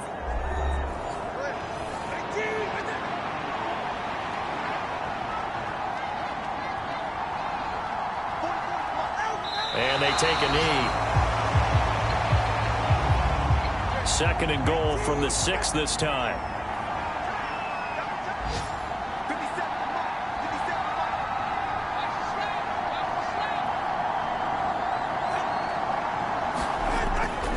Now a give to Taylor. And he takes this one in for a Colts touchdown. Jonathan Taylor. A 6-yard touchdown run. And the Colts have pretty well put it away here in the 4th quarter. And that right there is the definition of a statement drive. You're in the 4th quarter, trying to get to the finish line. And here, they were able to hold the ball for a long time and move it down the field. And how about them finishing it off with the touchdown run? Winning football 101? Check that box. Extra point up and good by Shudak. And the lead now to 3 touchdowns at 21. After the touchdown on is Pat O'Donnell to send this one away. And here comes a return from just beyond the goal line. And ultimately cannot get this out to the 25-yard line as he's dropped at the 23. The Bengals offense getting set and ready to go again here. Well, this game, it has had no shortage of offense. They've been able to put up a decent amount of points on this side, Charles. They just have not been able to keep pace with the other offense they're going against here.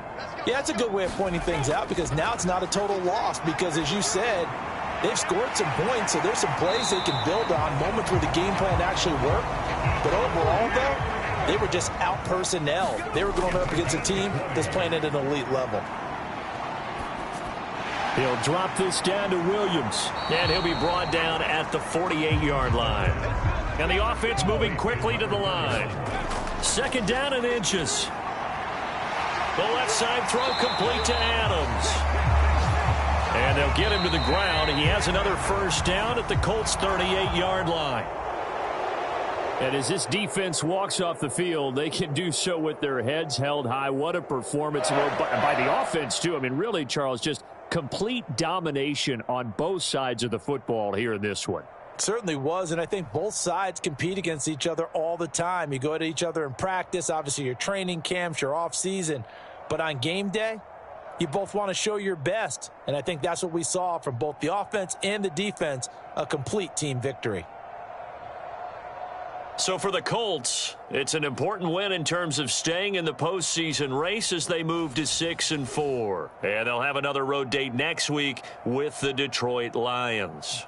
Meanwhile, for the Bengals, we'll see how this affects their playoff standing as they fall to 7-4 now on the year. And they'll try to get back on track next week as they head to Dallas to take on the Cowboys. And for Charles Davis and our entire crew here at EA Sports, I'm Brandon Gaudin saying so long, everybody.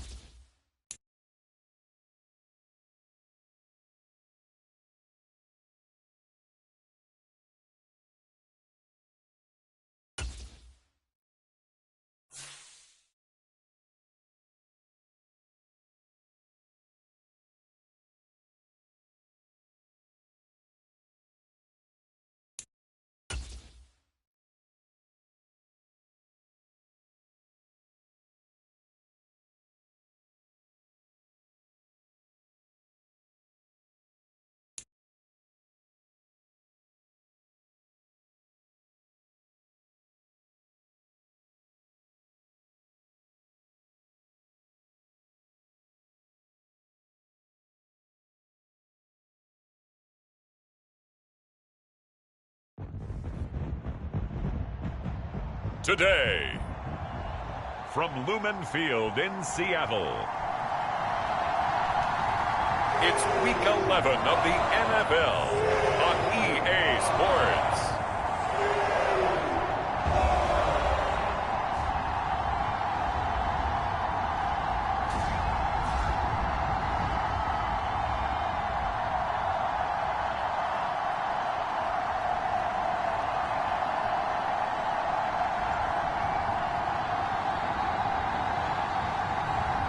It's the Seattle Seahawks taking on the Buffalo Bills. With the beautiful Puget Sound just to our west, you get a look inside Lumen Field here in Seattle, Washington.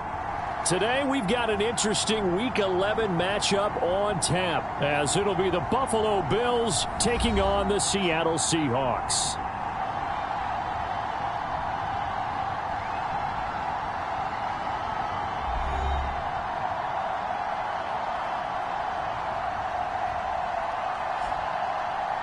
With Charles Davis, I'm Brandon Gaudin. Charles, you look at this Seahawks team as they get ready here.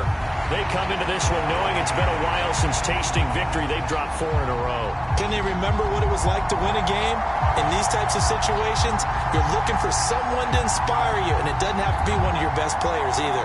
Meanwhile, for the visiting Bills, they've been playing well, really well. Winners of 5 of their last 7, but losers last time out.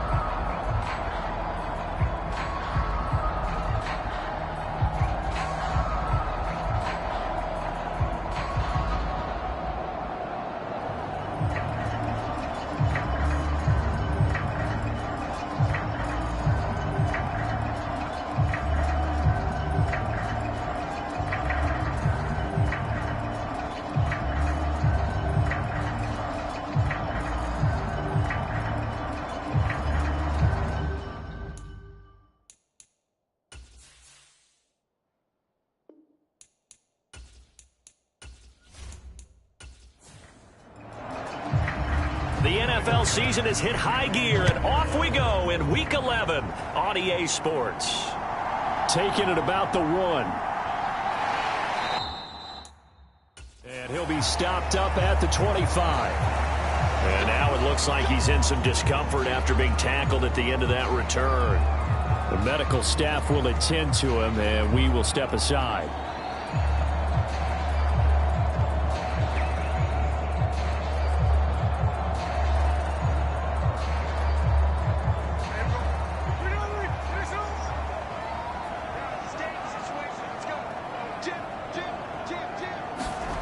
Smith going to look to throw right away.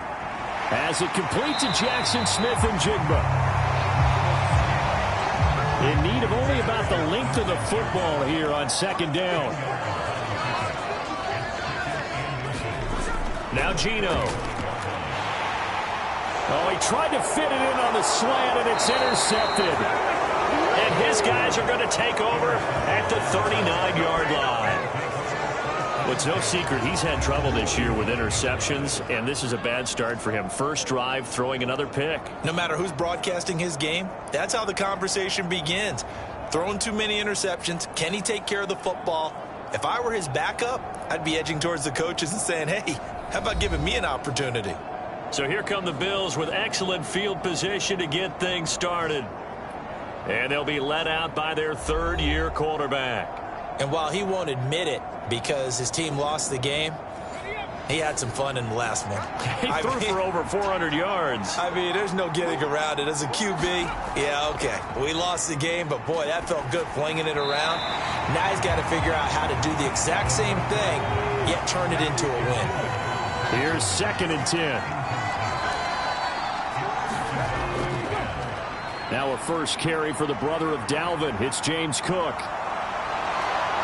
He's still on his feet. And all the way home for a Bills touchdown. James Cook hitting double digits with his 10th rushing touchdown on the year. And the Bills use the early turnover to get on the board first here in this one. You get in a 2nd and long situation down here in the red zone, I'd say most defensive coaches would think pass, let's bring some pressure. So this is kind of a tendency breaker here to hit him with something on the ground, and he'll take it all the way into the end zone. And Tyler Bass on for the extra point attempt.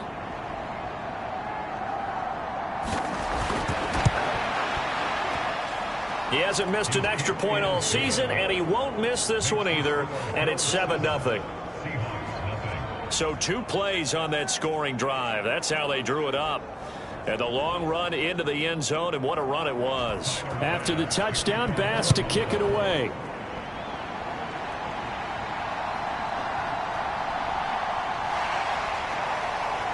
And the tackle going to be made right there at the 25-yard line. Seattle's offense coming back onto the field, ready for their second drive. They threw an interception the first time they had the football, wound up leading to a touchdown the other way. How do you approach drive number 2? Going back to your game plan coming in, everyone has matchups that they like better than others, where they think they have an advantage. Dial up some of those plays. Try and go to those spots and get your offense moving.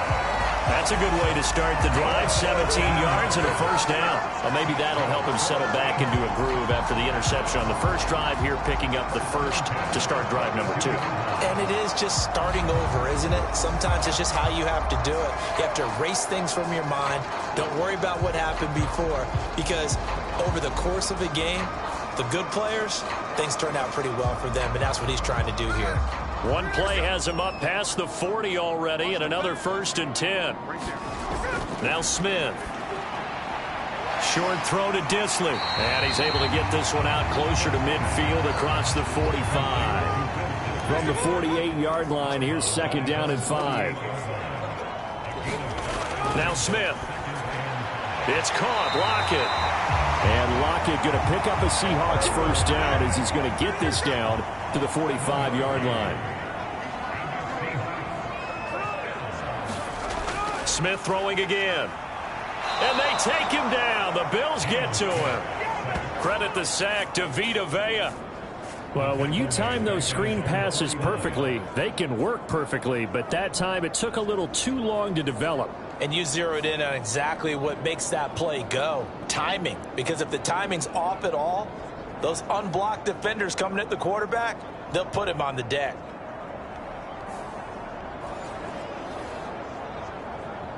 Work to be done here on 2nd and 16 after the sack. Smith. That one caught by Tyreek Hill. That's good. The completion there for 7 yards. And that's going to set up a tough 3rd and 9.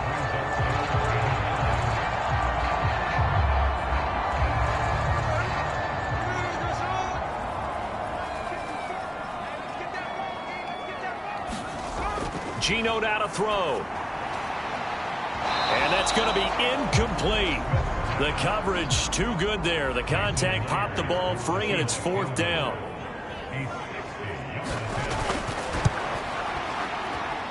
And that one will be no good. He never had it on line. It's well wide to the left, and this will stay at a 7-point game.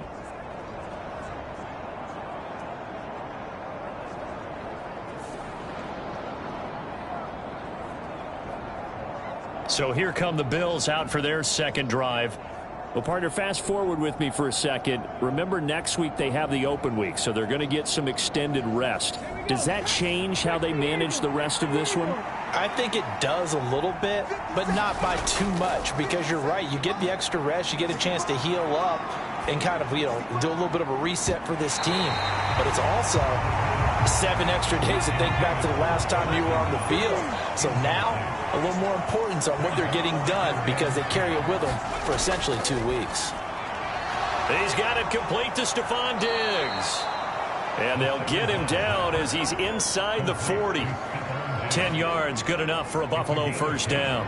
And the Bills at 7-3 now on the year. And they come in losers of 2 straight, so trying to turn things around here. And you just mentioned 2 straight, and when you're talking about 2 games, that's nothing to panic about. They feel like they've been a little bit unlucky in the last couple. This is a club that's more than capable of turning things around, and I expect them to play really well here. And he's taken down inside the 30. These are his numbers from last week's contest. 9 catches, 109 yards. Better tighten up the coverage if you expect to slow this guy down, because if he gets going, he'll eat you up.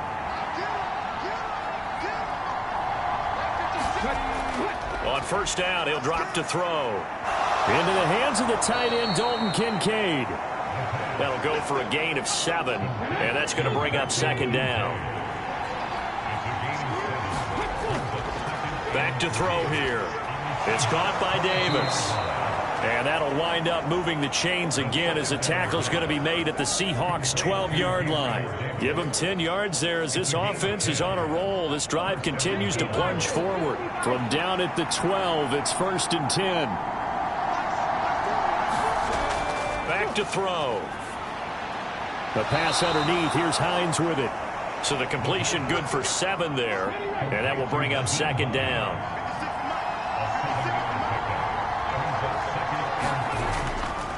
Nyheim Hines, his first carry. And he'll get in. Touchdown, Buffalo. Nyheim Hines with touchdown number 8 on the year. And the Bills are off to a 13-0 first quarter lead. A strong, determined run there, Charles, to get in for 6 points. This is why it's such a team game, isn't it? And I know that sounds really generic and it sounds almost trite, but the blocks were made up front, offensive line, collective victory at the line of scrimmage and downfield. And how about the finish to the run all the way into the end zone? Extra point by Bass, up and good. And it's now 14-0. So this drive spans 7 plays, and it's finished off with a 5-yard touchdown run. After the touchdown, Bass to kick it away.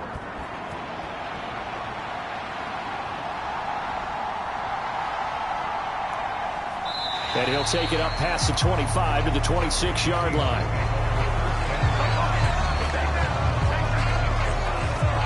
And Seattle now ready to march onto the field.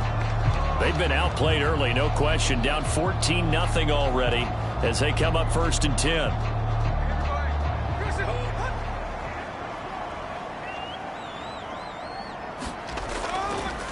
They'll start the drive with Elliott. And he'll get this up just shy of the 30.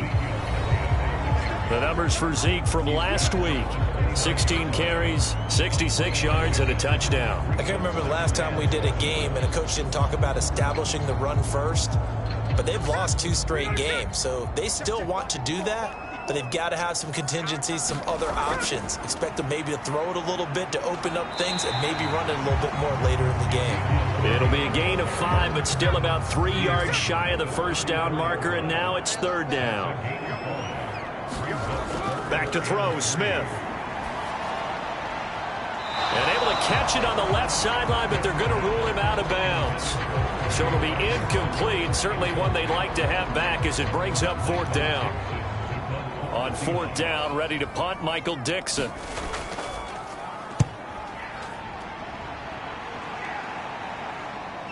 Here's Austin.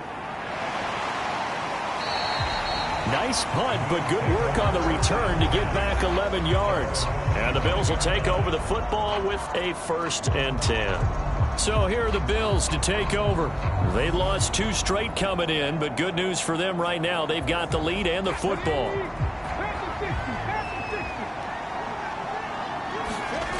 They'll come out throwing here to start the drive. He's got the hook up with Diggs. And he's taken down right at the 45-yard line. The catch and run pays off for 29 yards. And defensively, they were in zone coverage there. Do you have to be a little careful you're losing playing against a good quarterback like he is to not play too much zone? Yeah, you have to be careful about how much time you're giving up. I think it's a good point you just brought up. So maybe if you still want to play zone, you go to a zone blitz scheme. And you can drop anyone out of your defensive front. Defensive end, defensive tackle. It doesn't matter. You just exchange someone to bring more pressure towards the quarterback and still try and cover downfield. Now here's a throw that's complete. And he'll go out of bounds right around the 40. Timing is so important on a route like this because he's going to line up out right and then cut straight across the field. I think the ball might have come out a count or two too late, because by the time he was able to secure it, not much of a chance to turn it upfield. Ball at the 40 here for 2nd and 5. Here's a play fake as they set up to throw. That's complete. It's Elijah Moore. And that'll wind up moving the chains again as the tackle's going to be made at the Seahawks 21. First catch for him on the afternoon, and it results in a 1st down. And as a quarterback, you always want to exploit gaps in the defense, and he finds one here. Crossing route, working from right to left across the field. And once you get defenders going in the wrong direction, it is awfully hard for them to pivot back, and you end up getting the 1st down.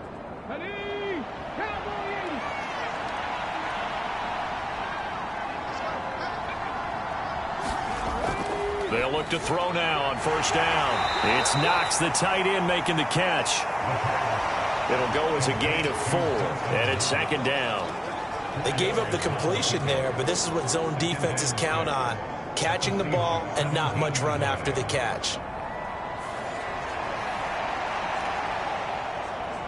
Now a 2nd and 6.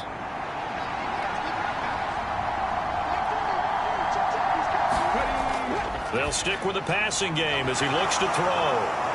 And they corral him just a couple yards shy of the end zone. That one goes for 16 yards. It sets him up 1st and goal. Boy, how about the speed with which this offense can get down the field? It's taken them no time at all to get down here. And now they're set up with a 1st and goal.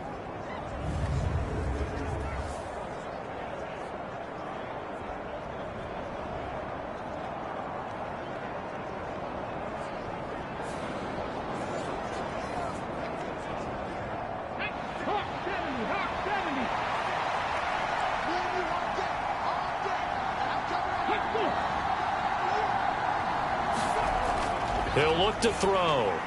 And he's got his tight end Knox for a Bills touchdown. 2 yards on the touchdown there. And the Bills take a 3-touchdown lead.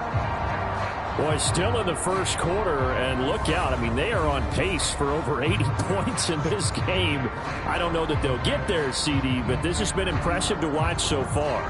That certainly would be history in the making, wouldn't it, partner? I'm glad we're here to actually watch and see if it actually happens, although, like you, I have my doubts, but they are firmly in control of this game.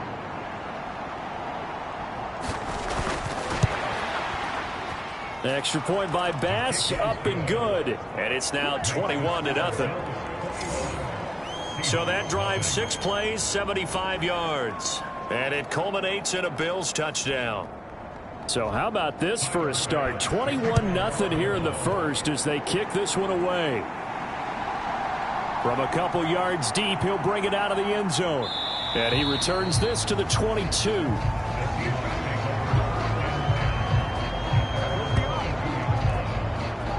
Here come the Seahawks now, set to take over on offense. Well, CD, you kind of feel like they're in a bit of a danger zone right here because now you're down 3 scores, and I know we're in the 1st half, but the way this offense hasn't been able to generate anything, you feel like they probably need to get something going on this drive, right? Yeah, and sometimes I overuse that this is an important possession. But I think this has to be the possession where they come up with an answer, because only a few teams in league history have ever come back from a 4-score deficit. And if they don't score here, that's what they could be facing the next time they get the ball. He'll get that complete to Parkinson. And he showed off the athletic juke. Good little gain there. Not a whole lot of real estate, but a nice carry. 3rd and 2, Smith. Pass taken in by his big tight end. And they get him down, but not before he takes it across the 40-yard line. Second catch for him today, and it'll wind up a first down.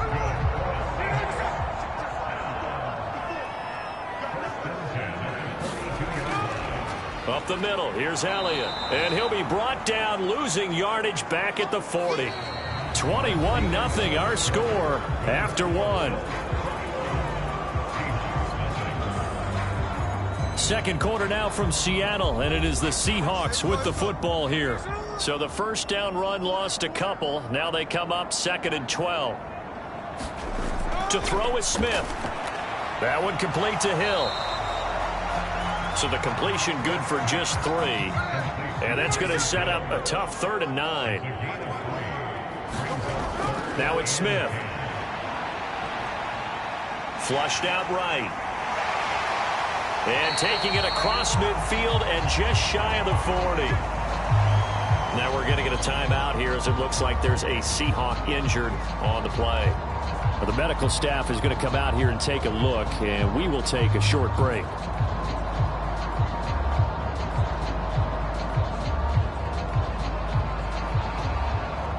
This offense finding its legs now. Here's another 1st and 10. Throwing now is Geno. He finds Smith and Jigba. And now look at this. Big gain, but a fumble.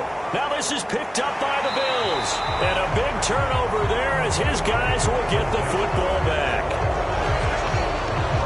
A lot of talk this week about ball security. In fact, they added an extra period in practice to be more secure with the ball. It didn't work out there. Well, sometimes you just get overexcited during the game. You may all of a sudden make your catch, see some open field, and decide you're going for it, and not realizing that danger lurks while you're doing so. And there's your end result right there.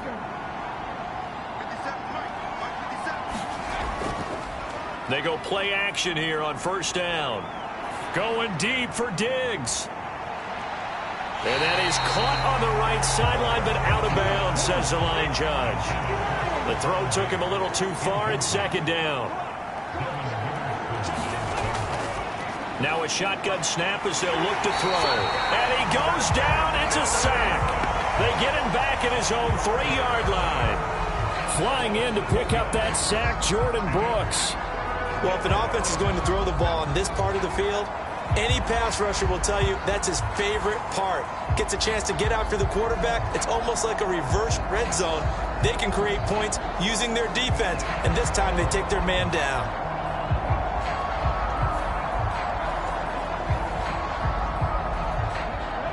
They'd like to avoid punting from their own end zone so they could use something here on 3rd down. From deep in their own territory, they look to throw. Working the middle here, that's complete to Knox, the tight end.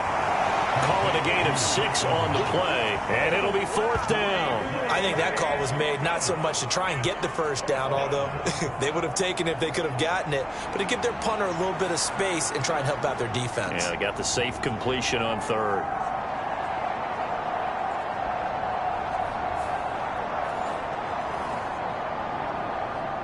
The Bills send the punter out, as his first punt will come from inside his own end zone. He punted 3 times in the loss last week as he sends this one away. That'll be a 43-yard punt, just a single yard on the return. And it'll be Seahawk football, 1st and 10. And Seattle now ready to march onto the field. Still in the first half, but this offense has struggled. Haven't really been able to get anything going, not only in the points category, but in the yards category. We'll see if they can do better here on this drive. Now Geno on 1st down. That's into the hands of Parkinson, the tight end. And he'll be corralled out across midfield down to the 45. A first down carry by Elliott. And he's able to get this one down to about the 40. Give him 5 on the carry there, and it'll be second down. Even though they gave up more than they wanted to on that play, it actually illustrates how well they've bottled him up throughout the game, because that was his longest run of this contest. Still a couple yards short of the first as the 3-yard gain brings up a third down.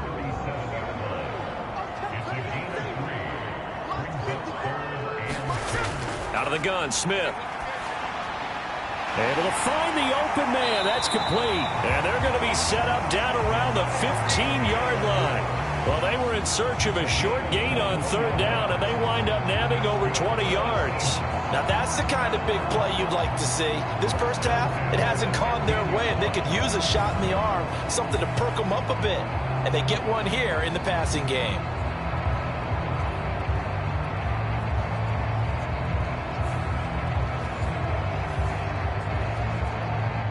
Line of scrimmage, the 15. It's 1st and 10.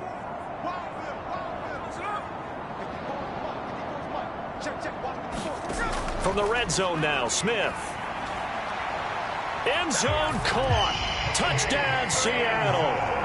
Colby Parkinson, a 15-yard touchdown grab. And the Seahawks are able to cut into that deficit. That seemed like a much-needed touchdown after 21 unanswered points to start the game. It's not often that you equate a football game to a golf tournament, but it's like you don't want to shoot yourself out of the tournament too early. So they needed that touchdown to make sure that they got an opportunity to not just get back into this game, but a chance to win it later if they continue to play well. Jason Myers now for the extra point.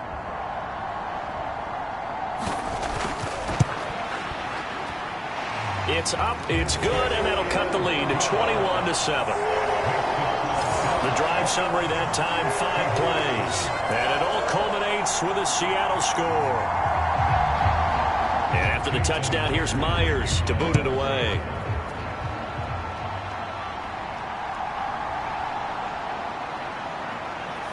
And a good return as he'll be stopped just shy of the 30-yard line. Here's the Buffalo offense now as they get set to take over here. And they have the game here followed by the open date on their calendar next weekend. And Charles, this is a crew that you have to think really is relishing the opportunity to be on the couch for a few days. Yeah, they certainly are, but let's face it, partner. They can't get caught looking ahead to that couch time while they're playing this one. They've got to take care of business first. Give them 13 yards on the opening play of the drive and also give them a first down.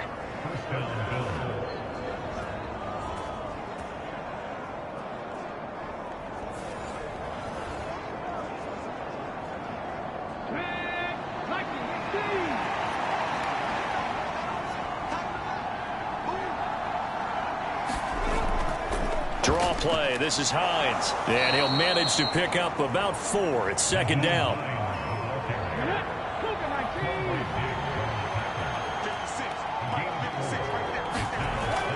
He'll drop to throw. To the right side and complete to Jefferson.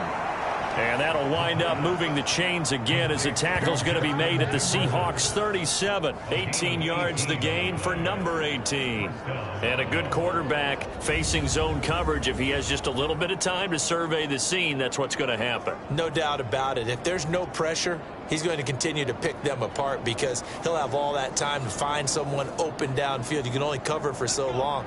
So maybe they want to go to a zone blitz scheme, get a little bit more pressure. Remember when Carolina did that against Denver? They lost the game ultimately. They dropped the defensive end out, and he ended up with an interception in that game in Super Bowl 50. Maybe some sort of scheme like that to try and get more pressure at the passer. Line of scrimmage, again the 37 as they line up 2nd and 10. He'll look to throw. That is complete downfield to Knox. And they move this all the way down to the 9. A really good pickup of 28 yards. For many teams, the evaluation of tight ends has really changed. We used to wonder about how they would block first and foremost. Now we want to know how these guys can run because we envision them in offenses catch the ball, how much yardage can they gain after that? And that on display there for a good pickup.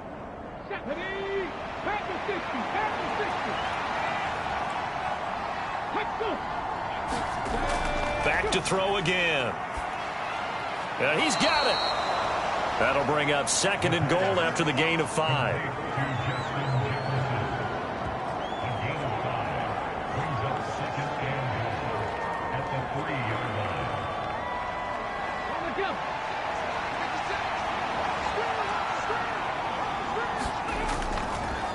Cook is in.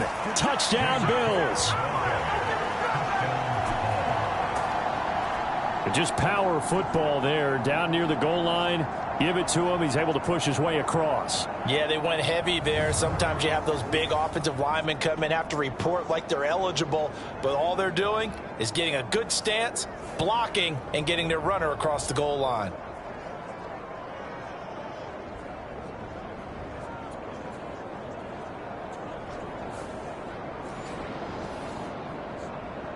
Bass on for the extra point.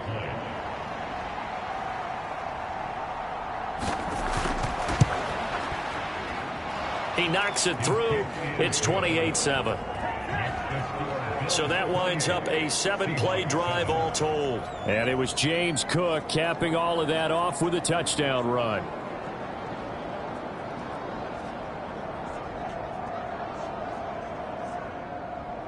After the touchdown, Bass to kick it away.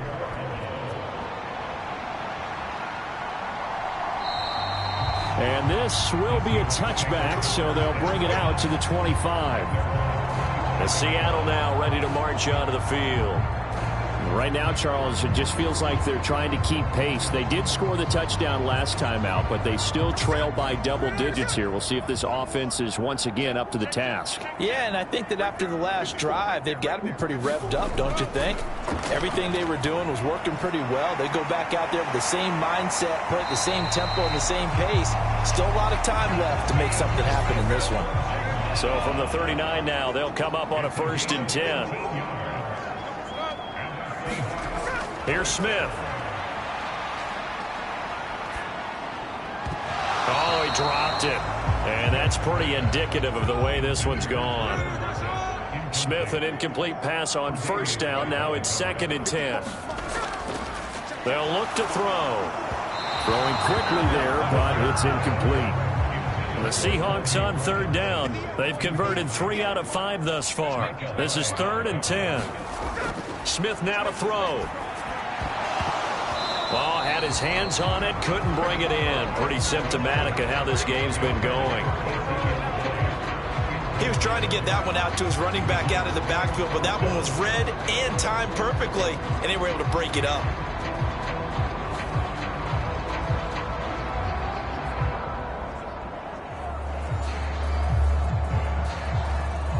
Here's Michael Dixon now to punt.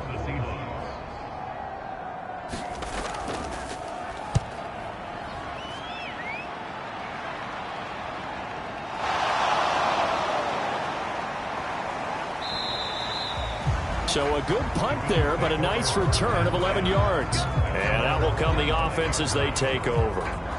Here's the Buffalo offense now as they get set to take over here. And they come in losers of 2 straight. And remember, they've got the open date on their calendar next weekend, but you think it's vitally important, Charles, that they focus on the task at hand here. Absolutely, because these players, they know what's coming up, and the difference between taking time off following a win versus doing so on a 3-game losing streak, that's absolutely huge because they may come back if they lose this. Into a double team, and it's intercepted. Picked off by Devin Witherspoon. And he'll take it across midfield to the 46-yard line. So that changes things. You get the interception, and then to boot, a good return tacked on. And really it was down to him versus the quarterback on the return, and that's one you would think the defender would win. But a nice job there of seeing the play all the way to the end and making the tackle by the QB.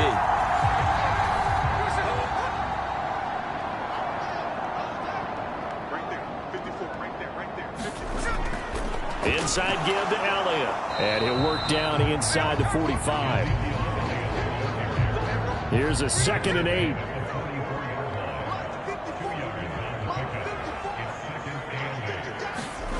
Smith. It's a short one here, complete to the tight end. 5th catch of the afternoon, and that gives him a first down.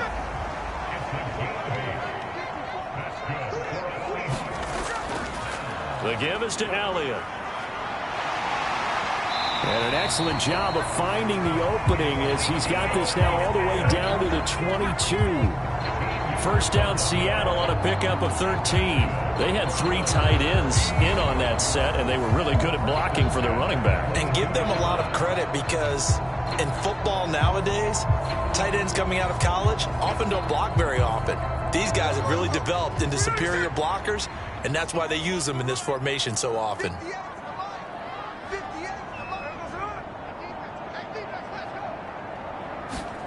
On first down, Smith.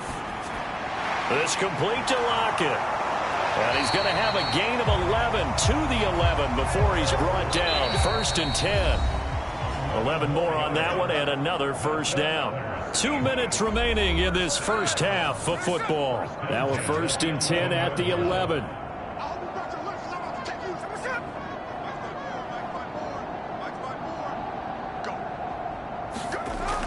Now Geno. And he is caught at the 7-yard line. A touchdown! Colby Parkinson with his 2nd touchdown of the game, number 7 on the year. And the Seahawks get a bit closer in the 2nd quarter, and already his 2nd touchdown reception. Absolutely the definition of a difference maker here in this first half. Clearly one of his quarterback's favorite targets in this game, and I figure he's going to draw a little more attention and coverage moving forward.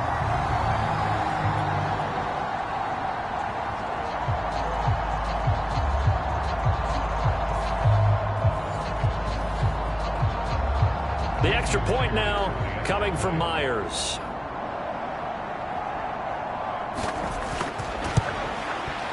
It's up and good, and it's now 28-14. So that drive spanned 5 plays. And the Seahawks capping it off with a touchdown. And after the touchdown, here's Myers to boot it away.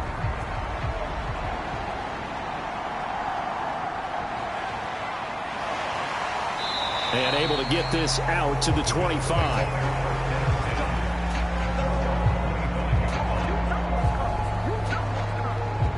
And now out come the Bills.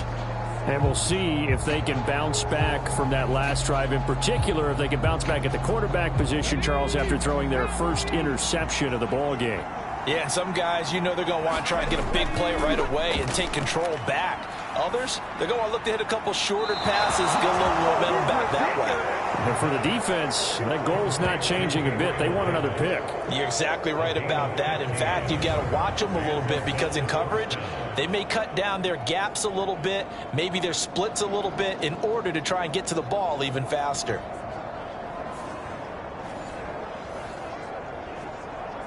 So quickly all the way up at the 40-yard line.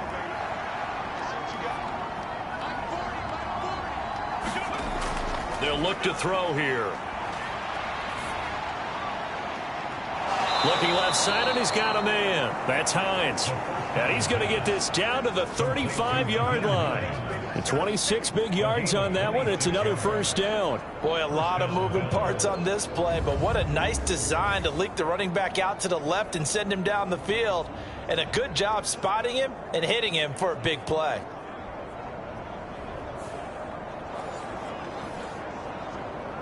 Let's go now. Press on leading. Now on first down, he'll drop to throw it. A throw left sideline falls incomplete. And not a common sight, at least on this drive. A momentary setback, though, for this passing game that has been moving well this series. Good thing for them, though. Still 2 more downs to connect and try and pick up another first down.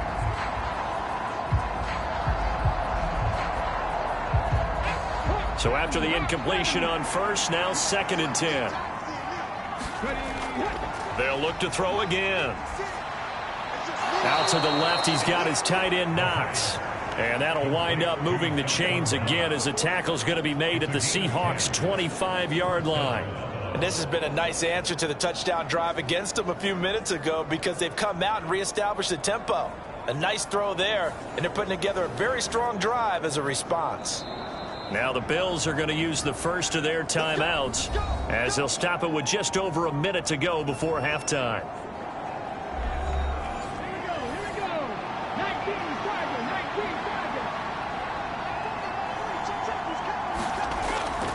Again, he'll drop to throw. They'll try and set up the screen to Hines.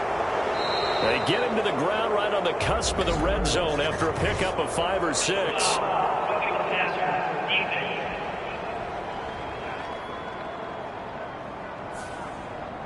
So a critical mistake, roughing the passer. Now it's 1st and goal. They'll set up a throw. He's going to be sacked back at the 23-yard line. Now the Bills will use the second of their timeouts as they get the stoppage with just under 50 seconds remaining in half number 1. They're going to look to throw. And this is caught for a Bills touchdown. Justin Jefferson. A 22-yard touchdown grab. And the Bills will extend their lead in the final minute of the half. They have really had their way so far in the first half, but they wanted to continue to build on their lead. They know that no lead is safe in this league, so they decided to try their best to get one more as they headed into the half, and they got it done.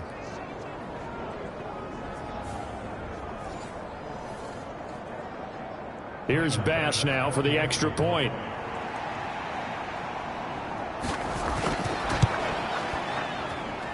And he's been a busy man, 5 for 5 now as he knocks another one through to extend the lead. A drive that time of 6 plays. And it was all capped off by Justin Jefferson's touchdown reception. After the touchdown, Bass to kick it away.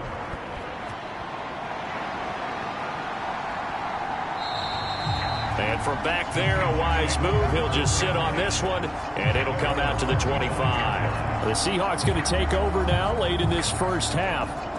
I don't think they need to be reminded of the situation here. I mean, the clock is dwindling. 3-score deficit waiting for them at halftime unless they can get something on the board here before intermission.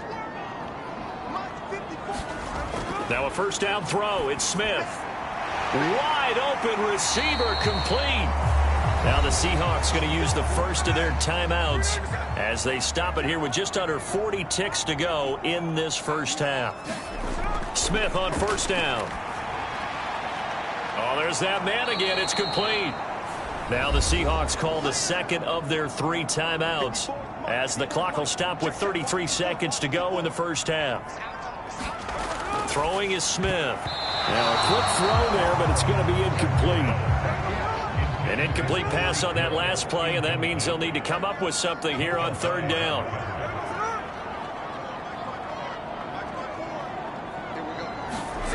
Throwing again is Smith. And that one will fall incomplete. Clock here now just under 30 seconds to go in this first half.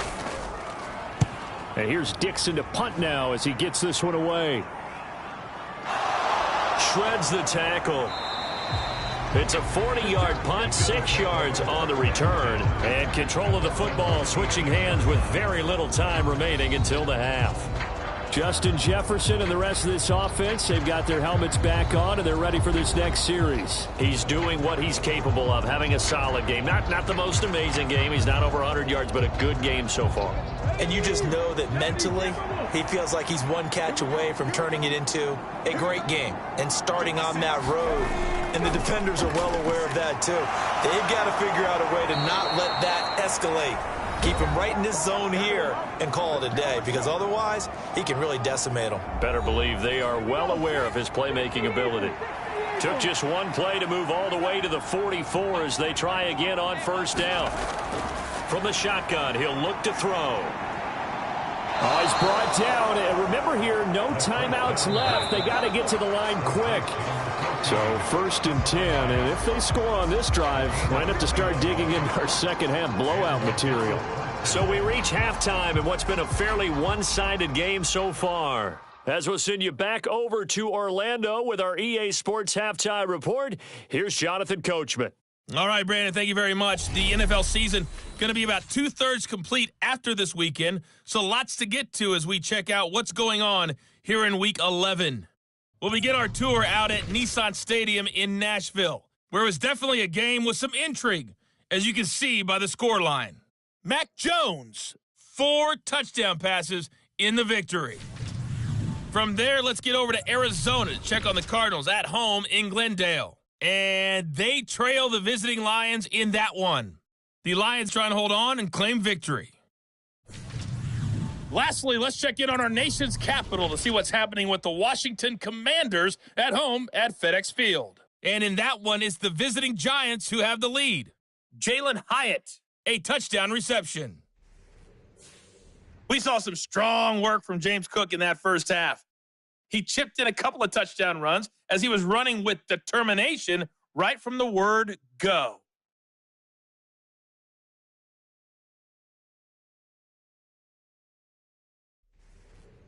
All right, Coach, thank you, and we welcome everyone back for quarter number 3.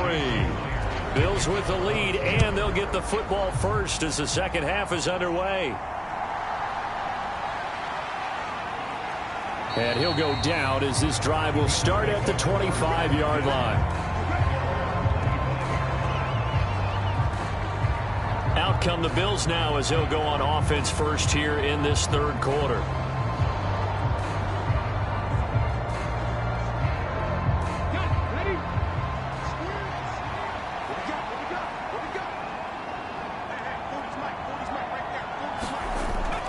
They'll come out throwing here to start the drive.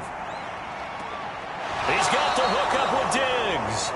And he's taken down but able to slip across the 35. He continues to deliver a first down here. He had 4 catches in the first half, and this one number 5. This is just more of the same. This defense has had no answer on a lot of these throws. They've let these receivers run wild, and here's another completion for good yardage. So here's a 1st and 10 at the 38. Up the middle, it's Cook. And a 6-yard gain gets him right around the 43. Line of scrimmage, the 43 on 2nd and 4.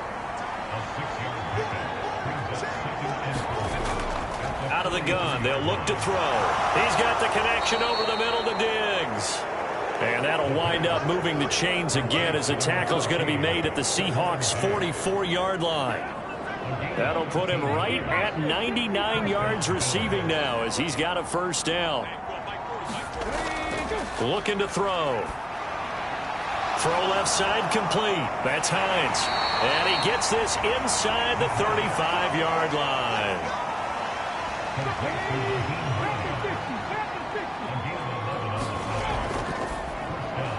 Now a quick throw into the hands of Jefferson. And he will lose yardage back to the 34-yard line. He was unable to shake free there, and they'll cover him for a loss of a yard. They completed the screen on the perimeter, but boy, that was textbook defense. Exactly as you're taught to play against a wide receiver screen, and they snuffed it out for a loss of yardage. Maybe just a slight detour on what's been a strong drive. Here's 2nd and 11. This is Hines. A strong running. A nice move he had, but can't break away. And he's brought down just inside the 30.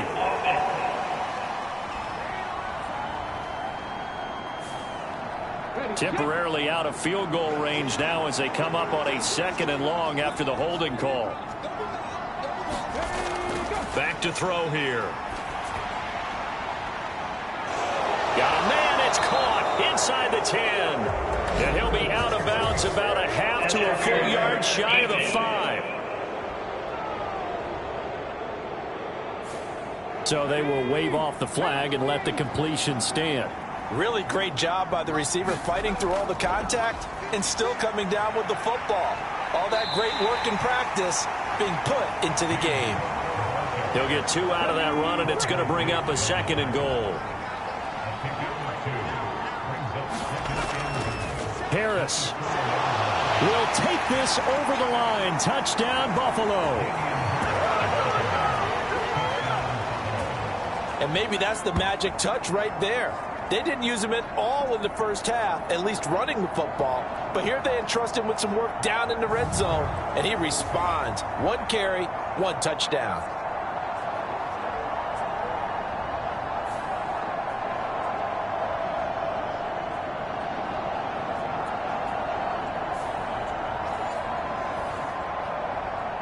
Tyler Bass now for the point after.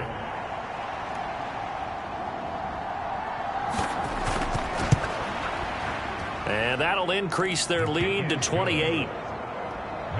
So that drive goes 8 plays. And it was Damian Harris who finished things off with a touchdown run.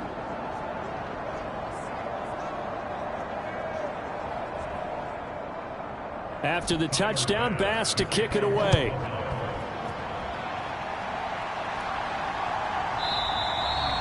And no effort to bring this one out. It's a touchback.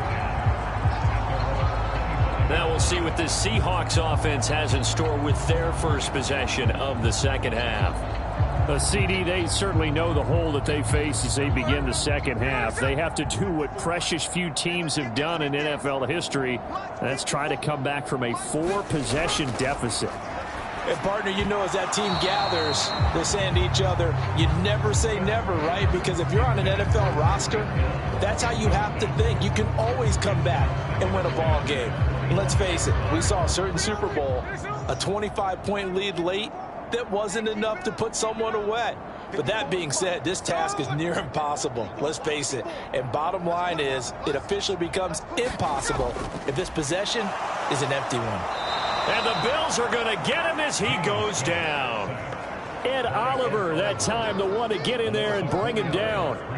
Now Charles dealing with a 3rd and long. They'll have to try to go back to the air again, and this time avoid the sack. Certainly hard to try to establish momentum when all you're doing is going backwards, not protecting the passer, and he gets dumped on his backside.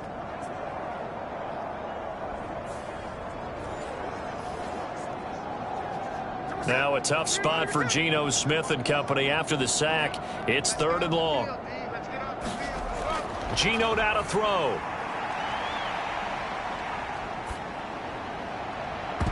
And that's going to be incomplete. The contact there enough to jar that ball free, and it brings up 4th down. Well, that play was certainly a little bit different because on the previous play he was sacked. This time, protection a lot better, had time to survey the field, and still couldn't find an open receiver. Now here's Michael Dixon as he'll punt it away for the 4th time today.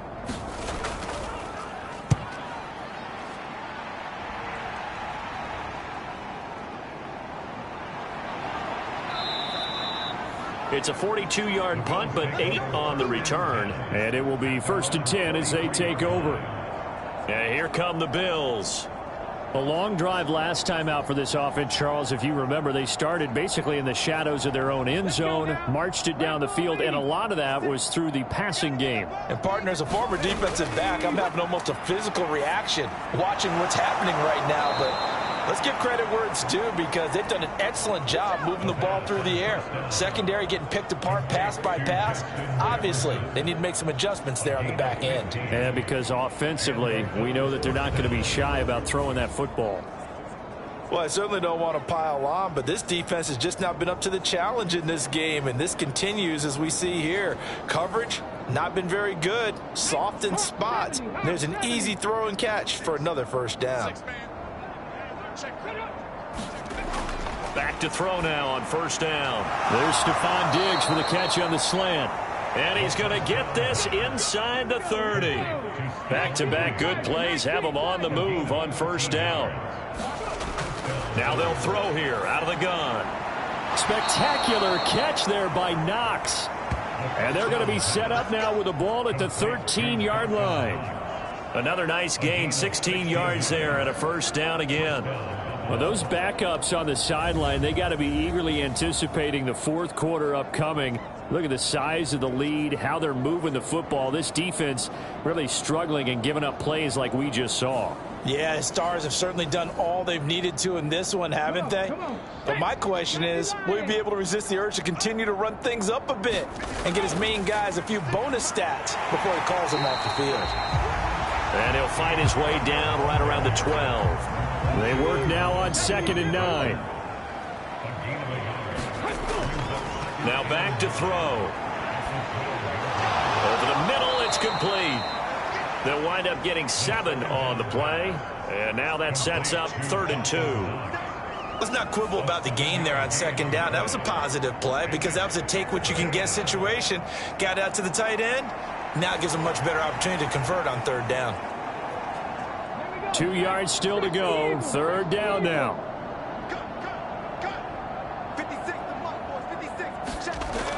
They'll drop to throw.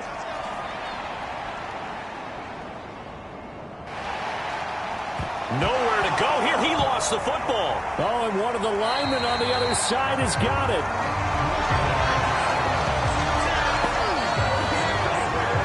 Bad place to fumble down here in the red zone. At least they got it. They'll have another shot. Or no, they won't have another shot. It's going to be 4th down. Maybe they can at least salvage 3. And they were thinking 6 points because at this position of the field, it's go time, right? You take your shots at the end zone. They weren't able to do that one. So you look over at the sideline. There's the head coach saying, oh, heck, kick it. Field goal time. The kick by Bass is good. And the Bills will add on to their lead.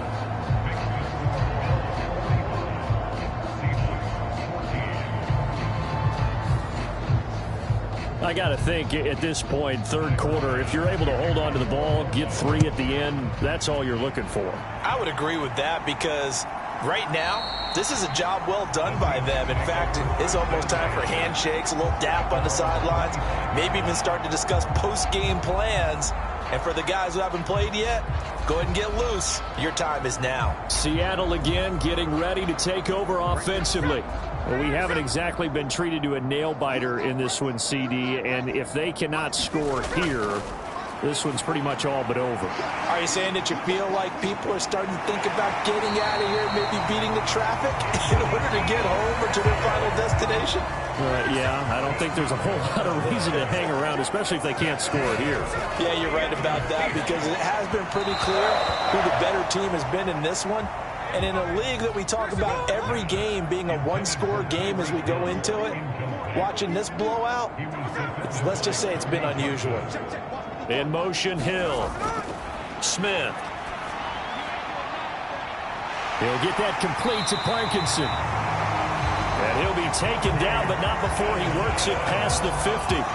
These two have hooked up 9 times now this afternoon as they pick up the first. A lot of ground left to make up, obviously. A lopsided contest, and we're already in the 3rd quarter. And they won't get it all back in one play or one drive. That's cliche, but it's true, Charles. If they can just maybe get plays like that and get a little momentum built, they can get the scoreboard a little closer. And can you add some blinders to the cliche, meaning keep these guys from looking at the scoreboard because that doesn't help them at all right now. Their focus needs to be on finishing every drive with points and playing mistake-free football from here on out. Now 2nd and 5.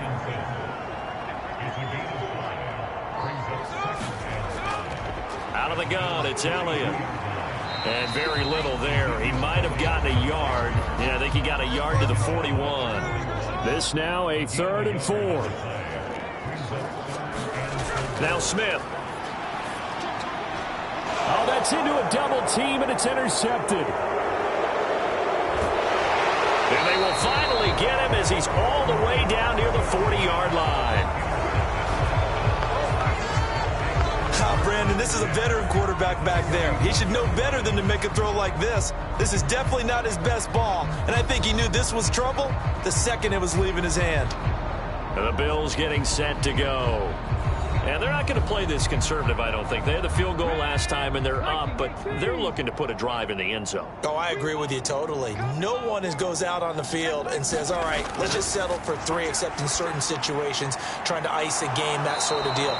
Most of the time, it's end zone, and that's what you're thinking, and I believe that's exactly what they're thinking as they begin this one. Yeah, no quarterback ever goes out there saying, hey, let's get 3, right? Not one that I've ever met. Well, partner, still in the third quarter, but they've got this one well in hand and still airing it out with gusto and picking up some nice gains. And even in lopsided games like this, you don't really see starters get lifted or the foot come off the gas before the fourth quarter. No one wants to leave any doubt when they're playing well.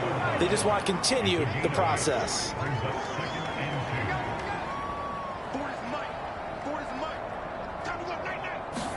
Second and 2. He'll find Gabriel Davis. And the Bills are going to be set up with a 1st and goal coming up as they get him down at the 6-yard line. On play action, they'll throw. He will find Diggs in the end zone. Touchdown, Buffalo. It's a 6-yard touchdown pass. And the Bills are able to extend their lead in the final seconds of this third quarter. Boy, another score. This lead gets even bigger. And, Charles, we haven't even hit the fourth quarter yet. Well, forget the deficit, right? They're really not going to cut into that a heck of a lot. But how can they get out of here with some dignity? Can they get a stop or two? Can they make a play on offense themselves? Anything to start to feel better about what's happened to them here in this one. Extra point by Bass, up and good. And the lead grows even larger here in the third quarter.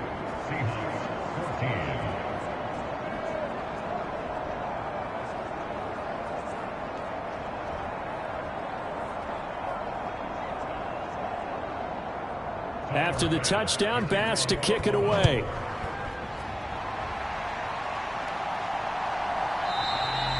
The return man down to a knee, and this will come out to the 25-yard line. And the Seahawks get ready to trot out on the field. Well, we're still in the third quarter, so there's some time to kind of clean this up and make it look more respectable now. A win, that's probably gone out the window, Charles, but I don't know. Do you look at this as a time to just improve and maybe start to look towards the future? I think you have to find something. Oh, now it's free. Hill fumbled it. Now this is picked up by the Bills. And they are going to set up shop at the 32-yard line. There are 2 words that we hear coaches say all of the time. One starts with a B, one starts with an S, ball security. And they preach it. They have it up in meeting rooms, right? You see the signs. They talk about it all the time. But still, when you've got defenders out there who are preaching, hey, we're going to take the ball away from you, no matter what position you play, you've got to take care of the rock. So it looks like somebody may have forgotten the snap count, and a 5-yard penalty ensues. This O-line's been great. They've got the big lead, so give them a pass there, I guess. Yeah, I would think so, because if we were grading them on their performance in this game, a lot of pluses in their boxes so far. Back to throw. Got his man complete over the middle. That's Davis. And they're going to be set up down around the 15-yard line. 3 quarters in the books. You're watching the NFL on EA Sports. Back now in Seattle, Washington. And this is a blowout so far as we get set for the fourth quarter. A very one-sided affair. On first down, he'll drop to throw. And he's wrapped up, taken down, back at the 25. Jaron Reed muscles his way in for the sack. Well, it's been a little bit of feast or famine because he's thrown for decent yardage, and obviously they've got the lead, Charles, but now he's been sacked 4 times. And what I'm focusing on is his toughness in the pocket, because you mentioned the feast or famine part. He's played well in between being dumped on his back, but every time he's had a chance to throw the football, he's been impressive. Historically, this is such a tough, loud venue, but you can hear a pin drop right now. A lot of fans long gone, not used to seeing a lopsided score like this. It'll go down as a gain of 6, and it's going to be 3rd down and a ways to go here. 3rd and 14.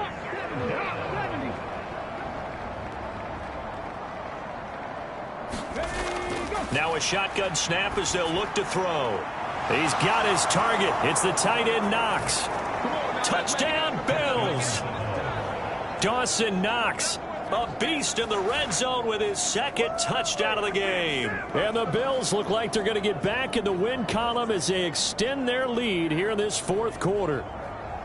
Boy, he has been fun to watch throwing the football in this one. It's certainly not fun for that defense, though, Charles. Now up to 4 touchdown passes in this ball game. Yeah, we're supposed to be neutral, but I'm feeling their pain right now because he has absolutely carved up this secondary. A clinic on how to attack a defense and take them out of the game. Bass on for the extra point.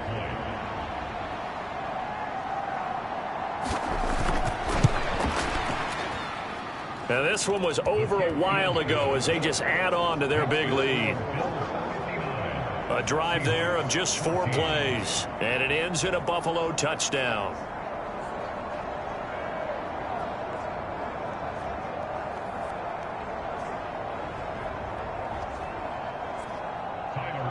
After the touchdown, Bass to kick it away. This taken in right around the goal line. And he'll get it up past the 20 to about the 22.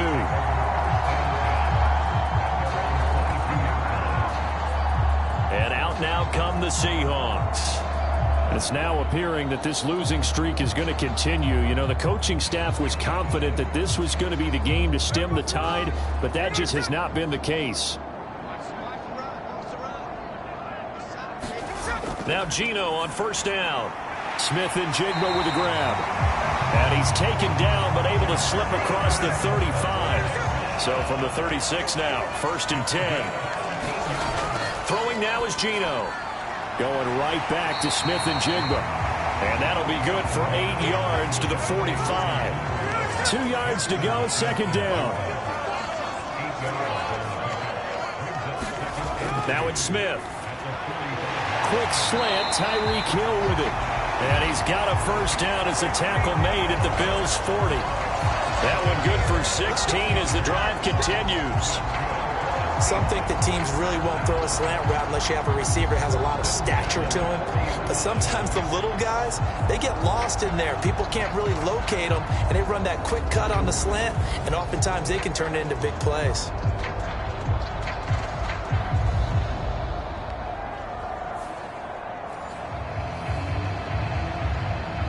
So signs of life in what's been a dormant offense in this second half. Here's 1st and 10. Smith throwing again. They'll set up the screen to Elliott. And he'll be brought down, losing yardage back at the 40. He was unable to shake free there, and they'll cover him for a loss of a yard. Well, Brandon, we could see that play developing, and they were hoping that he was going to be able to put a move on the first guy and turn it into a big play. But no such luck. The speed on defense continues to get better and better in the NFL. Pretty nice example there of those guys being able to run from their assignments and finish off that play. Smith, this throw finds Smith and Jigba. And this winds up a pickup of 2, maybe 2.5 to about the 39. The Seahawks on 3rd down. They've converted a third of their opportunities, 3 for 9. This is 3rd and 9. And he'll be taken down, but he does have 1st down yardage.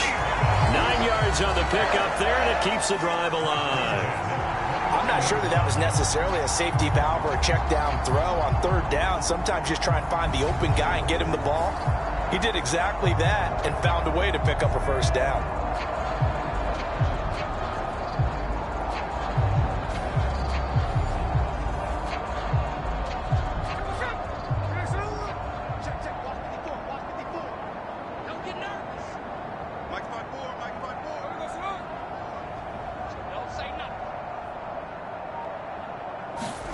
On 1st and 10, Smith. And he's going to be intercepted a 3rd time. And the Bills are going to get the football here at their own 23. Oh, my goodness, CD. I mean, this defense just continuing to dominate. They're really dominating on both sides of the ball. But for the defense, that's now 3 interceptions for them here in this ball game.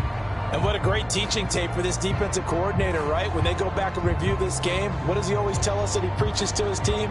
We're going to lead the league in effort. Well, they're doing that in this game as well as making big plays. They start the drive with Cook. And he's able to plow forward up to about the 29, just shy of the 30. Second down and 4. Now it's Hines. And he'll get it up to the 33-yard line. 4 yards the pickup, first down. They run again with Hines. And he'll take this ahead for about 4. Second down coming up.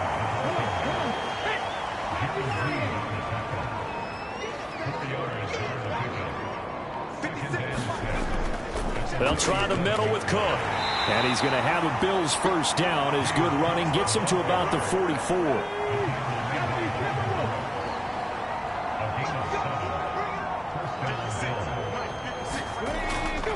Cook up the gut. It's a pretty strong running there as he'll take this across the 50 and down to the 44.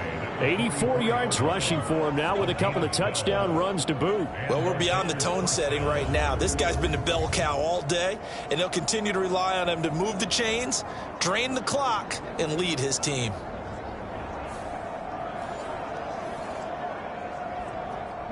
So from Seahawk territory now, it's 1st and 10 at the 44-yard line. A 10th carry in the game for Cook. Down to the 42, second down. Second down and 8.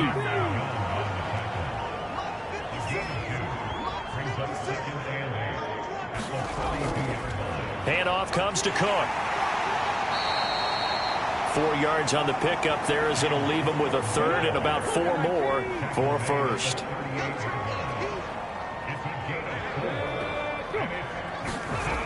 He'll drop to throw. Work in the middle of the field, and he's got a man complete. And he is going to have a Bills first down as he'll be marked down a yard or 2 past the marker following a gain of 6. He's been the go-to guy. They needed a big play there on third down. Went his way. It worked out. Doesn't matter whether they've scouted it or that they think he's going to get the ball. He has a knack for finding his way open and completing the connection. Coming up on the final 2.5 minutes. And boy, has it been fun to watch this offense operate. Quite the display, and now they look to polish it off. First down, here's the run with Cook. And he works his way forward to pick up 4 yards there. Second down. And give him 4 yards there. It'll be 2nd and 6. Just 2 minutes remaining here in the fourth quarter of what has been a one-sided affair. And they'll work from the 29 on 2nd and 6. Harris running straight ahead. And they will eventually get him down, but he's inside the 5 all the way to the 3. A big hitter there, a first down gain of 26 yards. He covered a lot of ground, great blocking, and now they can sniff that end zone. They certainly can, and because of that run, maybe you come back and fake it to him on this play and throw a little play action. Someone should break wide open.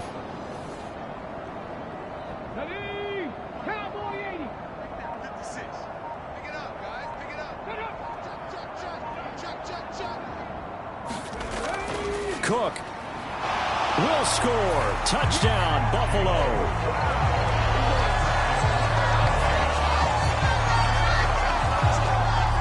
But not much defensive resistance on that drive. And really, Charles, the way this offense has been humming, they haven't faced much defensive resistance the entire game. Yeah, I think it's safe to say that one team, their defense did not wake up and make it to the stadium for this one. There may be some major changes on that side of the ball when we see them the next time out. Extra point by Bass, up and good. And this one was over a while ago as they just add on to that big lead.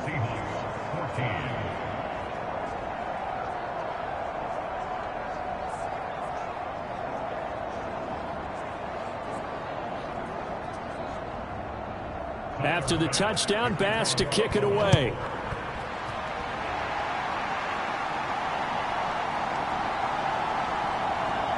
And he'll be stopped up at the 25.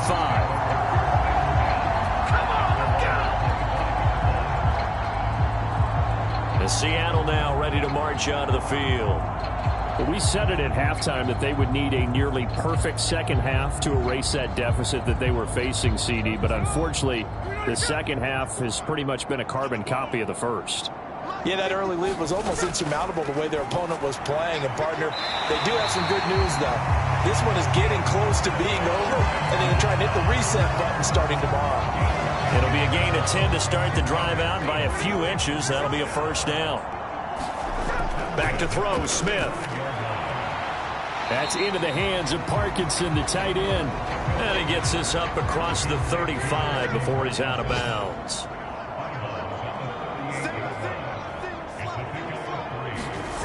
To throw on second down is Smith.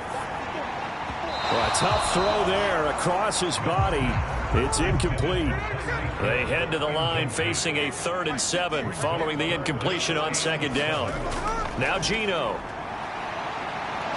Now a desperation throw deep downfield. And this one incomplete.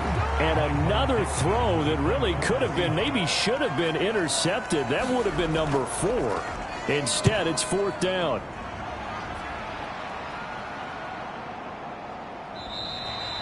It's a 46-yard punt, 2 on the return. And the Bills will be backed up to start the drive. They'll have it 1st and 10. Here's the Buffalo offense now as they get set to take over here. They're in control here as they start 1st and 10 and appearing to have righted the ship following that 2-game losing streak. And they'll start on the ground with Hines. And he finds a little bit of room, enough for 4 yards. It'll be 2nd down. That's it. That's what you want. Straight ahead positive gain. Just keep that clock ticking. Let's go now. Rock all 80. Like 40. And let's pin the mirrors back and go full strip. Shoot.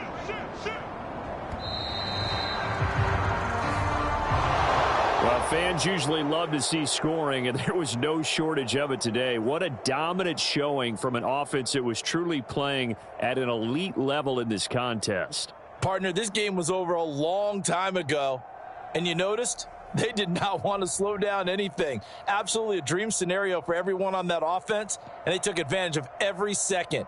Guaranteed popcorn for everyone in their film session.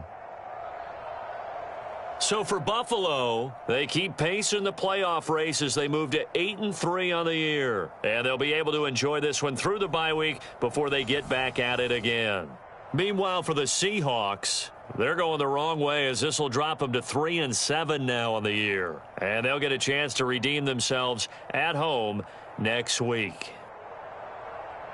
And for Charles Davis and our entire crew, I'm Brandon Gaudin. You've been watching the NFL on EA Sports.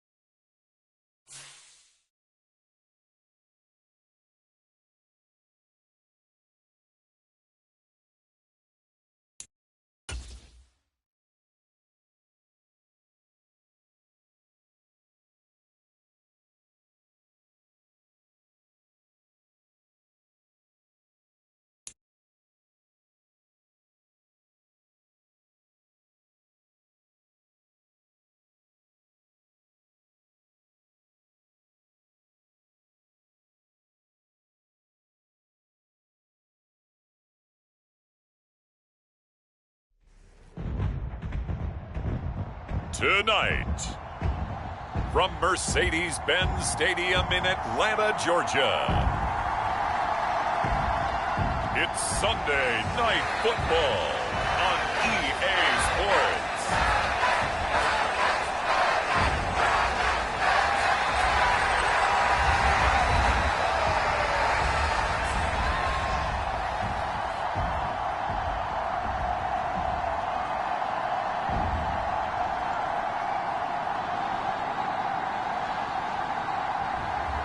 It's the Atlanta Falcons taking on the LA Chargers. It's the National Football League presented by EA Sports. Tonight we've got a great Sunday night matchup on tap, as it'll be the LA Chargers taking on the Atlanta Falcons.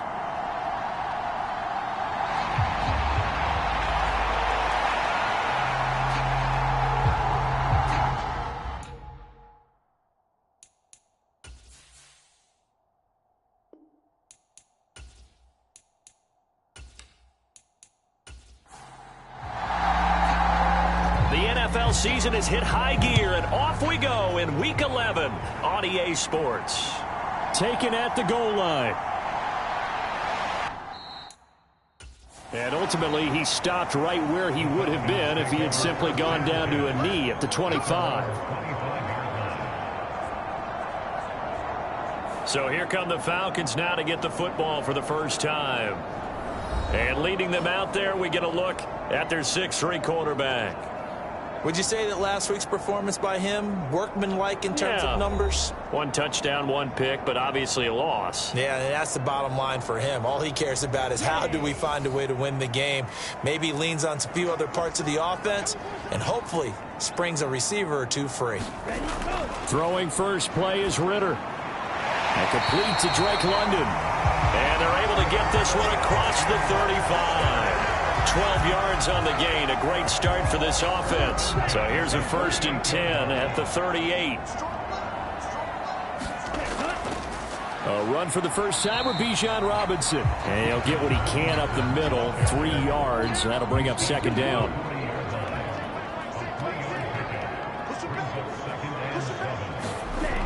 Ritter.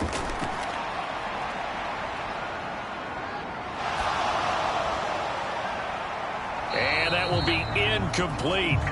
Trying to dial up the long way out there, but it'll be 3rd down. Ritter to throw it. That's it. And now the ball's out. Fumble near midfield. And picked up by the Chargers. And he returns it into enemy territory down to the 45-yard line. And without a doubt, not the way they pictured that opening drive unfolding. No, they were making progress. They weren't exactly in high gear, but they were making a few yards along the way. And now that they've coughed it up, you got to go back to the sidelines and regroup a little bit. So excellent starting field position here for the Chargers. And a glance here at their shifty mobile signal caller. And his stat line last week, that's not going to get him to the Pro Bowl. All right, no touchdowns, no interceptions, but they won. And so the bottom line for him is team won, managed the game effectively, led them to victory. He's doing all the right things. And this winds up a gain of 4 to the 41. 2nd down and 6 now.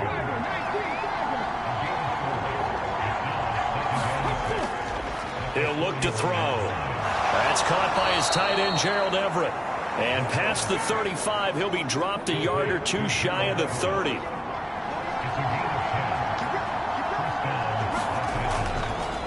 Opening carry of the game for Cordero Patterson. He'll get it to the 23-yard line. From the 23, this is 2nd and 3.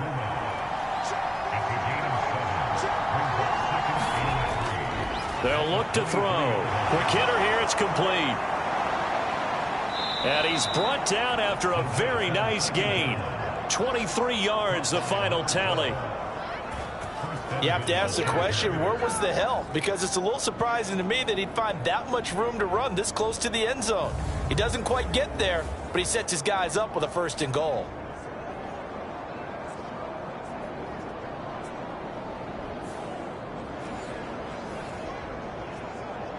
First and goal, a chance to convert that early turnover into points. They'll set up to throw. He's got his man. It's caught. Touchdown, Chargers. Gerald Everett, his second touchdown on the season. And the Chargers take the early turnover and convert it into an opening touchdown. And the QB rating right now, sky high. 4 for 4 on that opening drive, and it ends with a touchdown pass. Yeah, I don't know quite how to figure it out. I think I need my friends from MIT to come in and help me. But I think 158.3 is the number one. Yep, that's the right. That's the highest you can get. That's where he is. He'd like to continue on that pace. Fairbairn good with the extra point, and it's now a 7-0 game. After the touchdown, Cook now to kick this one away. Taking it about the 1. And they'll get him down inside the 30 at the 27.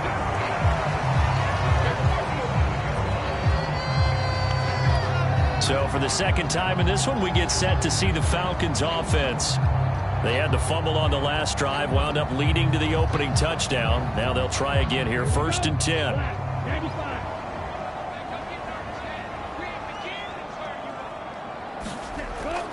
Going play action. Ritter. Airing it out deep for Smith. It's caught inside the 25. It's a big play there for Atlanta. 53 yards. And normally when you think about huge field flipping plays like this, it's that shifty slot receiver, that burner on the outside. Not here. That's a tight end doing work down the field. Where's the oxygen mask? He's going to need it after that one. A big, big play.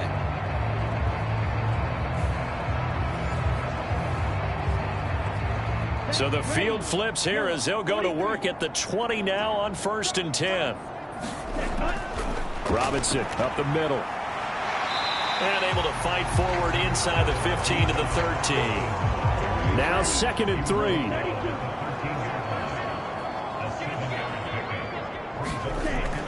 Option play. Here's Robinson. Able to power through. And the Falcons are going to be set up with a 1st and goal as good running gets them down to about the 4-yard line.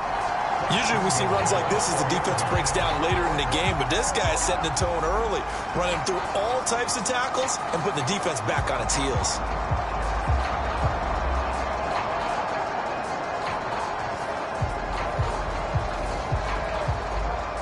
So 3 plays already 1st and goal, and they are wasting little time. Robinson going to take this down just short of the goal line. He got 3, but could not get the ball over the chalk. 2nd and goal from the 1. Robinson bowling his way into the end zone for a touchdown. Everybody in the stadium knew what they were going to do right there, CD. 3 tight ends on the field, all that extra bulk, and they run it in. And you saw where that one went, right? You run it over your best blocker. I can just see the head coach right now. I want to run this one over the big boy. And they got it done.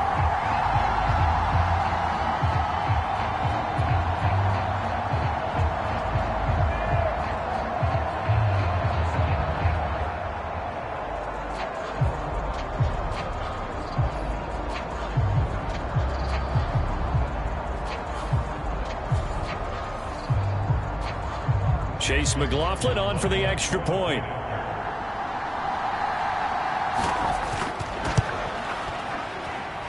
It's up and good. So these teams match touchdowns here in the first quarter, and we're tied 7-7. 5 plays there on that drive. And it was Bijan Robinson who took it home with a touchdown run. So all even at 7 now as they kick it away. On the return, here's the dangerous Cordero Patterson. And he's up past the 20 to the 22-yard line.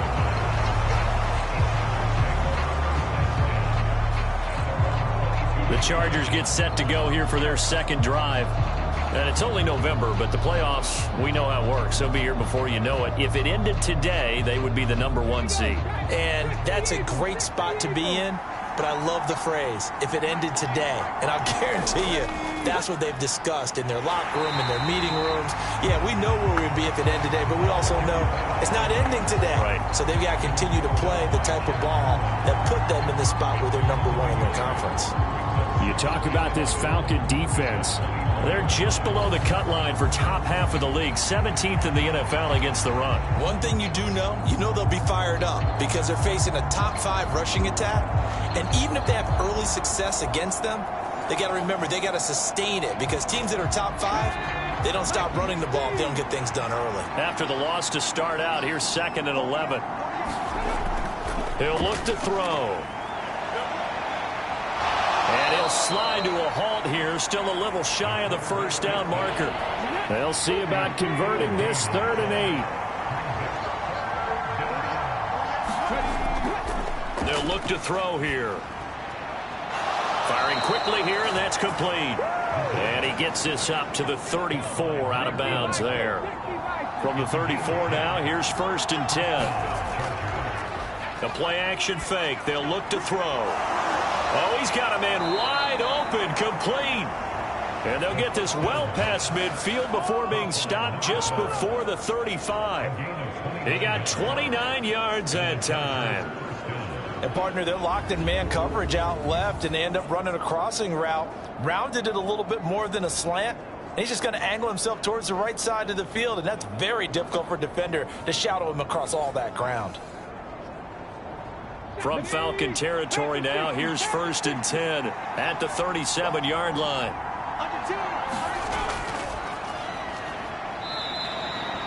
Michael Walker there to bring him down. Ball on the 36 now. Here's a 2nd and 9. Out of the gun, they'll look to throw. And he works it past the 30, almost to the 25. Give him 10 yards there as this offense is on a roll. This drive continues to plunge forward. Now on 1st down, he'll drop to throw it. It's complete to Williams. And taking it to the 15-yard line before he's brought down. Line of scrimmage, the 15. It's 1st and 10. Now a handoff up the middle. It's Porter, and he is met in his tracks behind the line of scrimmage. Officially, it's a 1-yard loss. That's going to bring up 2nd and 11. With his size, he's a tough man to bring down, but they do a nice job there stopping his progress and not allowing him to get back to the line of scrimmage.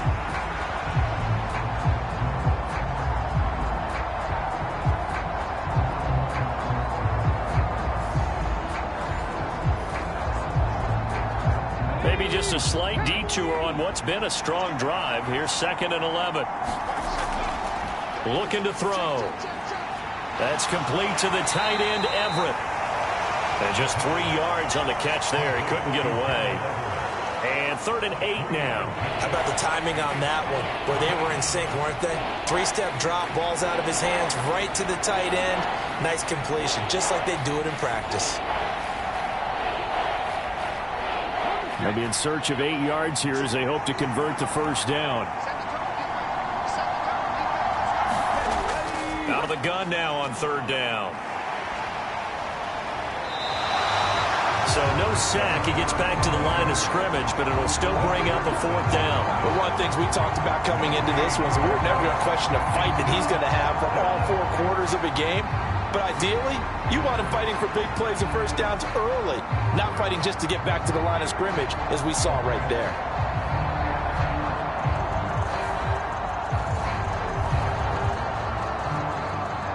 Now Kaimi Fairbairn for the field goal try. From the right hash here, should be an easy one. The kick by Fairbairn is good. And they take the lead here now at 10-7.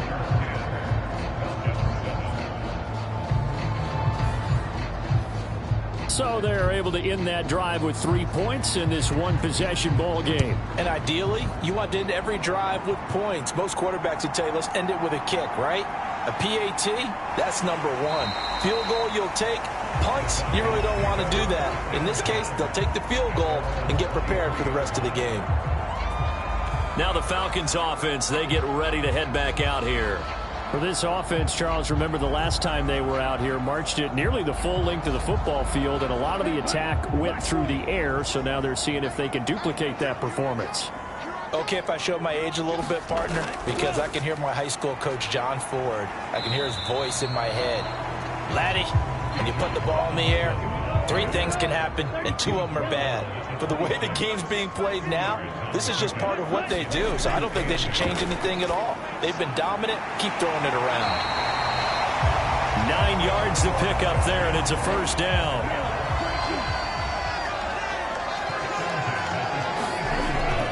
Ritter off the play fake. And that is incomplete. He couldn't hold on through the contact. Brings up second down. Ritter will set up to throw it. Trying to lay one up deep. And he bats it away, and it falls down incomplete. Now they face a 3rd and 10 after back-to-back incompletions. Back to throw, Ritter. And this pass broken up. The contact well timed there, and now 4th down. It's pretty early in the game, but they've already tried to establish him not just as a runner, but as a receiver as well. Didn't happen there, but I wouldn't be surprised at all to see them try again shortly. So on now is the Clemson man, Bradley Pinion, to punt this one away. He punted 4 times in the loss last week as he gets this one away here.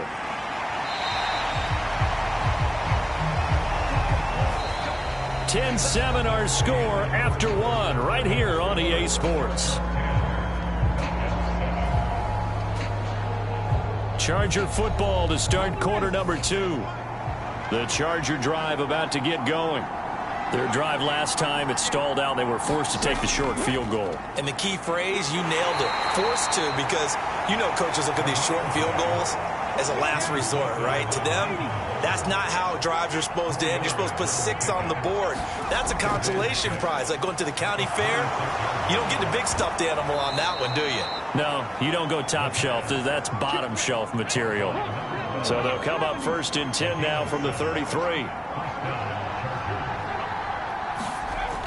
They'll set up a throw.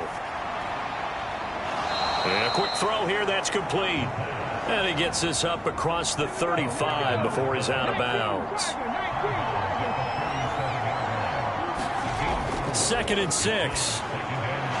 Throw over the middle into the hands of the tight end Parham. And able to get this one across the 45 before he's brought down. A couple of first downs on the drive already, as they'll go from the 47 now on 1st down. The throw over the middle taken in, and he's able to get this one down to the 40-yard line. So on the other side of the field now, it's 1st and 10, as they've got things rolling on this drive. They'll look to throw again. And he slides and covers up at the end, as he's going to be able to pick up decent yardage. They'll wind up getting 9 after tucking it and running, so it'll leave them with 2nd and a yard. All right, Charles, we've spoken about this offense plenty, how great they've been all year. 9-0 now, into the back half of the season. Super Bowl favorites, without a doubt. I think everyone agrees on that. What do you think is the thing that most stands between them and a perfect season? I think it's themselves. I think it's their team, how they approach things, how they conduct themselves during the week, practicing, getting ready, and then going out and play. Can't take your foot off the gas pedal at this stage. Doesn't matter if it's a weak team you're playing or not.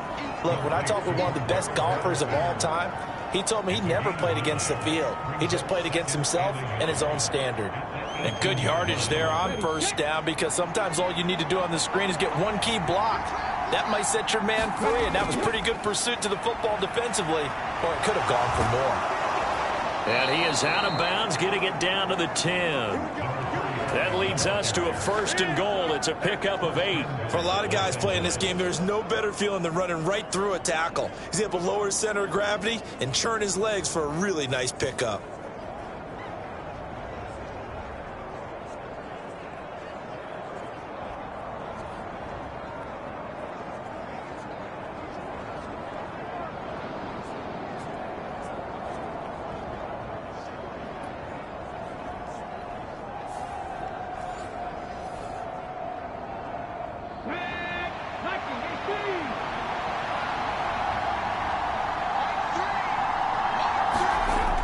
Back to throw here.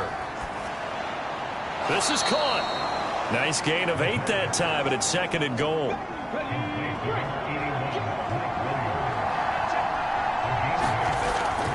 Now back to throw.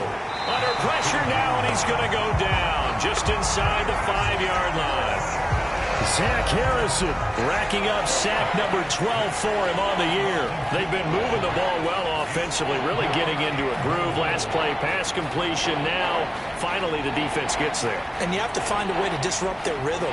Do you do it with coverage, or do you do it with pressure? They elected to go with pressure, and it was the right call. A big play forthcoming. Here's 3rd and goal. They'll drop to throw. And it's caught. And he is out of bounds here. They're able to hold him to 3 there, and that leads to a 4th and goal. Now, that's going to be a tough one to explain when they get together and watch the game film, isn't it? I mean, they had the right call, had the out route. He's got to know where the first down sticks are, yet he steps out of bounds that close. Not their best play.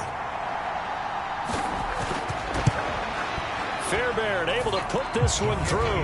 And the lead stretches to 6 here. It's 13-7.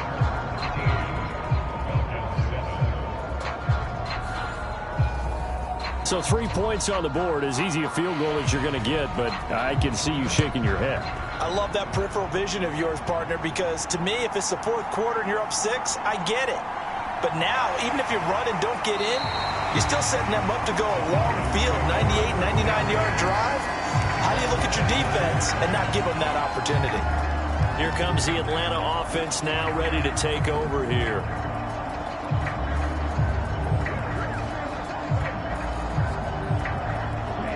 Falcons 1st and 10 here as Ritter gets them ready. Just shy of the 30. They'll come out throwing here to start the drive. Ritter cannot escape, and they bring him down. They could not contain Kenny Clark as he gets home for the sack. And, partner, it's safe to say that the secondary really contributed to that sack. Yeah, nickel set, 5 defensive backs. They covered everything. Nowhere to go with the football. But my question is, why didn't he throw it away?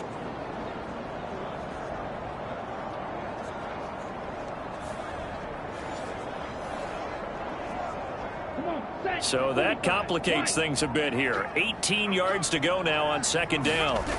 Out of the gun, here's Ritter. And this one incomplete. Too much contact to hold on to that one, and it's 3rd down. Here's Ritter. And that is incomplete. I'll tell you what, these last couple of drives, much better from a defensive perspective. They gave up a touchdown on the opening drive, and then after forcing a punt on their last possession, it looks like they're going to get the football back again. The punt team on now as Pinion sends this one away. Returnable here from the 38. And he'll be out of bounds after getting this one across the 40. A 39-yard punt, a return of 5. And it'll be Charger football here as they take over. So here are the Chargers to take over. They are working on that very impressive 9-game win streak, looking to get it to 10 as they've got the lead here, 1st and 10. They'll try and start this drive in the air. Got a man, it's Patterson, complete. And the result here, a pickup of 8. Leaves them with 2 to go on 2nd down.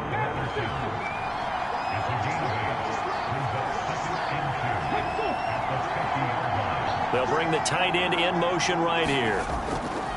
On 2nd down now, it's Porter. And he is tackled inside the 40, not quite to the 35. That one good for 13 and a Charger first. We use the word relentless a lot with guys who are aggressive on the field. In this case, it really fits, doesn't it? How about his ability to break tackles and his feet never stop moving?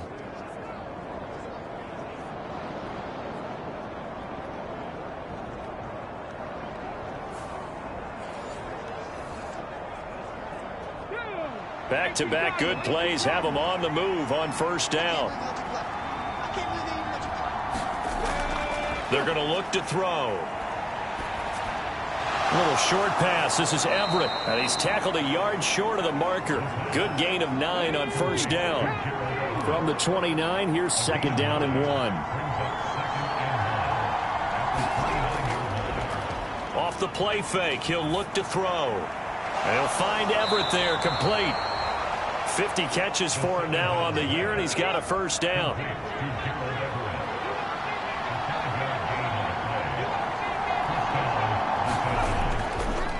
Up the middle they go. Porter. And they'll get him down after a pickup of 8. 2nd and 2.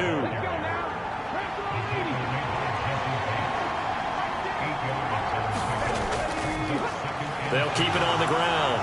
It's Porter. And he'll go down here at the 12-yard line. And now before this first down play, we're going to get a timeout here.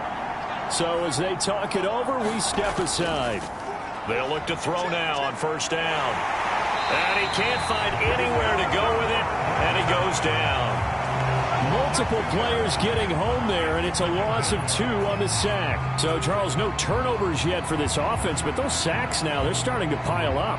And one thing usually leads to another because they've got to figure out how the offensive line and everyone else involved in protection can keep their quarterback upright and allow him a chance to throw the ball downfield.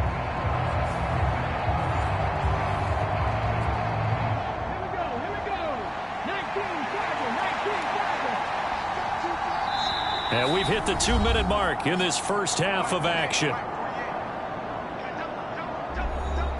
They'll come up after the sack on a 2nd and 12.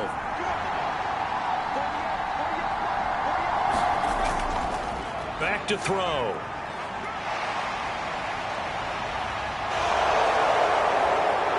And he's taken down at the 7 after a gain of 7. They'll break the huddle and come up on the 9th play of this drive, needing 5 yards on 3rd down. Pass taken in by his big tight end. Touchdown, Chargers. Gerald Everett, his 2nd touchdown of the game, his 3rd on the year, as his guys are able to extend their lead. I know Paul Revere talked about by land or by sea, right? You know, 1 by land, 2 by sea. He didn't mention air because right now we're seeing a big-time performance, aren't we? That's 2 touchdowns so far in this game. Where'd you pull that one from? And, you know, every now and then I actually listened in history class. And you're just a scholar all the way around. You're reading all the time. I like that you fit that into the broadcast. You know, I just grab a nugget when I can. Extra point by Fairbairn, up and good. And the lead now stands at 13. A good drive that time as they go 9 plays in all. And it ends with the Chargers getting into the end zone.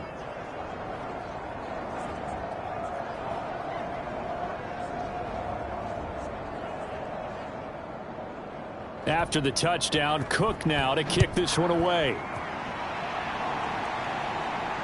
This fielded right at the goal line. A solid return, pretty good field position. They'll start at the 32.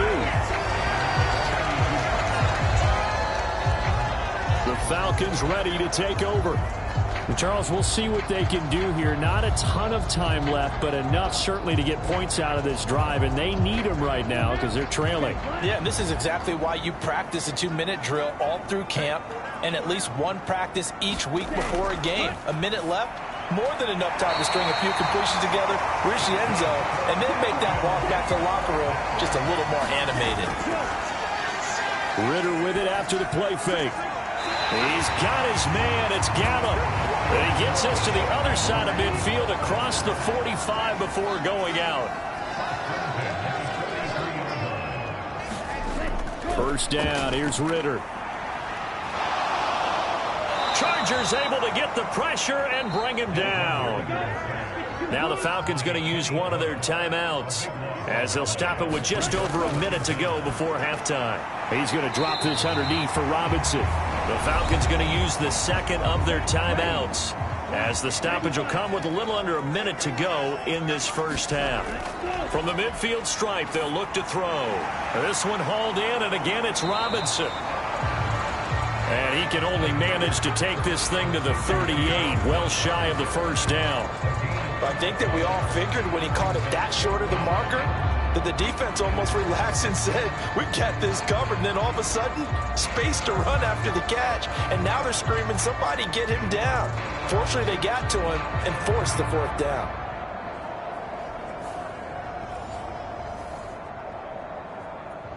So now on comes the field goal unit, and wow, this is no ordinary try here. This officially a 55-yard attempt. And this won't get there, won't be on line either. It's no good, off to the right, and the deficit will hold pat at 13.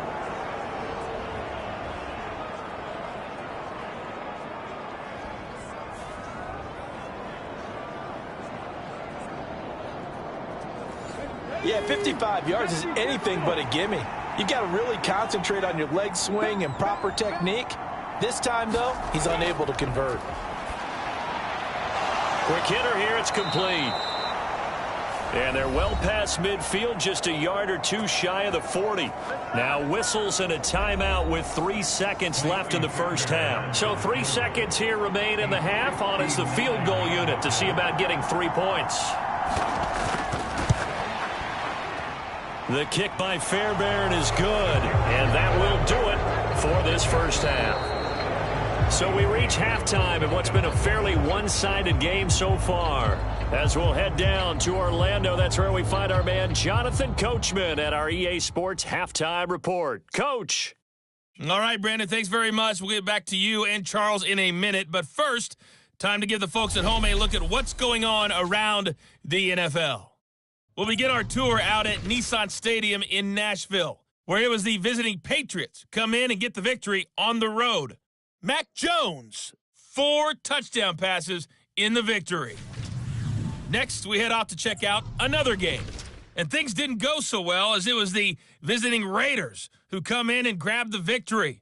Joe Burrow, excellent in the victory, as it's one that pushes his guys 2 games above 500. And finally, on Monday Night Football, should be a good one there, between the Carolina Panthers and the Philadelphia Eagles.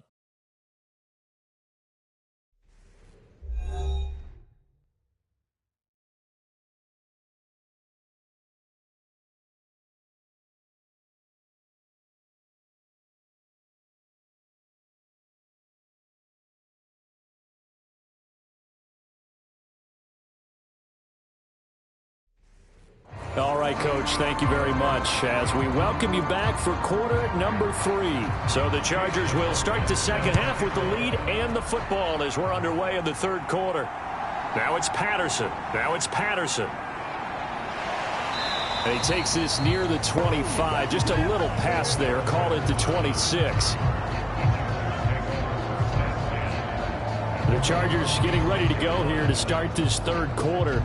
And they've got the lead. CD, what do you think the message was at halftime? I don't think the message was too drastic, I think, at the half, or that they need to change things too much. I do think the offensive line could play a little bit better. I think they'll try and help them out more. They'll probably keep a tight end in a few more times and maybe add a running back to the formation to pick up those pass rushers, because they probably allowed a few too many sacks for comfort in the first half.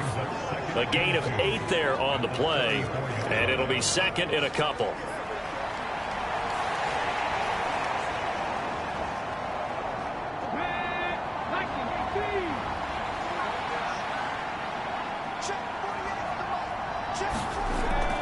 Out of the gun, a run with Patterson. And he'll get it out near the 40 to the 39. So from the 39 now, they'll come up on a 1st and 10. He'll drop to throw. This is caught by Williams. And he's going to get a solid gain of 9 before being brought down. Second and right at a yard. Great change up there on the route and got that inside release, made it a successful pitch and catch. So the first thing you want to do is have him thinking that you're going outside, make a move in that direction. Then you really don't run the route against the whole body of the defender. You run against a half of him, and the inside half, and he took it right across his face, got inside, and won that route in a big way.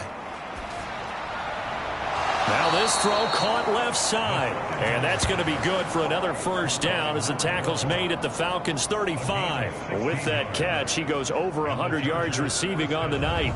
And now we get into the psychology of the whole thing, because a lot of teams with a 2-score lead in the third quarter, they almost become defensive with their offense, just playing not to lose. I think with this team, you got to figure at this point, this is a great spot for them to go into attack mode, really try and put the hammer down and finish this one off. 1st and 10, it's Patterson. And he'll follow his blockers there all the way down to the 23-yard line.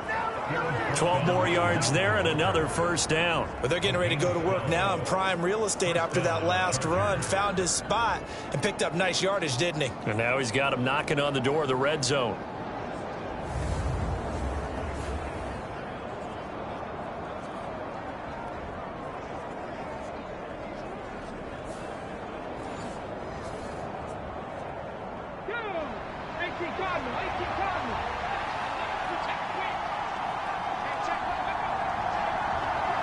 They'll bring one of the tight ends in motion left.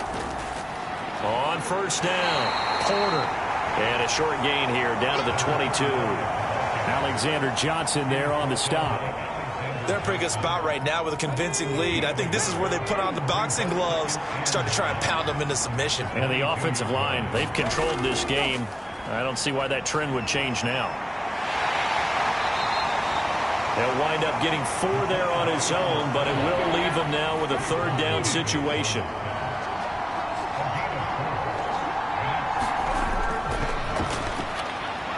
Firing quickly here, and that's complete. And oh, he's just going to be short here, barely, maybe by a half a foot. It'll be 4th and inches. I thought maybe when he caught it, he'd have a good chance of getting that first down, but that's a nice job of holding him up and preventing him from getting to the sticks.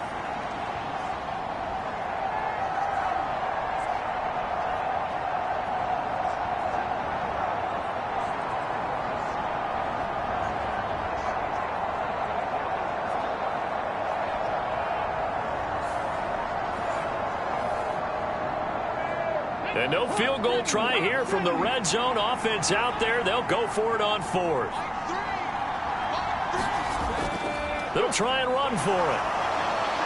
And he can't quite get there. Tackled down at the 1. It's 1st and goal after they rip off a solid chunk of yardage in the ground game on a risky 4th down call. They only needed about 4 or 5 inches there. Relied on the big guys up front and got it done. Yeah, this is the time to just go ahead and hit it straight ahead. No juking, right? No movement in the backfield. Take the ball and go. As I heard a coach tell a player a long time ago, save your dancing for the club, son. Just get up into that line of scrimmage. Running game working. They'll stick with it on first down. And they'll bring him down after just a short pickup. It's a gain of a yard, and it'll set up 2nd and goal. And now defensively, you have to look at this like the game's on the line. It's just a third quarter, but another touchdown given up here could really spell an end to their chances. So they need to toughen up and keep them out of the end zone. And he's in for a Charger touchdown.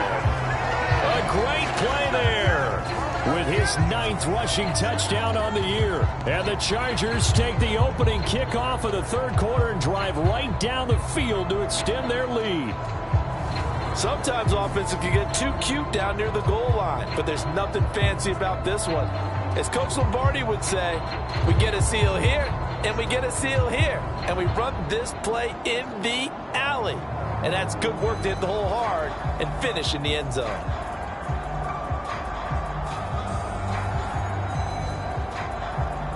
On for the PAT, Kaimi Fairbairn.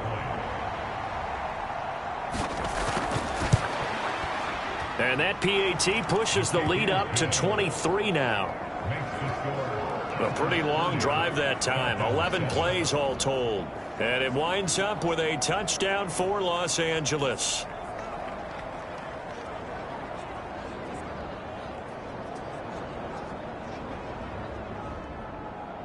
After the touchdown, Cook now to kick this one away. This taken in at the goal line. And up to about the 26-yard line, just across the 25.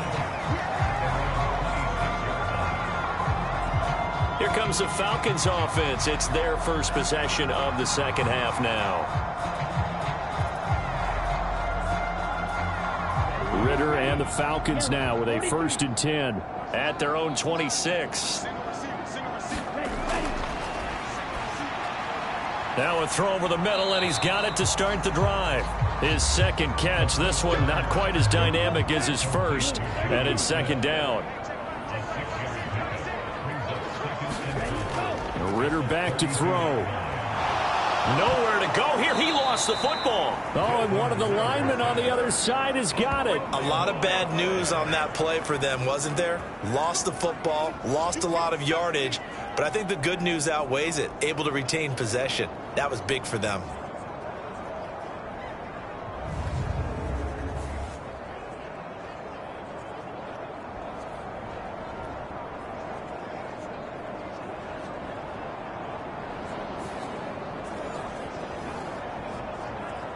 The good news, they kept the ball. Bad news, it's 3rd and long. Ritter now. Oh, that's into a sea of bodies, and it's intercepted. Picked off by Asante Samuel Jr. And he brings this one back. It's a pick 6 and a Charger TD. And, Charles, for this offense, those interception woes they kind of had in the first half have now followed them into the second half. And for this defense, they take advantage, turn that into a pick 6. And that defense is in a spot now where they're thinking about ways to close this game out. And as confidently as they've been playing, I expect them to do exactly that.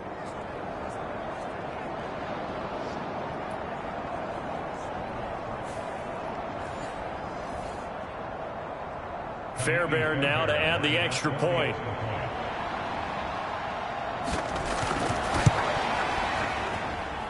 And the lead is now an even 30. So the defense creating some points, not only getting the interception, but then returning it to the end zone for the pick 6. So they throw the pick 6. They'll get another shot at it now as this one's in the air. This taken in right around the goal line. And the tackle going to be made right there at the 25-yard line. Atlanta regains possession of the football. It's a game that they would rather probably forget about, at least to this point, Charles. And one reason is turnovers. The turnover on the last drive, they had the issue in the first half as well, and that's really, unfortunately for them, helped to put this game out of reach. And you know they won't admit it. Oh, right on the heels of the pick 6, another ball intercepted. Picked off by J.C. Jackson. And he brings this one back. It's a pick 6 and a Charger TD. Well, whatever adjustments they're trying to make over on that sideline, Charles, this defense, they just seem to be a step in front of them and not giving them a chance to implement any of those changes. And here, a pick 6, and they widen the lead. At least a step ahead, maybe even 2 steps. And right now, they are thinking hard about putting this opponent away. That turnover, it grew their lead and just totally deflated that offense. Now these next couple of series, you can take them out of the game entirely if you continue on this pace. Fairbairn good with the extra point, and the lead grows even larger here in the third quarter.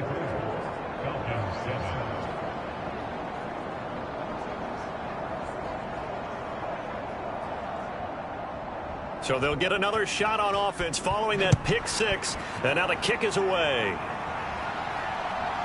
From a yard or 2 deep, here comes a return.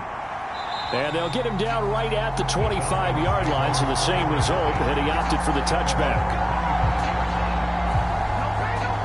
Atlanta now coming out on the field. Well, this has been a tough one for them, Charles. They've struggled really on both sides of the football. And one thing that's really plagued them, the turnovers. They've had issues keeping the football in their possession. And every game that's ever been played, all coaches talk about taking care of the football and limiting turnovers. And in this one, after we saw that first turnover, we worried that things would snowball, and it certainly did, especially on the scoreboard. Looking to throw it here. Ritter checks this one down to Robinson. And he takes us up to the 40-yard line before being corralled.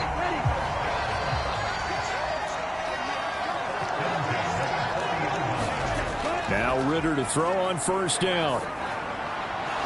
This is brought in by Brown. And he'll be stopped right at midfield.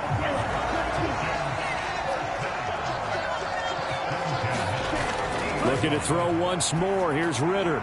Short throw to Smith. And now we'll get a stoppage here. There appears to be an injured Falcon on the field. While they come out and take a look at him, we will step aside for just a moment.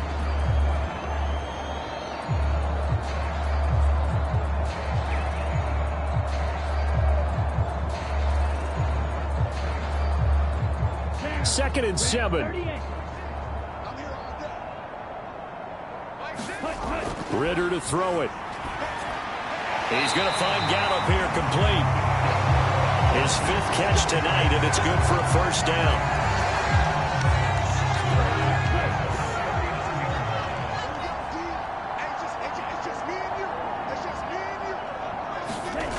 Ritter.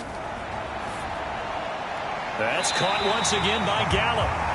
And he's going to get this inside the 30.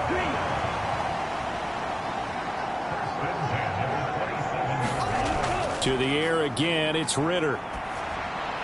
Got his man there, complete to Gallup. Down he goes at the 23, a pickup of 4. From the 23, here's 2nd and 6. Robinson toss play left side. And it's been like this all night long. Nowhere to run as they stop him behind the line. That's going to go down as a loss of 5, and it brings up 3rd down. This defense is just flat getting after it. They have not given up much of anything in the run game. Case in point right there.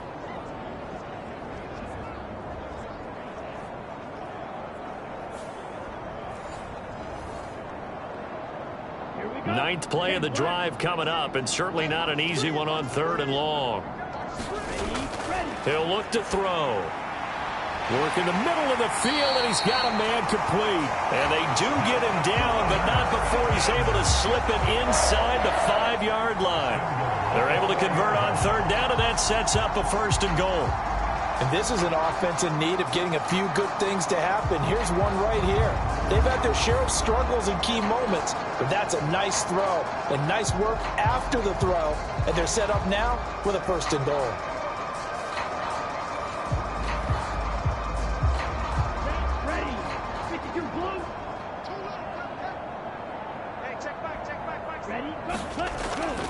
Off the play fake, it's Ritter. And he's going to go down. Sacked right around the 17. Derek Brown. What a play by him. That's going to go as a loss of 13. You can just see it in their body language. They're starting to see victory on the horizon now. And if it comes to fruition, they got to give a game ball to the front 7. Defensive line has taken charge and controlled this game. Face a challenge of stopping this opposing offense, and they've done so with ease.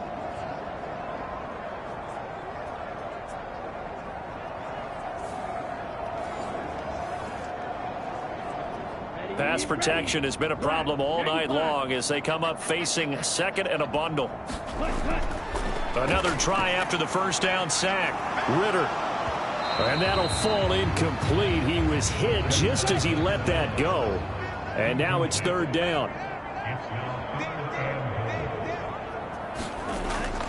They'll look to throw here. It's caught. Smith. 11 yards, but still not enough. 4th down. That's certainly playing down a distance very well by the defense, isn't it? Take whatever you want underneath, by all means. And his kick is right there. It's good, and they'll get back 3, but this remains a large deficit.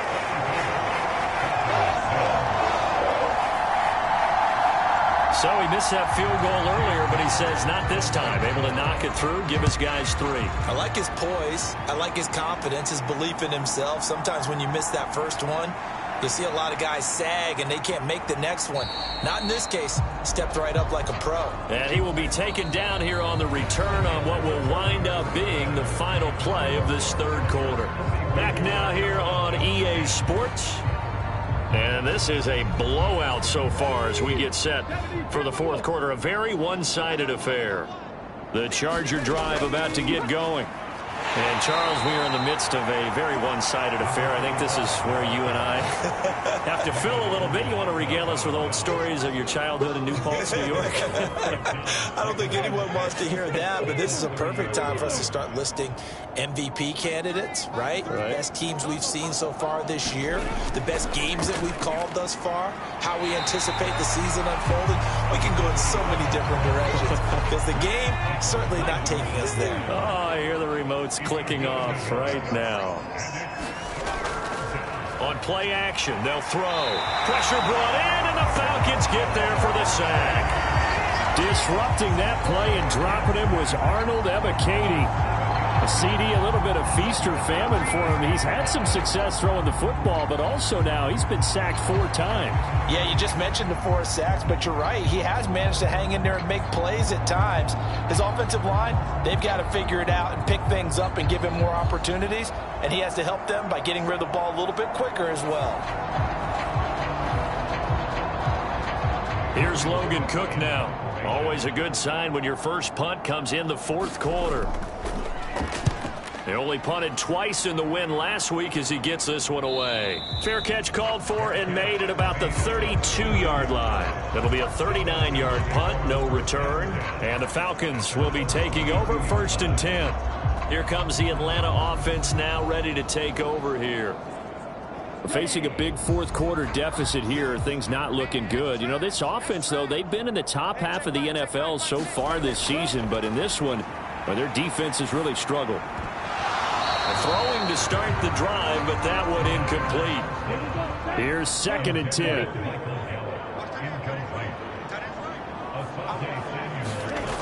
Ritter will set up to throw it. That's out wide here for Robinson. That'll leave them with a 3rd and 2 coming up. They got 8 yards there.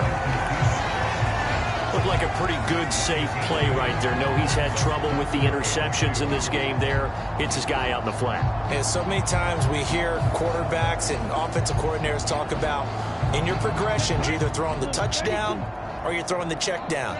But earlier in the game, it was touchdown or interception. Now he got to the check down, a nice safe throw, and a good one. He's got his running back out of the backfield. And he is going to have a Falcons first down as they're able to get the 3rd down conversion. Well, I mean, look, obviously there's no 20 or 30-point play in that playbook, but they can try to end things here on a positive note despite trailing big, and that looks like what they're trying to do here by pushing the ball downfield. Well, let me go with the heavy cliche then, partner. Just control what you can control right now, and all they can control here is how their final plays develop. Ritter on 1st and 10. Caught out left side by Robinson. They'll give him 4 yards there, and it's 2nd down.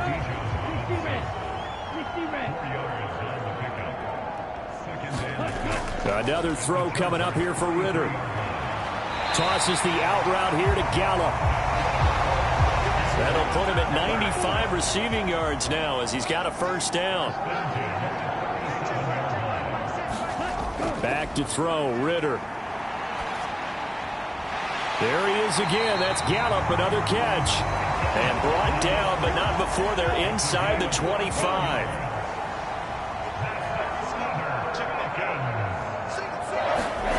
On 1st down, Ritter. And a quick throw here that's complete. And they've got it inside the 10 at the 8. 15 more there, and they're on a roll. It's another first down. Fourth quarter, certainly not enough time for a comeback, but nice to see them making use of the time remaining to try and make this one a little more respectable. Yeah, I think the ultimate goal, good execution, be crisp, be sharp, and find a way to put some points on the board to make this thing look just a little bit better.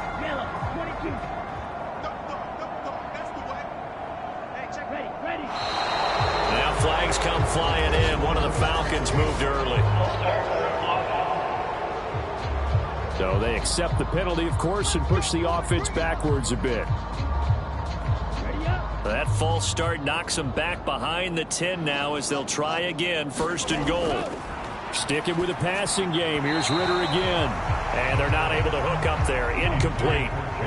So an incomplete pass a moment ago, and that leads to 2nd and goal. Out of the gun, they give to Robinson. And he's going to be met at the line of scrimmage and taken down. No gain on the play there. They're going to need to come up with something better here on 3rd and goal. 3rd and goal, trying to make that scoreboard at least a little more respectable. Now, here's a look for the end zone, but that one's going to wind up incomplete. The field goal doesn't help. They're going to go for the 6 here on 4th and goal. As expected, they're going for it to keep the drive alive. Well, this is intercepted. They get Ritter for the 3rd time. Picked off by Jair Alexander.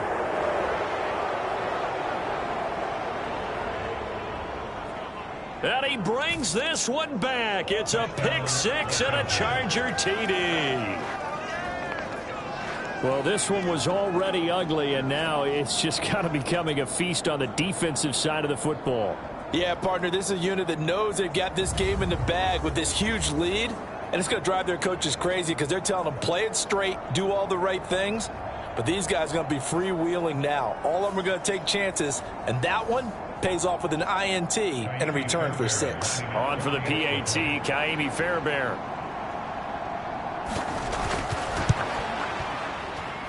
Now, this one was over a while ago as they just add on to their big lead. A heck of a play there defensively, getting the interception, navigating his way into the end zone for the touchdown. So they throw the pick 6. They'll get another shot at it now as this one's in the air. Taking it about the 1. And he'll be tackled just shy of the 25.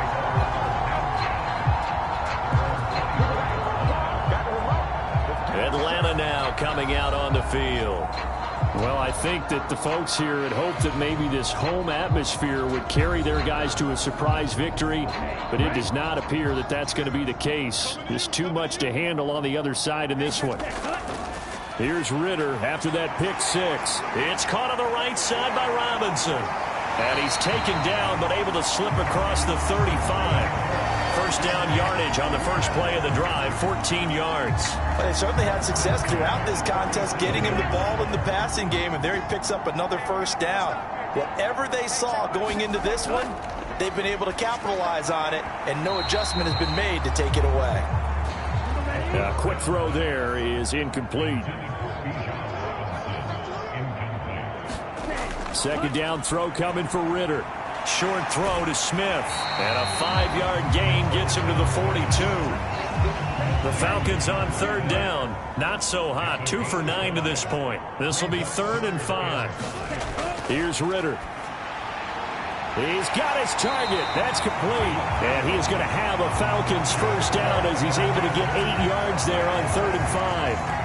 Would it be safe to say that as precise as routes are supposed to be run in the NFL, maybe they're not quite as precise in college ball? That's accurate, yeah. And I think we saw a college route in the NFL there. Just find the soft spot, find the dead zone, and find the first down. And that's what he just did.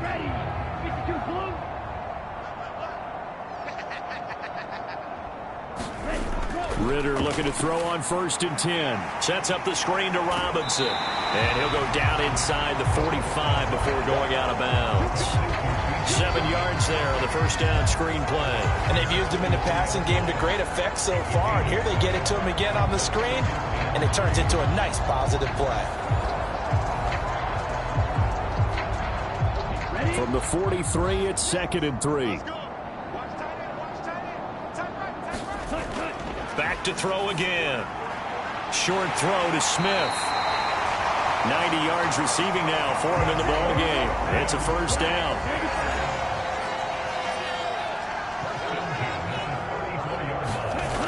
They'll look to throw again. That's completed right side to Palmer. And that's good for a pickup of 10 yards. And that'll leave him with a second and just a few inches left. Again, he'll drop to throw. On the left side, Gallup's got it. That one good for 7 as this long drive continues and the chains move again. So the ball down to the 16 here for 1st and 10. They'll stick with the passing game as he looks to throw. Oh, he was hit as he threw it there, and that one winds up incomplete. And that's another play that's painted the picture of this game overall. It's been a blowout. It's been continually fueled by big turnovers and stops for one side and an inability to advance the ball from the other. Second down and a run by Robinson. Able to fight for about 4 yards there to the 13. An extra defensive back on the field for the Chargers now on 3rd down. They'll run for it with Algier. And he gets the first down yardage he needs before he's brought down at the 6. An effective 7-yard 3rd down conversion.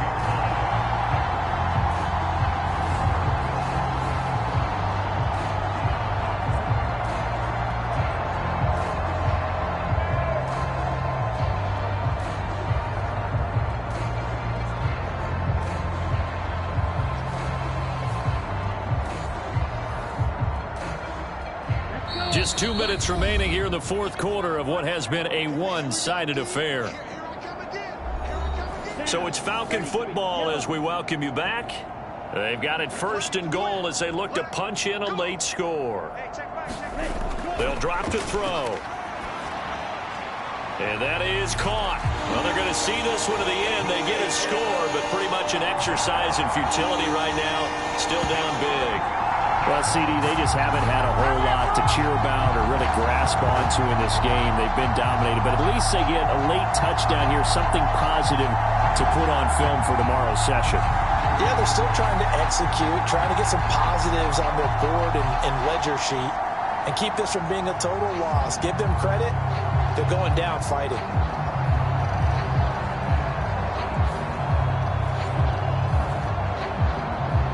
McLaughlin now to add the PAT.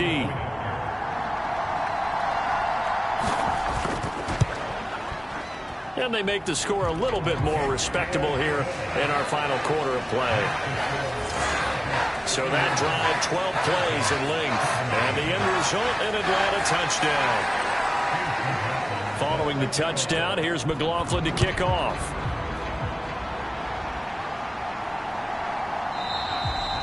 And Patterson will not return it. It comes out to the 25. The offense for Los Angeles returns to the field. And they just continue to roll right along, really. This has the looks of yet another victory as they hope to polish it off here in quarter number 4.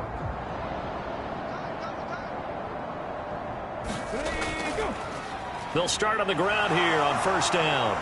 And up to the 35 before they're able to knock him down. 67 yards rushing for him in the ball game now on 14 carries. Give every member of that unit a ton of credit for ripping off such a big gain there, because you don't get free for that many yards on a counter or misdirection without everybody selling the heck out of it. Ball up to the 35 now as they come up on 1st and 10.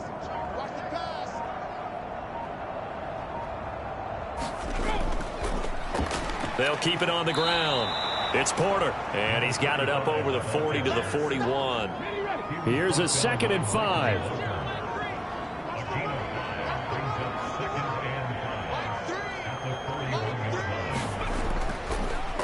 Now a give right side. Porter. Well, he got half of what he needed there, 2 yards, and it'll bring up a 3rd and 2 more.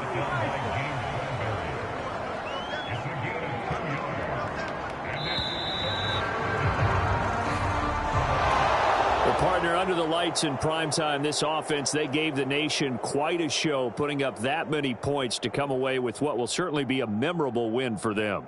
And, Brandon, I think it's as simple as this. Some players, some teams, they're just meant for the big stage. And when they get a chance to play in this type of atmosphere where all eyes are on them and all the lights are shining brightly, they show up and they show out. So for the Chargers, they keep on rolling 10-0 now to start the year. And they'll have another road date next week with the Kansas City Chiefs. Meanwhile, for the Falcons, they're going the wrong way as this will drop them to 3-7 now on the year. And they'll get a chance to redeem themselves at home next week. I'm Brandon Gaudin. Certainly have to thank Charles Davis, my broadcast partner, and our entire crew. We'll catch you next time right here. It's the NFL on EA Sports.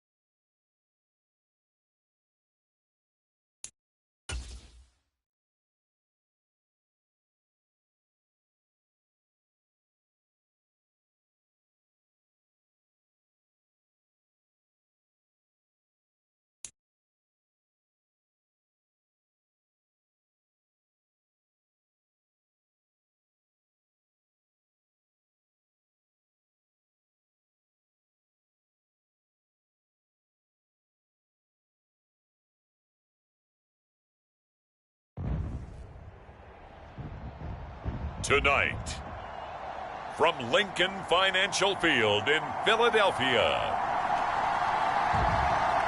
it's a special prime time edition of the NFL on EA Sports.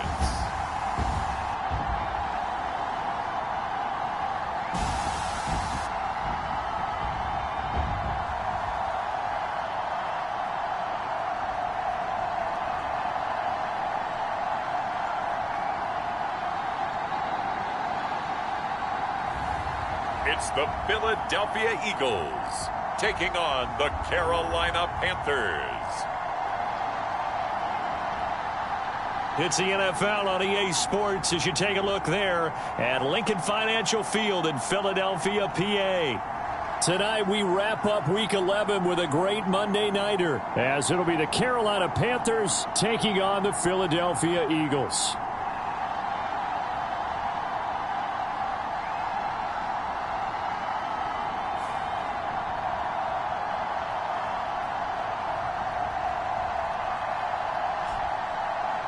With Charles Davis, I'm Brandon Gaudin. And Charles, you look at this Eagles team as they interplay here. They've been the talk of the NFL so far. 9 wins in their first 9 games. And some people subscribe to the theory that a loss might not be the worst thing for them. They've had it easy all year long. How would they do handling adversity? On the other side of the field for the visiting Panthers. We're in November now, so this is where you really need to settle it.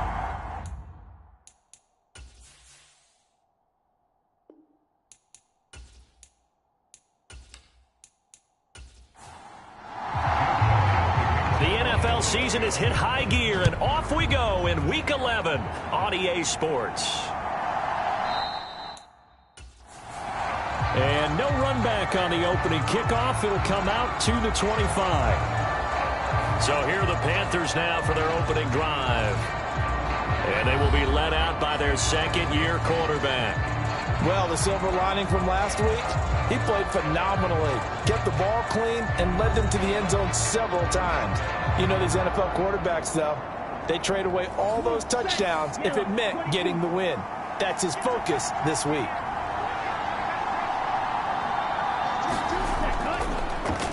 They'll start this drive out on the ground. And he'll get this up just shy of the 30. Well, this defense for the Eagles, they were excellent in that win over the 49ers last week. And as in any game, takeaways are always a big key. They're always discussed on defense. There's an emphasis there, and they came away with 3 interceptions in that game. 2nd and 6, just inside the 30. Here's Young. Short throw hauled in by Trimble. He was locked in. 2 trips to the end zone, Charles, over 100 yards receiving. How about the combination of route running, confidence going downfield, and the ability to go up and get the football? You're exactly right. It was hard for them to stop him. It's Young on first down. He'll find his man, Terrace Marshall, complete. And he'll be taken down across the 50 at the 45 in enemy territory. Right about 20 yards on the pickup. Officially, they'll say it's going to go for 19.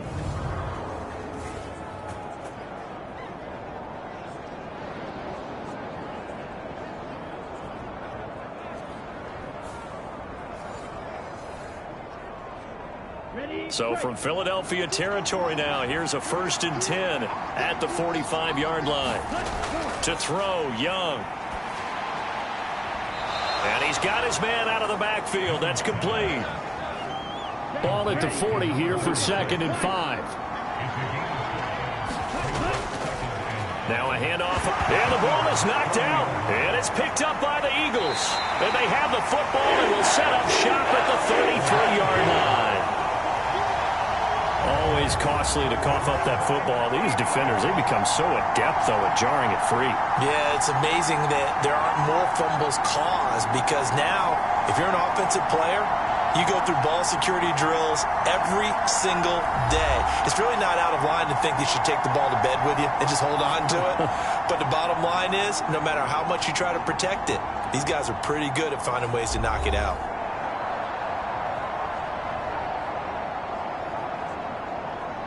Hurts and the Eagles come up here 1st and 10 at the 33-yard line. Smith will come in motion right. They'll start out here with a jet sweep, and that is not fooling anyone. He never had a chance to turn the corner there, and they'll go backwards right away. Well, I think the hope is, with a touch pass like that, that maybe you catch the defense off guard, but they were all over that one. And it is the kind of play that works better against certain defenses, and this clearly was the wrong one to run into. Really nice job getting him down behind the line of scrimmage. The first carry now for Tony Pollard. It'll be a gain of 5, and it's going to bring up a 3rd and about 7 left. Hurts. Pass taken in by his big tight end.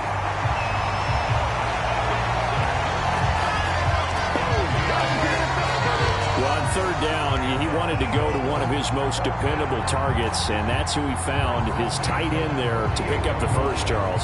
And you use the proper word there, dependable, and sometimes spectacular, because tight ends nowadays, they can do it all.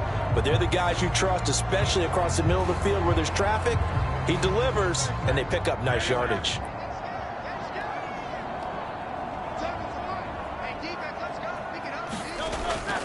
They'll go with Pollard here on 1st down.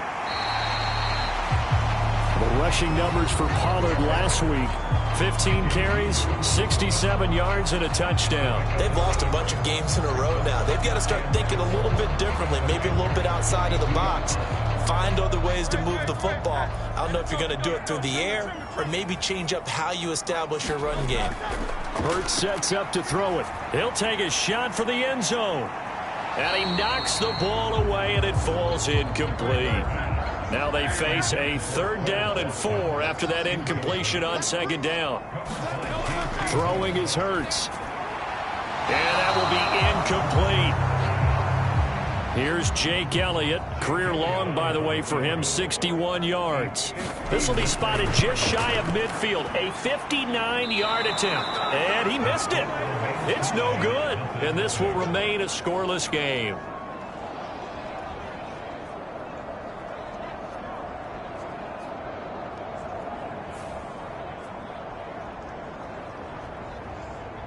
Getting set to go again as we look at the back, heading onto the field again. And Charles, he's a rookie. He's put it on the ground once. Maybe defensively now they're saying, okay, we can get this young buck to cough it up 2, 3 times. He's got to be careful here. Yeah, they do tend to zero in on the young runners because once one comes out, as you noted, you think there's an opportunity for more. This is where you have to get with that guy and say, all right, they're going to come after you, but we believe in your talents. Take care of the football, and let's go. And he is swallowed up right at the line of scrimmage. 2nd and 10. Young now. Into double coverage, and it's intercepted.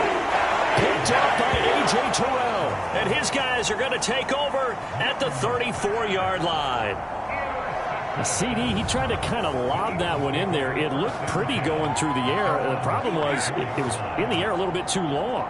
Yeah, that's a tough one because for that type of a route and what he tried to do and needed to do, he had to put a little air under it, and the defender was actually able to take advantage of it because it hung up there just long enough for him to get there and take it away. From the 34 now, here's 1st and 10.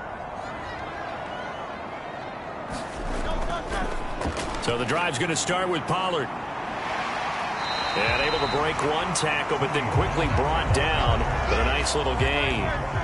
From the 41, here's 2nd and 3. Here's Hurts to throw. He finds his man, Pollard. And he'll go down right around the 47 this time. Clock rolling as we hit the midway point of this first quarter. Pollard, he'll take it up the gut. And he'll get across midfield and into Carolina territory. He'll get a nice chunk there on the first down run, and it's 2nd and 4. Decided to hand it off that time on the run-pass option. Appeared to be an easy decision. Just gave it inside. Nice steady gain.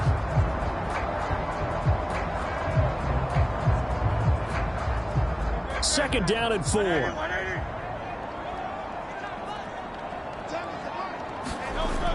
Here's Pollard again. And he'll get it down here to the 43. 4 yards the pickup, first down.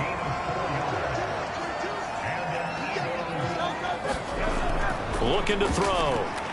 This short throw caught by Goddard.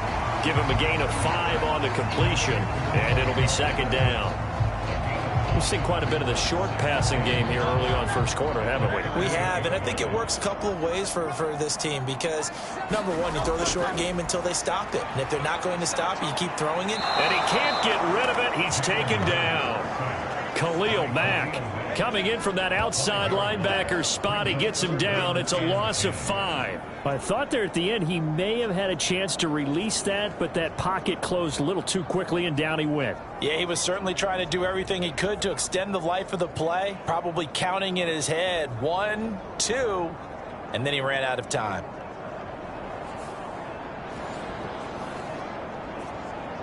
So after that sack, Hurts and the Eagles, tough spot here, 3rd and long. They're going to look to throw. Pass to Tony Pollard out of the backfield. And they're going to have another first down as the tackle's made at the Panthers' 28. Philadelphia picking up the first on a gain of 15. Another catch for him there on this drive, Brandon, and it looks like they're going to utilize him out of the backfield any way they can. And that time they pick up a first down. So now on defense, do you assign a man to him and try and cover him before he gets going?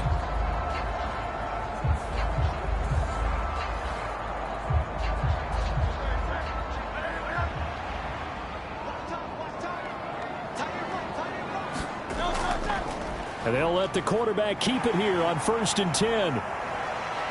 And he was able to shed 1 tackle but could not get away from there. 2nd and 5.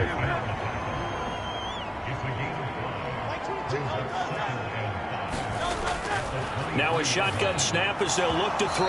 And that is incomplete. A lot of force bearing down on him there. He could not hang on. It's 3rd down. It's another zone defense. It looks like it's open for possibilities, but they did a nice job patrolling the middle of the field and forcing an incompletion. He'll look to throw. And he'll be a couple yards shy of the red zone here at the 22-yard line. Only able to get back a yard for his efforts, and that leads us to 4th down. Like any team playing, they're looking for touchdowns to try and help their cause. But in this case, he does get them a little closer at least if they think a field goal turns out to be the better call here.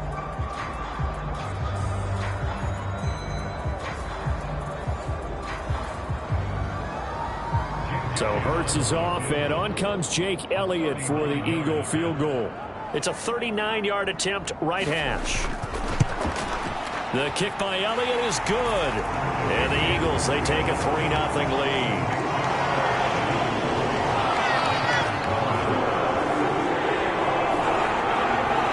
So the turnover leads to points as they add 3 there. Yeah, what a sequence there, and a nice one for them. They force the interception, put together a little drive, and then come away with 3 points. Nothing to it, partner. Just do it. The Panthers offense here, they get ready to head back on the field. And, Charles, you look at these two teams, these are those kind of litmus test games in the second half of the season that if you're a coach or a player, you can either really look forward to them or really dread them, depending on your point of view. And if you're dreading them, you're not going to go very far in the playoffs. You need to look forward to these kind of games because here we've got 2 division leaders, both real contenders for the NFC title. And you're right, you love having easy games on your schedule, but you need some games like this to toughen you up a bit and ensure that you're ready for the shock of playoff football. They'll run on first down. Whitfield. And he is going to lose yardage here. They'll lose a yard there, and it's 2nd and 11. You look at this Eagle defense. They were excellent in that win over the 49ers last week. Have to admit, I was extremely impressed by what I saw. They ended up getting 4 sacks in the game, stayed in the face of the quarterback the entire time, made it difficult for him to step up and find receivers downfield. And that's what they told us this week, that pressure on the QB is key. Looking at a 2nd and 11 now after the loss.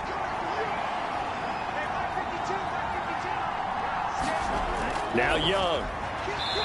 Throwing quickly there, but it's incomplete. An Incomplete pass on that last play, and that means they'll need to come up with something here on third down. Young will set to throw. Well, a quick throw there, but it's going to be incomplete. So on fourth down, here's Johnny Hecker to punt it away. And just a single punt for him in the loss last week as he sends this one away. Pulled in at the 24. We'll call that a punt of 38 yards officially. And the Eagles will have it, taking over 1st and 10. Here's the Philadelphia offensive unit now as they head out to take over possession. And they, as mentioned, unbeaten to this point in the year, but you think this game, their toughest test yet. I absolutely do, because to me, this is a good measuring stick game because they've been able to take advantage of the schedule. But here, this is another team leading its division with an eye on making a Super Bowl run, so this game is crucial. Nothing open downfield. He keeps it himself for 11 and a first down. I can't be sure how much of that was planned pre-snap, but it certainly opens up some avenues for their offense. And if he can stay a threat to break off those kind of runs, it'll pull defenders away from coverage and open up some choice throwing lanes for him moving forward. So from the 39 now, they'll come up on a 1st and 10. Hurts going to keep it running right. Only a yard on the keeper, and it'll be 2nd down.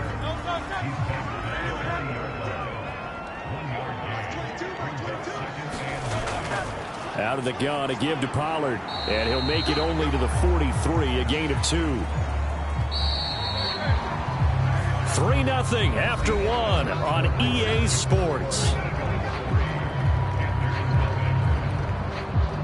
Now 2nd quarter action from Philadelphia, and it's the Eagles in possession. The offense on 3rd down tonight, they've hit 2 for 4 thus far. This will be 3rd and 6. Throwing from the gun, it's Hurts. And this pass broken up. Excellent coverage there on 3rd down, as that was not an easy one to hold on to. On is the punter man as he boots this one away. 40-yard punt, 1 yard on the return, and the Panthers will have a 1st and 10 from deep in their own territory. The possession of the football goes over to Carolina.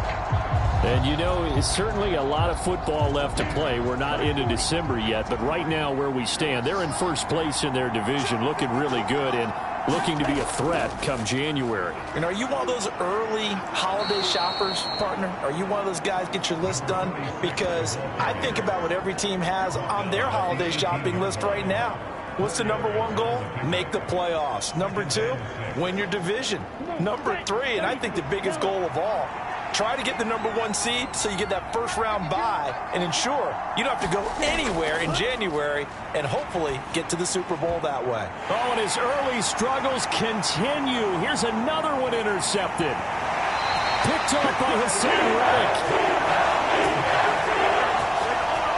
It's such a costly interception. Nearly a pick-6, but now they're so close they are knocking on the door for a touchdown. And I never want to get on any team for being aggressive because that's part of what their makeup is, and oftentimes it's successful.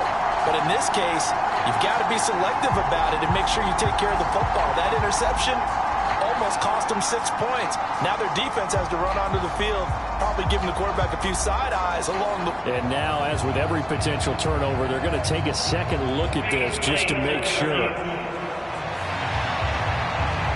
At issue here, does the football make contact with the ground before he secured it? And I think some of these angles are going to give us a pretty good look.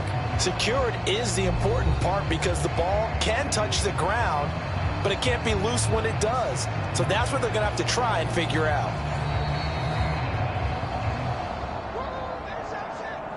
How about this starting field position? 1st and goal from 2 yards out. And they'll turn to the power game to try to get in. And he's in. Touchdown, Eagles. It's the fullback. His 2nd rushing touchdown on the year. And the Eagles are able to strike quickly to add on to their lead. And boy, that was a heavy set. I think they had 3 tight ends out there. The fullback, you knew what they were going to do. Yeah, they weren't trying to fool anybody at all, were they? There was none of this show you heavy set, bootleg it out. Nah. big guys up front, hand it to the big guy in the backfield. On for the extra point, Jake Elliott.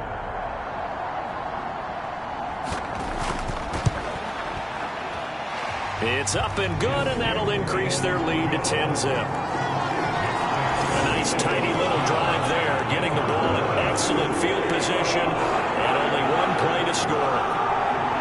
Now, after the touchdown, here's Elliott on to kick it away.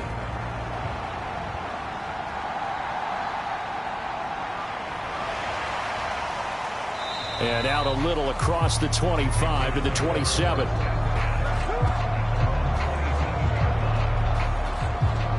Here's the Carolina offense as they get ready to take over here. So now, Charles, this drive may be a touch more important, trying to erase the memory of that interception they had the last time out. Yeah, and everyone goes through this because even the best in the game, you're going to have games where it just doesn't go right for you and interceptions result. So, frankly, to me, it's all about how you respond, not just the types of plays that you call, but how you carry yourself, how you show your team that you're still with it, and how you continue to lead. Looking to throw, Young. Throw out wide is incomplete. They come up to the line now facing a 3rd and 10 after the incompletion. Now Young. Work in the middle of the field, and he's got a man complete. And he is going to have the Panthers first down as they're able to get the 3rd down conversion. And this may be the one to build on right here. It's the second quarter. They've got nothing on the scoreboard as of yet. They need to put something together, and this is a good start as they get the completion there for good yardage and a first down.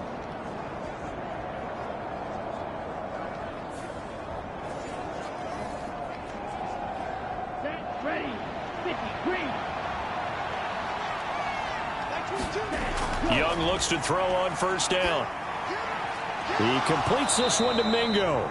This will be stopped about 2 yards shy of the marker. 8-yard gain, 2nd and 2. Now a 2nd and 2. They'll try the left side. Whitfield, and he still has yet to get on track in this first half as they're going to stop him behind the line. Chalk that up as a 4-yard loss, and now it's 3rd down. We all have habits. We can be somewhat predictable, and you know me pretty well on 2nd down and short. What I like to say? Play action. Yeah, without a doubt. I thought that was a great spot to call it. Instead, didn't go their way, did it? No, defense sold out for the run. Worked out well.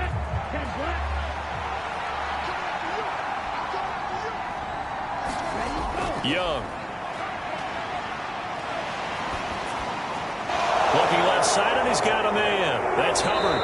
And he's corralled, but not before getting it inside the 35. A good-looking drive so far for the Panthers, and a first down here.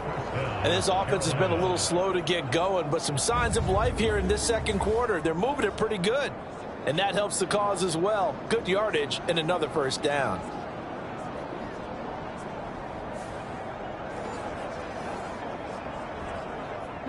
This offense finding its legs now. Here's another 1st and 10. Here's Young from the shotgun. Nowhere to go here. He lost the football. And it's picked up by the Eagles.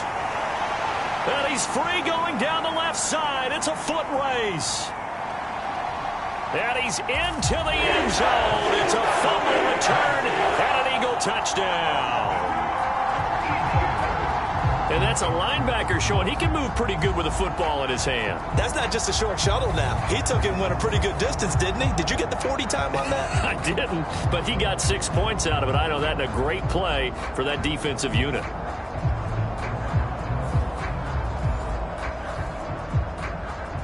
Elliott on for the extra point.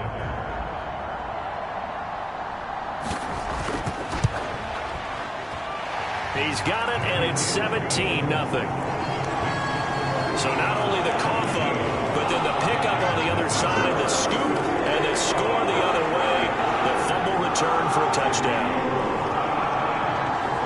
And you can bet they're preaching 2 hands on the ball here as the kicks away following that fumble return.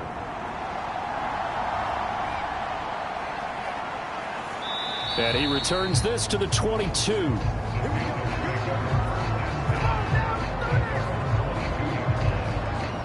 The Carolina offense about ready to go.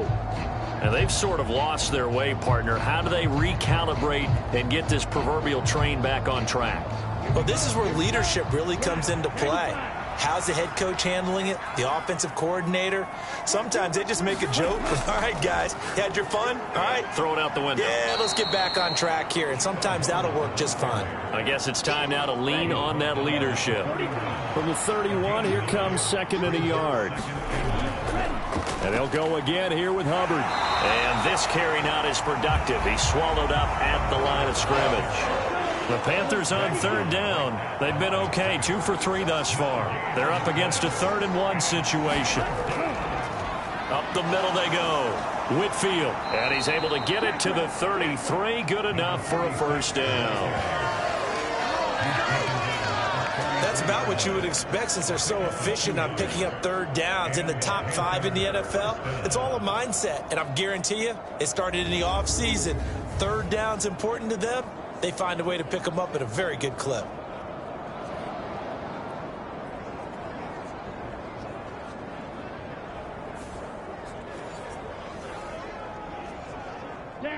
So they'll come up 1st and 10 now from the 33. They'll keep it on the ground. Whitfield, and he'll work this one up to about the 38. Now 2nd and 5.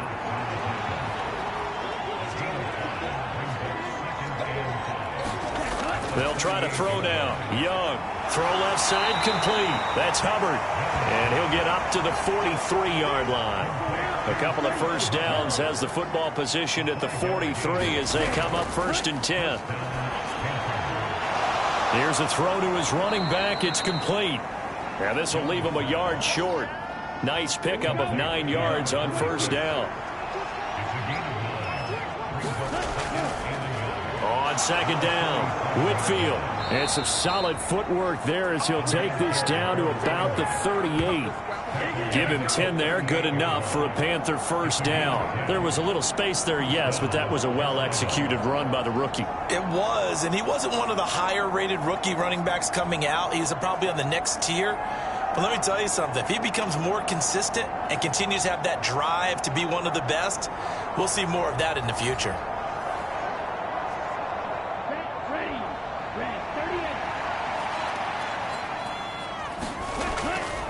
And they'll run on 1st down with Hubbard to the 36-yard line. Stop there. 2nd down and 8. Now here's Young. They'll set up the screen here for Hubbard. Nothing on the screen that time. Now it's 3rd down.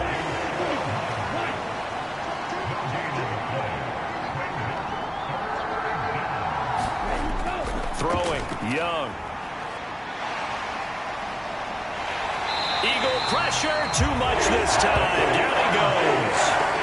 And now that brings up 4th down there, a loss of 6 yards on the sack. Well, last game he had 2 sacks. Got another one here, picked up right where he left off. Brandon, he spent the entire offseason working on new moves, new techniques, trying to add to his arsenal of pass rush moves. Certainly paying dividends in what we've seen so far. So coming on now is the field goal unit. They're going to try for 3, and he'll need all the leg he's got here. And this kick is not going to be close. It's well short, well right to boot, and the deficit will stay at 3 scores.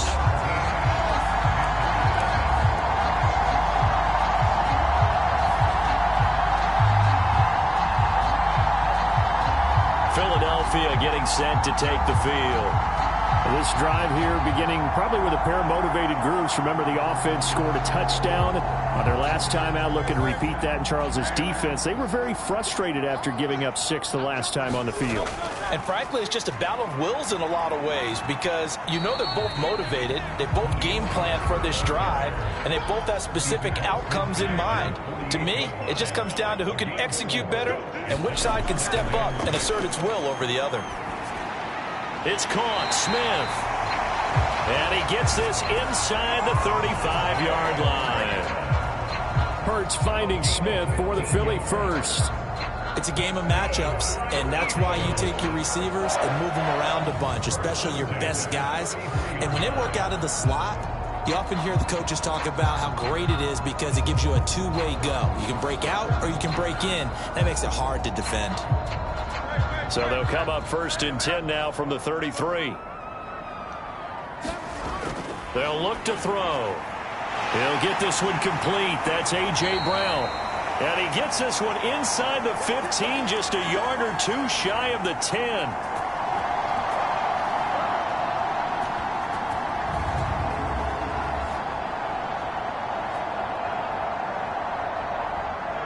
From down at the 12, it's 1st and 10.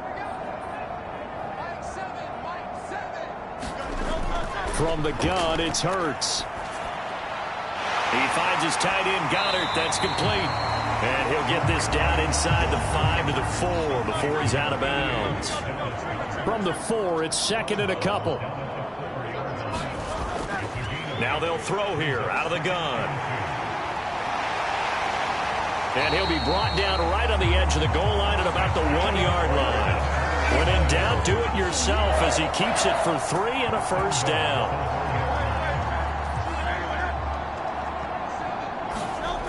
Pollard. He is going nowhere in a hurry as he is going to lose yardage here in a big way. He lost 6 there on the first down play. And that's what I'd like to see out of this defense, a little fire, a little toughness. It hasn't been the best first half for them, but they did do a nice job there forcing a loss on that play.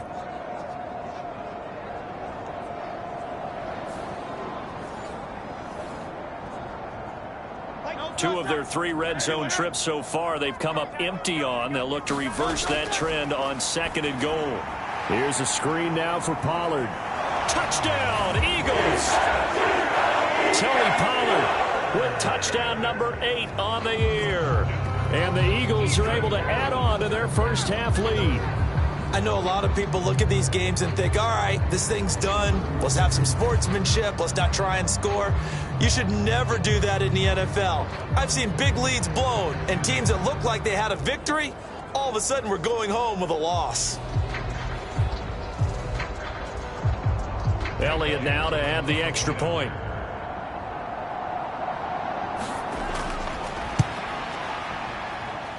And the lead is now 24.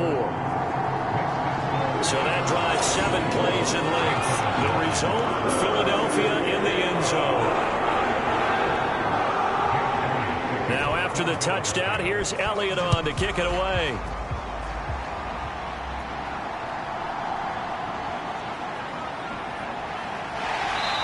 And able to get this out to the 25.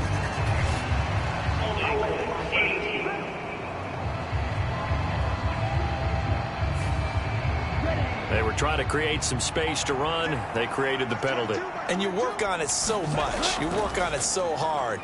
But it's tough to simulate game speed in practice. That often runs you into a penalty. They may want to go back to that one. First play of the drive, good for 15 and a first down. When you're struggling on offense, you're looking for anything possible to get you going. Sometimes you do it like basketball teams that don't normally press. You put a press on, bring people to life, make them move a little bit quicker. Maybe that'll help them as they head towards the half.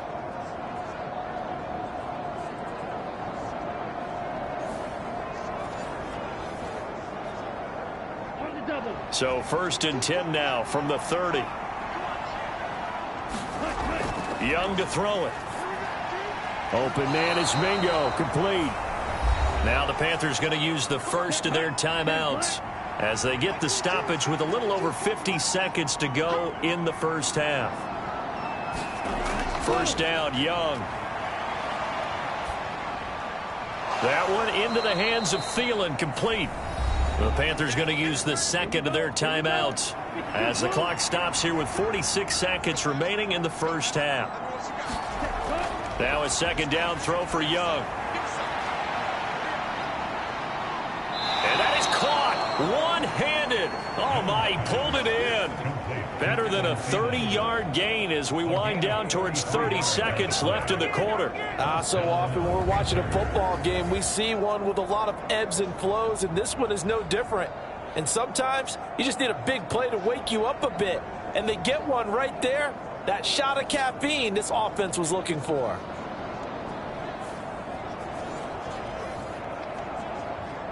Now you've got to hustle your guys to the line and get them set. From the red zone now, Young. Throwing into traffic there, and that's complete. And the Panthers are going to have a 1st and goal as he's taken down at about the 8-yard line. Now a timeout. 7 seconds left in the first half. This is 1st and goal and a golden chance to get a score back here before halftime.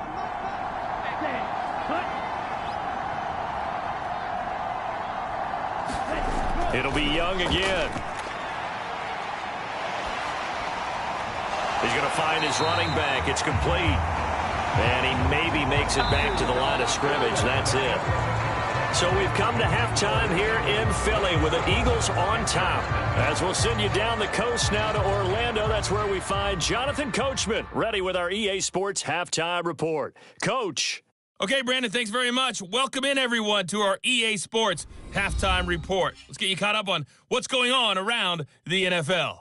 We'll begin our tour out at Nissan Stadium in Nashville, where you see the final score there. Mac Jones, 4 touchdown passes in the victory. From there, let's head off and check out a second game. And they were losers in that one to the visiting New York Giants. Anthony Richardson leading the way in the victory with 3 touchdown passes. Lastly, we head to Southern California to check on the Rams at home at SoFi Stadium. And it was the visiting Chicago Bears who come away with the victory. Roshan Johnson, what a game. 3 touchdown runs in the victory. The Eagles were led in the first half by their dynamic quarterback, Jalen Hurts. He's got a touchdown through the air as his guys have raced out to a gigantic early lead. Okay, Coach, thanks as always to you and the gang in Orlando as we welcome everyone back in for quarter number 3. So the Eagles with the lead, and they're going to get this football first as the third quarter gets underway. And he won't quite make it to the 25.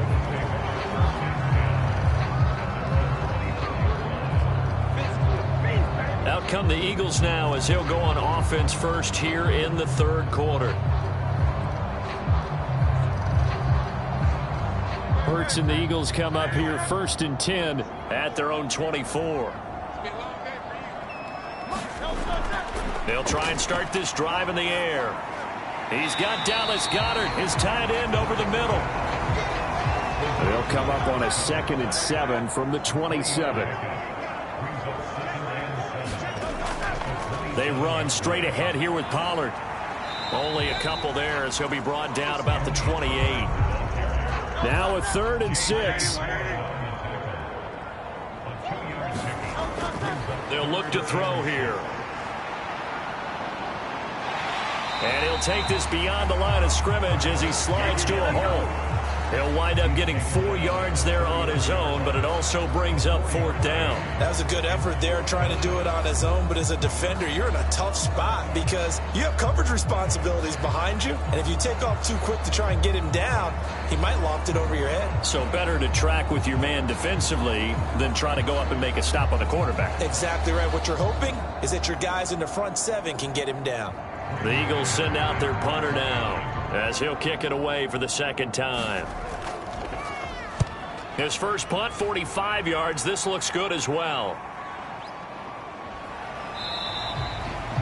Great coverage there. Holds him to a 2-yard return following a 50-yard punt. And it will be the Panthers' ball, 1st and 10. Now we take a glance at the offense as they work their way back out for their first possession of the second half.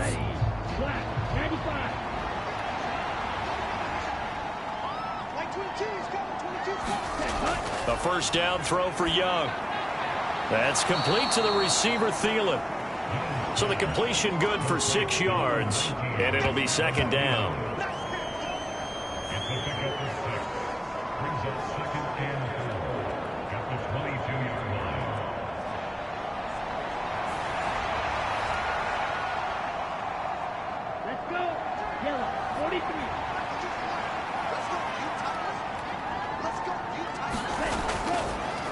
Now a give right side.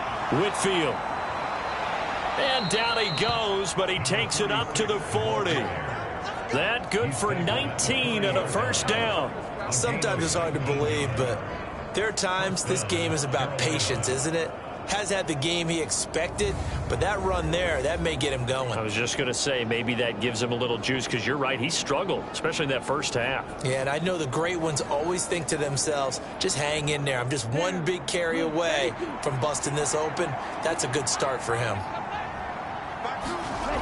Now a first down throw for Young. Wide open receiver complete. And he'll be taken down, but not before he gets into enemy territory. First and 10, Young.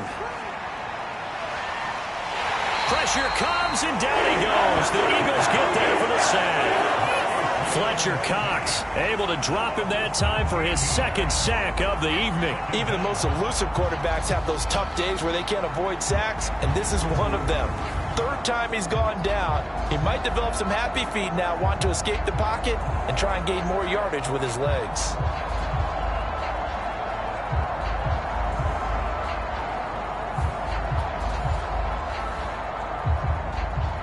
Now then, after the sack, it'll be interesting to see what they have planned for 2nd and 23. Young working out of the gun. And that'll be incomplete. Took a pretty good shot as he tried to pull that one in. Couldn't hang on, third down. Out of the gun, it's Young. And he's going to be intercepted for the third time thus far. And right about now, you start to think, and maybe they're starting to think, gosh, maybe points aren't going to happen for us in this game.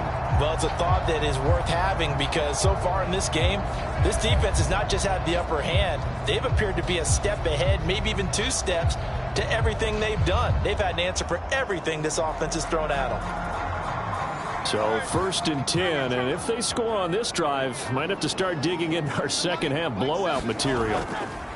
Now a give here to Pollard. And he stopped immediately there. Officially no gain on the play, and it's 2nd down. He'll drop to throw. Looking left side for Watkins, and he's got him. And he is out of bounds, but not before he's inside the 30.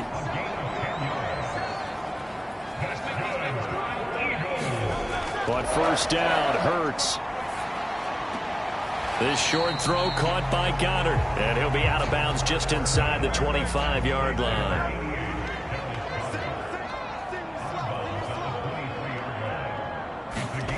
Hurts sets up to throw it. Man open left side is Brown. Just a gain of a couple there. And now we've got a 3rd down and 3. Trying to run for it with Pollard. And he picks up the first down yardage as he takes it down to the 16. Give him the 3rd down conversion, 5 yards on the play.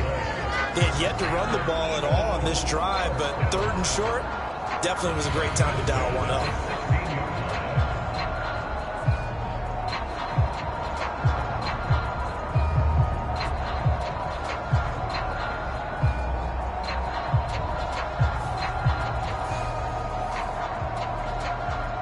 So the ball down to the 16 here for 1st and 10.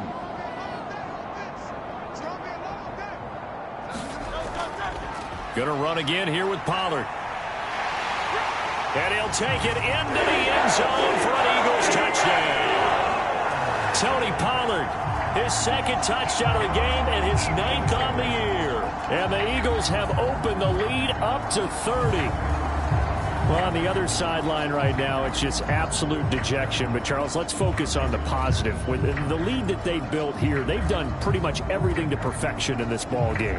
They certainly have. Makes me think that their week of preparation was excellent. And they flowed into this game, and it carried over. And right now, I don't expect them to back off at all. They're playing so well, they just want to keep it going. Elliott good on the extra point, and the lead grows even larger here in the 3rd quarter. Now after the touchdown, here's Elliott on to kick it away. And this will not be returned. It'll come out to the 25. Carolina getting set to take the field. The disparity in this game, it just seems to grow with each possession here, Charles. They are really struggling. They have not put up a single point, and on the other side, the points keep piling up and up and up.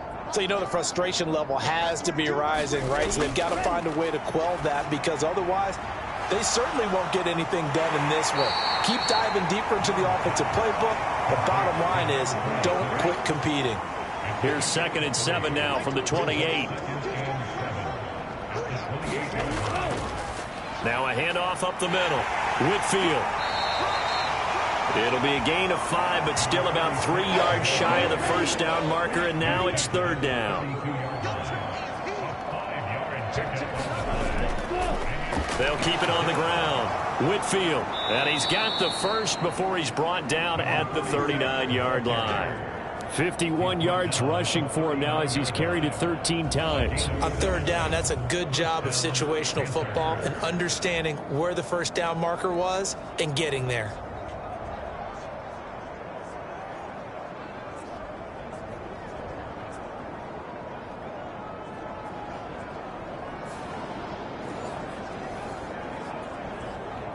So from the 39 now, they'll come up on a 1st and 10. Young now. And he loses the football a second time. There he goes, right side. And what a return as he brings this all the way back down to the 20-yard line. Obviously, you got to hold on to the football, but I've got to give credit to the defense there. Good job of knocking it free. Yeah, because a lot of the time we just blame the offensive players for not taking care of it. How about the effort of the defensive players knowing that guys are going to, and if they're good, anticipate the contact coming and try and cover up the football. And they still find ways to knock it free. They'll throw on 1st down with Hurts. And nowhere to fit that football in. It's knocked away and incomplete. 3rd quarter on a Monday night with a 2nd and 10 coming up. On the draw, it's Pollard. And he will reach the 8-yard line before going out. It's a nice pickup of 12 yards, and it gives him a 1st and goal. They got the ball in great field position after the fumble, but this defense tried to stand tall. They certainly are, and a lot of times after you pick up a fumble or get an interception, you have momentum on your side. You got to walk through a defense and score. Not so fast, not in this case.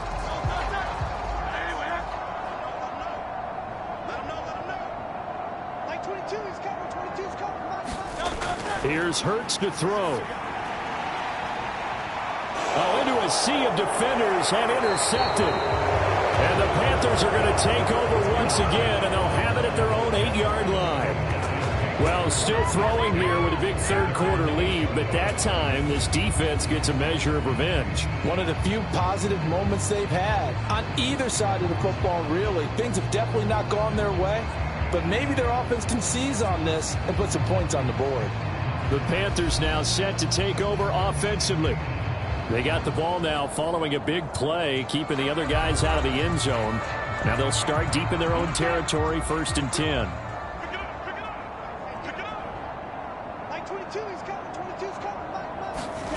Following the interception, Young.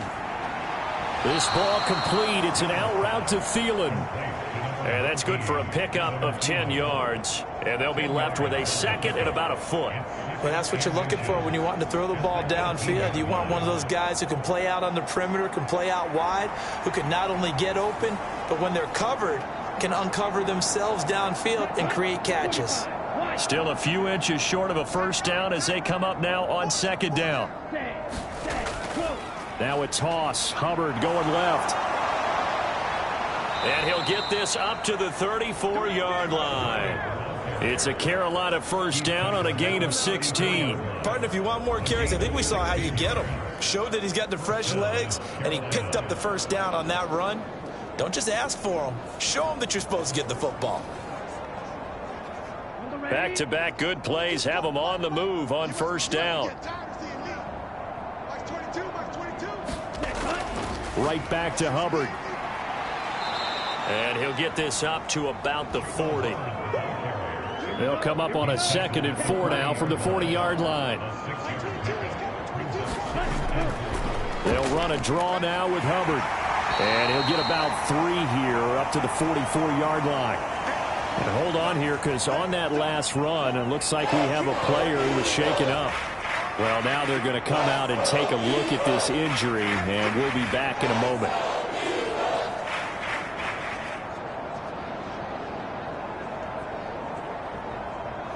Here comes 3rd and the length of the football.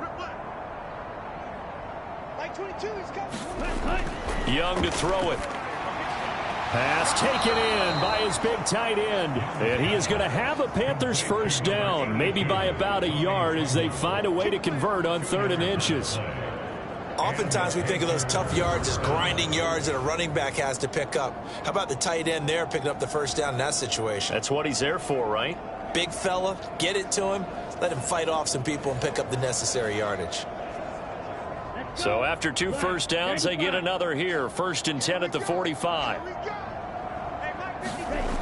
To throw, Young. That's over the middle and caught by Mingo. And that's good for a pickup of 10 yards. And that'll leave him with a 2nd and just a few inches left. A give running right, it's Hubbard. And he'll be taken down at the 44-yard line. Only a gain of a yard, but that's all they needed. 2nd and inches is oftentimes an invitation for an offense coordinator to take a big shot downfield because he feels like he can come back on 3rd down and pick up the first down. But sometimes you just don't want to break tendency. Stay with what you are, stay with who you know, and go get the first down. That's exactly what they did. Still in search of their first touchdown of the game, but they're on the move. 1st and 10. Young. He gets this one to Hubbard, complete.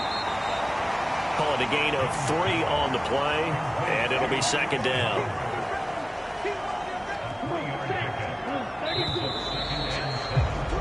And as they come to the line, they will not be able to get off another play as time has run out on this 3rd quarter. We'll return with more after this. You're watching the NFL on EA Sports. Here's 2nd and 7. Now Young. Oh, leaping, and he makes the grab. And he has another first down as they'll get the ball down to the Eagles' 24-yard line. 17 yards on the pickup there. The drive will continue. Well, this game was decided a while ago, and that completion there is going to artificially inflate his passing numbers. So right now, the only one really applauding probably his agent as he thinks about angling for a new contract. Here we go. Black 40. Come this way. Here we go. Like 22. Ready to go. On 1st and 10, Young. Quick hitter here, it's complete. Call it a gain of 6 on the play, and that'll make it 2nd down. Ready. 36. Yellow.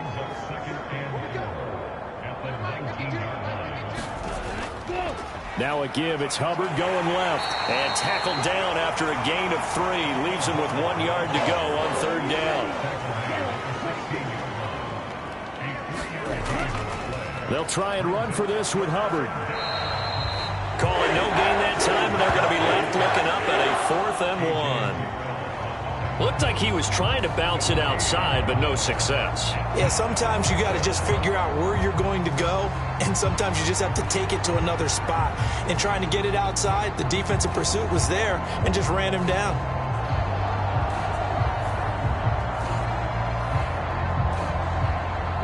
And they're indeed going to go for it here on 4th down. So trailing here in the last quarter, let's see how this plays out.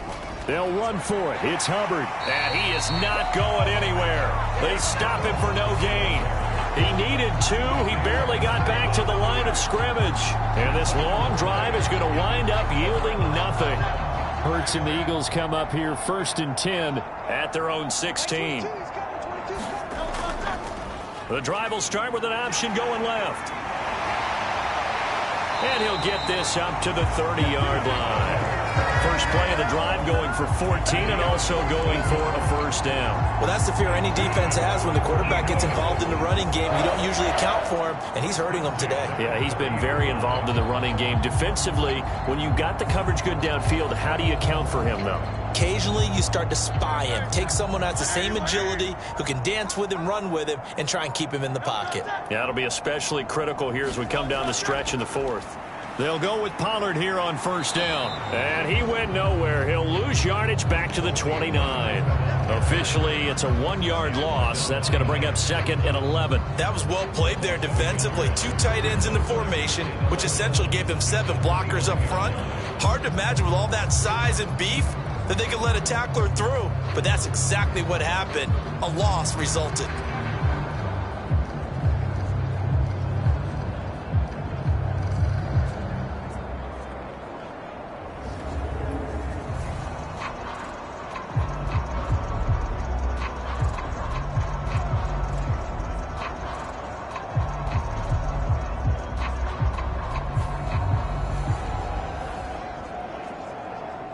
So after the loss of a yard, they'll look to push forward here on 2nd down and 11.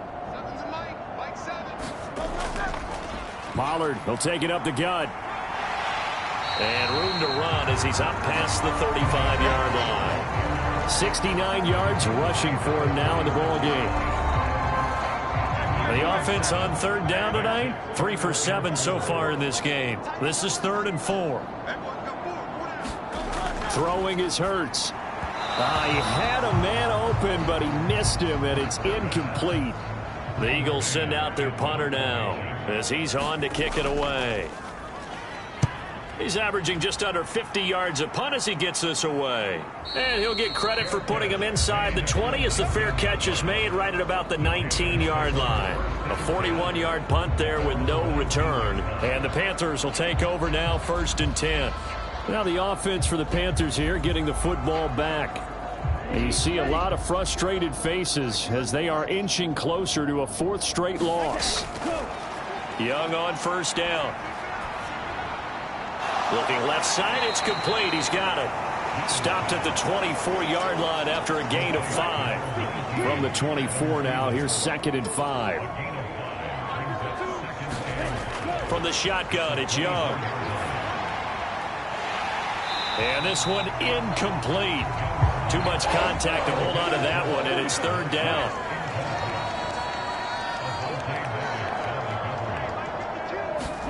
Young.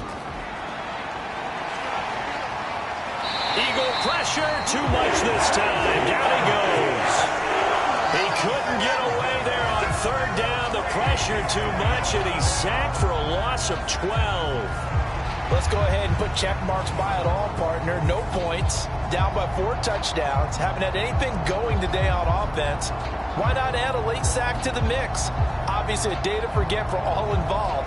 Let's give plenty of credit to this defensive effort. They've been excellent from start to finish. Here's Johnny Hacker now as the drive goes backwards, so he's on to punt it away.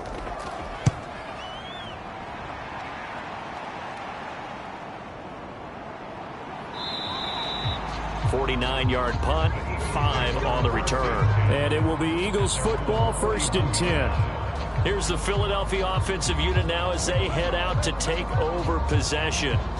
We find ourselves here in the midst of a one-sided affair. A lot of fill time down the stretch, Mr. Davis.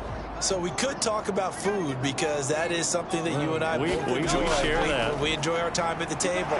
So maybe the best steakhouses in the city, but in all seriousness, the performances that we've seen this year, we've seen a bunch of great ones, and it's going to be hard to parse who's going to win the MVP. Yeah, it really is. Is it going to be a runner? Is it going to be a thrower? Can a defender finally win it this season? Those are the things that we could probably discuss. And collectively, this is about as dominant of a performance as you could have hoped for on both sides of the football. Might have to put it #1 for what we've seen this season.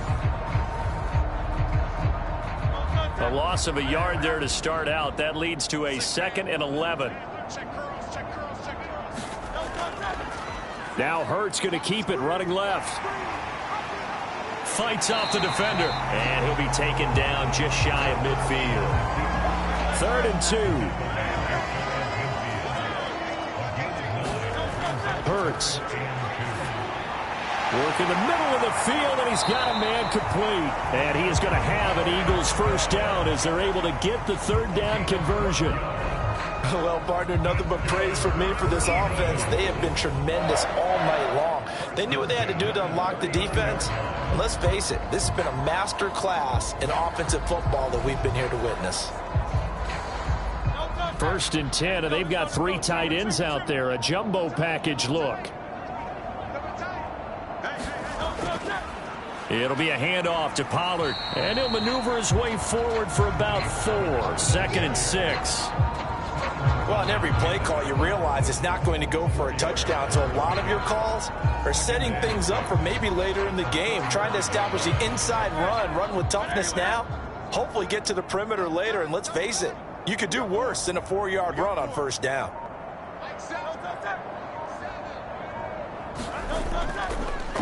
Now a fake on the jet sweep, and they'll instead run up the middle. And this time not quite to the 30. It'll be down at the 31-yard line. On any running play that's called, they're always hoping that it's going to break big and go the distance. But when you get a nice game like that, you're able to do so many things anyway. You can come back and run essentially the same play again, continue to move the ball on the ground, or you can decide to throw the ball now because usually you have the defense back on its heels. 8 yards, 1st down as they're able to convert. And that's one of those where it feels like backyard football in a sense. You say, forget about the route. Just run to the open spot in the middle of the field, and I'll find you. Good throw, good concentration on the catch, and they pick up the 1st down.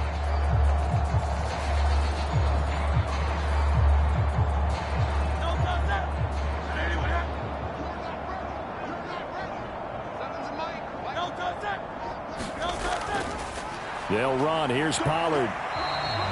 79 yards rushing for him now to this point. Here's 2nd and 3.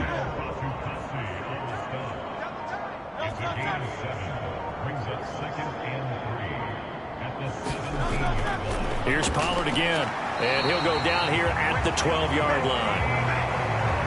4 yards the pickup, 1st down.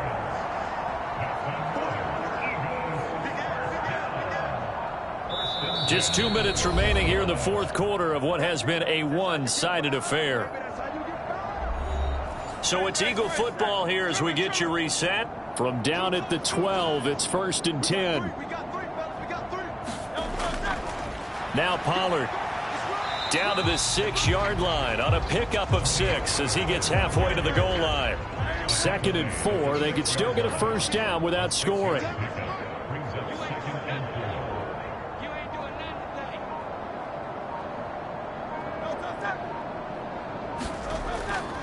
And now a fake there on the jet sweep as he'll give to Pollard. And they are going to score again. Yet another touchdown as they just add to their totals. Well, business as usual for them. Well on their way to another victory. Riding a serious wave of momentum from what we've seen. And so far, they haven't met their match. So if you're going to play this team in the future, your mission is clear. You better be ready to play and match their firepower.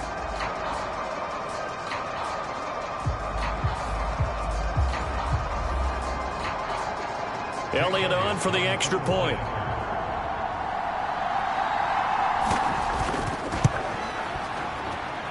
And he's been a busy man, 5 for 5 now as he knocks another one through to extend the lead.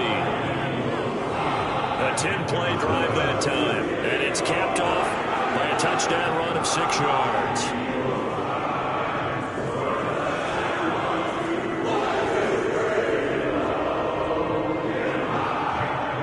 Now after the touchdown, here's Elliott on to kick it away.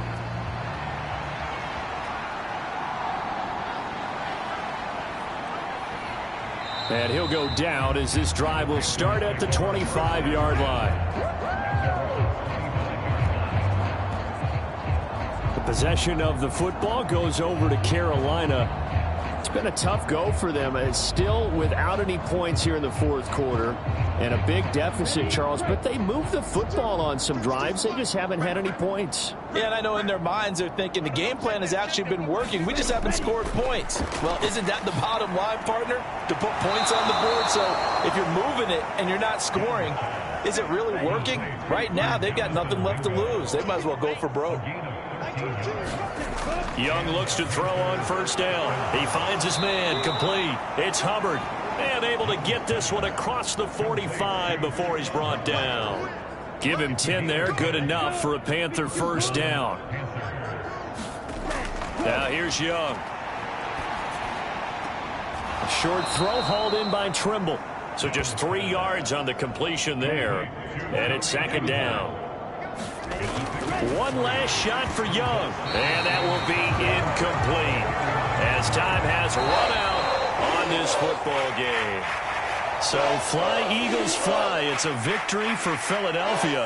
And I tell you what, Charles, this might be about as good as it gets. They were incredible. Yeah, offense was in fine form. The defense threw the shutout at them. I think they worked in concert together. What I like about the offense was they held the ball pretty well. You know, time of possession, exactly what they were looking for in this one. And that helped out their defense. Didn't have to be out there the entire time. So when you do that and you're out there fresh playing, off a little extra spring in your step, and it showed up in this one. They had a ton of spring in their step. Impressive victory. So for Philadelphia, they keep on rolling 10-0 now to start the year. And they will hit the road next week to take on the Tampa Bay Buccaneers. Meanwhile, for Carolina, it's a loss that'll drop them back to 500 through 10 games. And they'll try to rebound next week on the road in Washington. So for our entire crew, alongside Charles Davis, I'm Brandon Gaudin. Thanks for watching, everybody. We'll see you next time.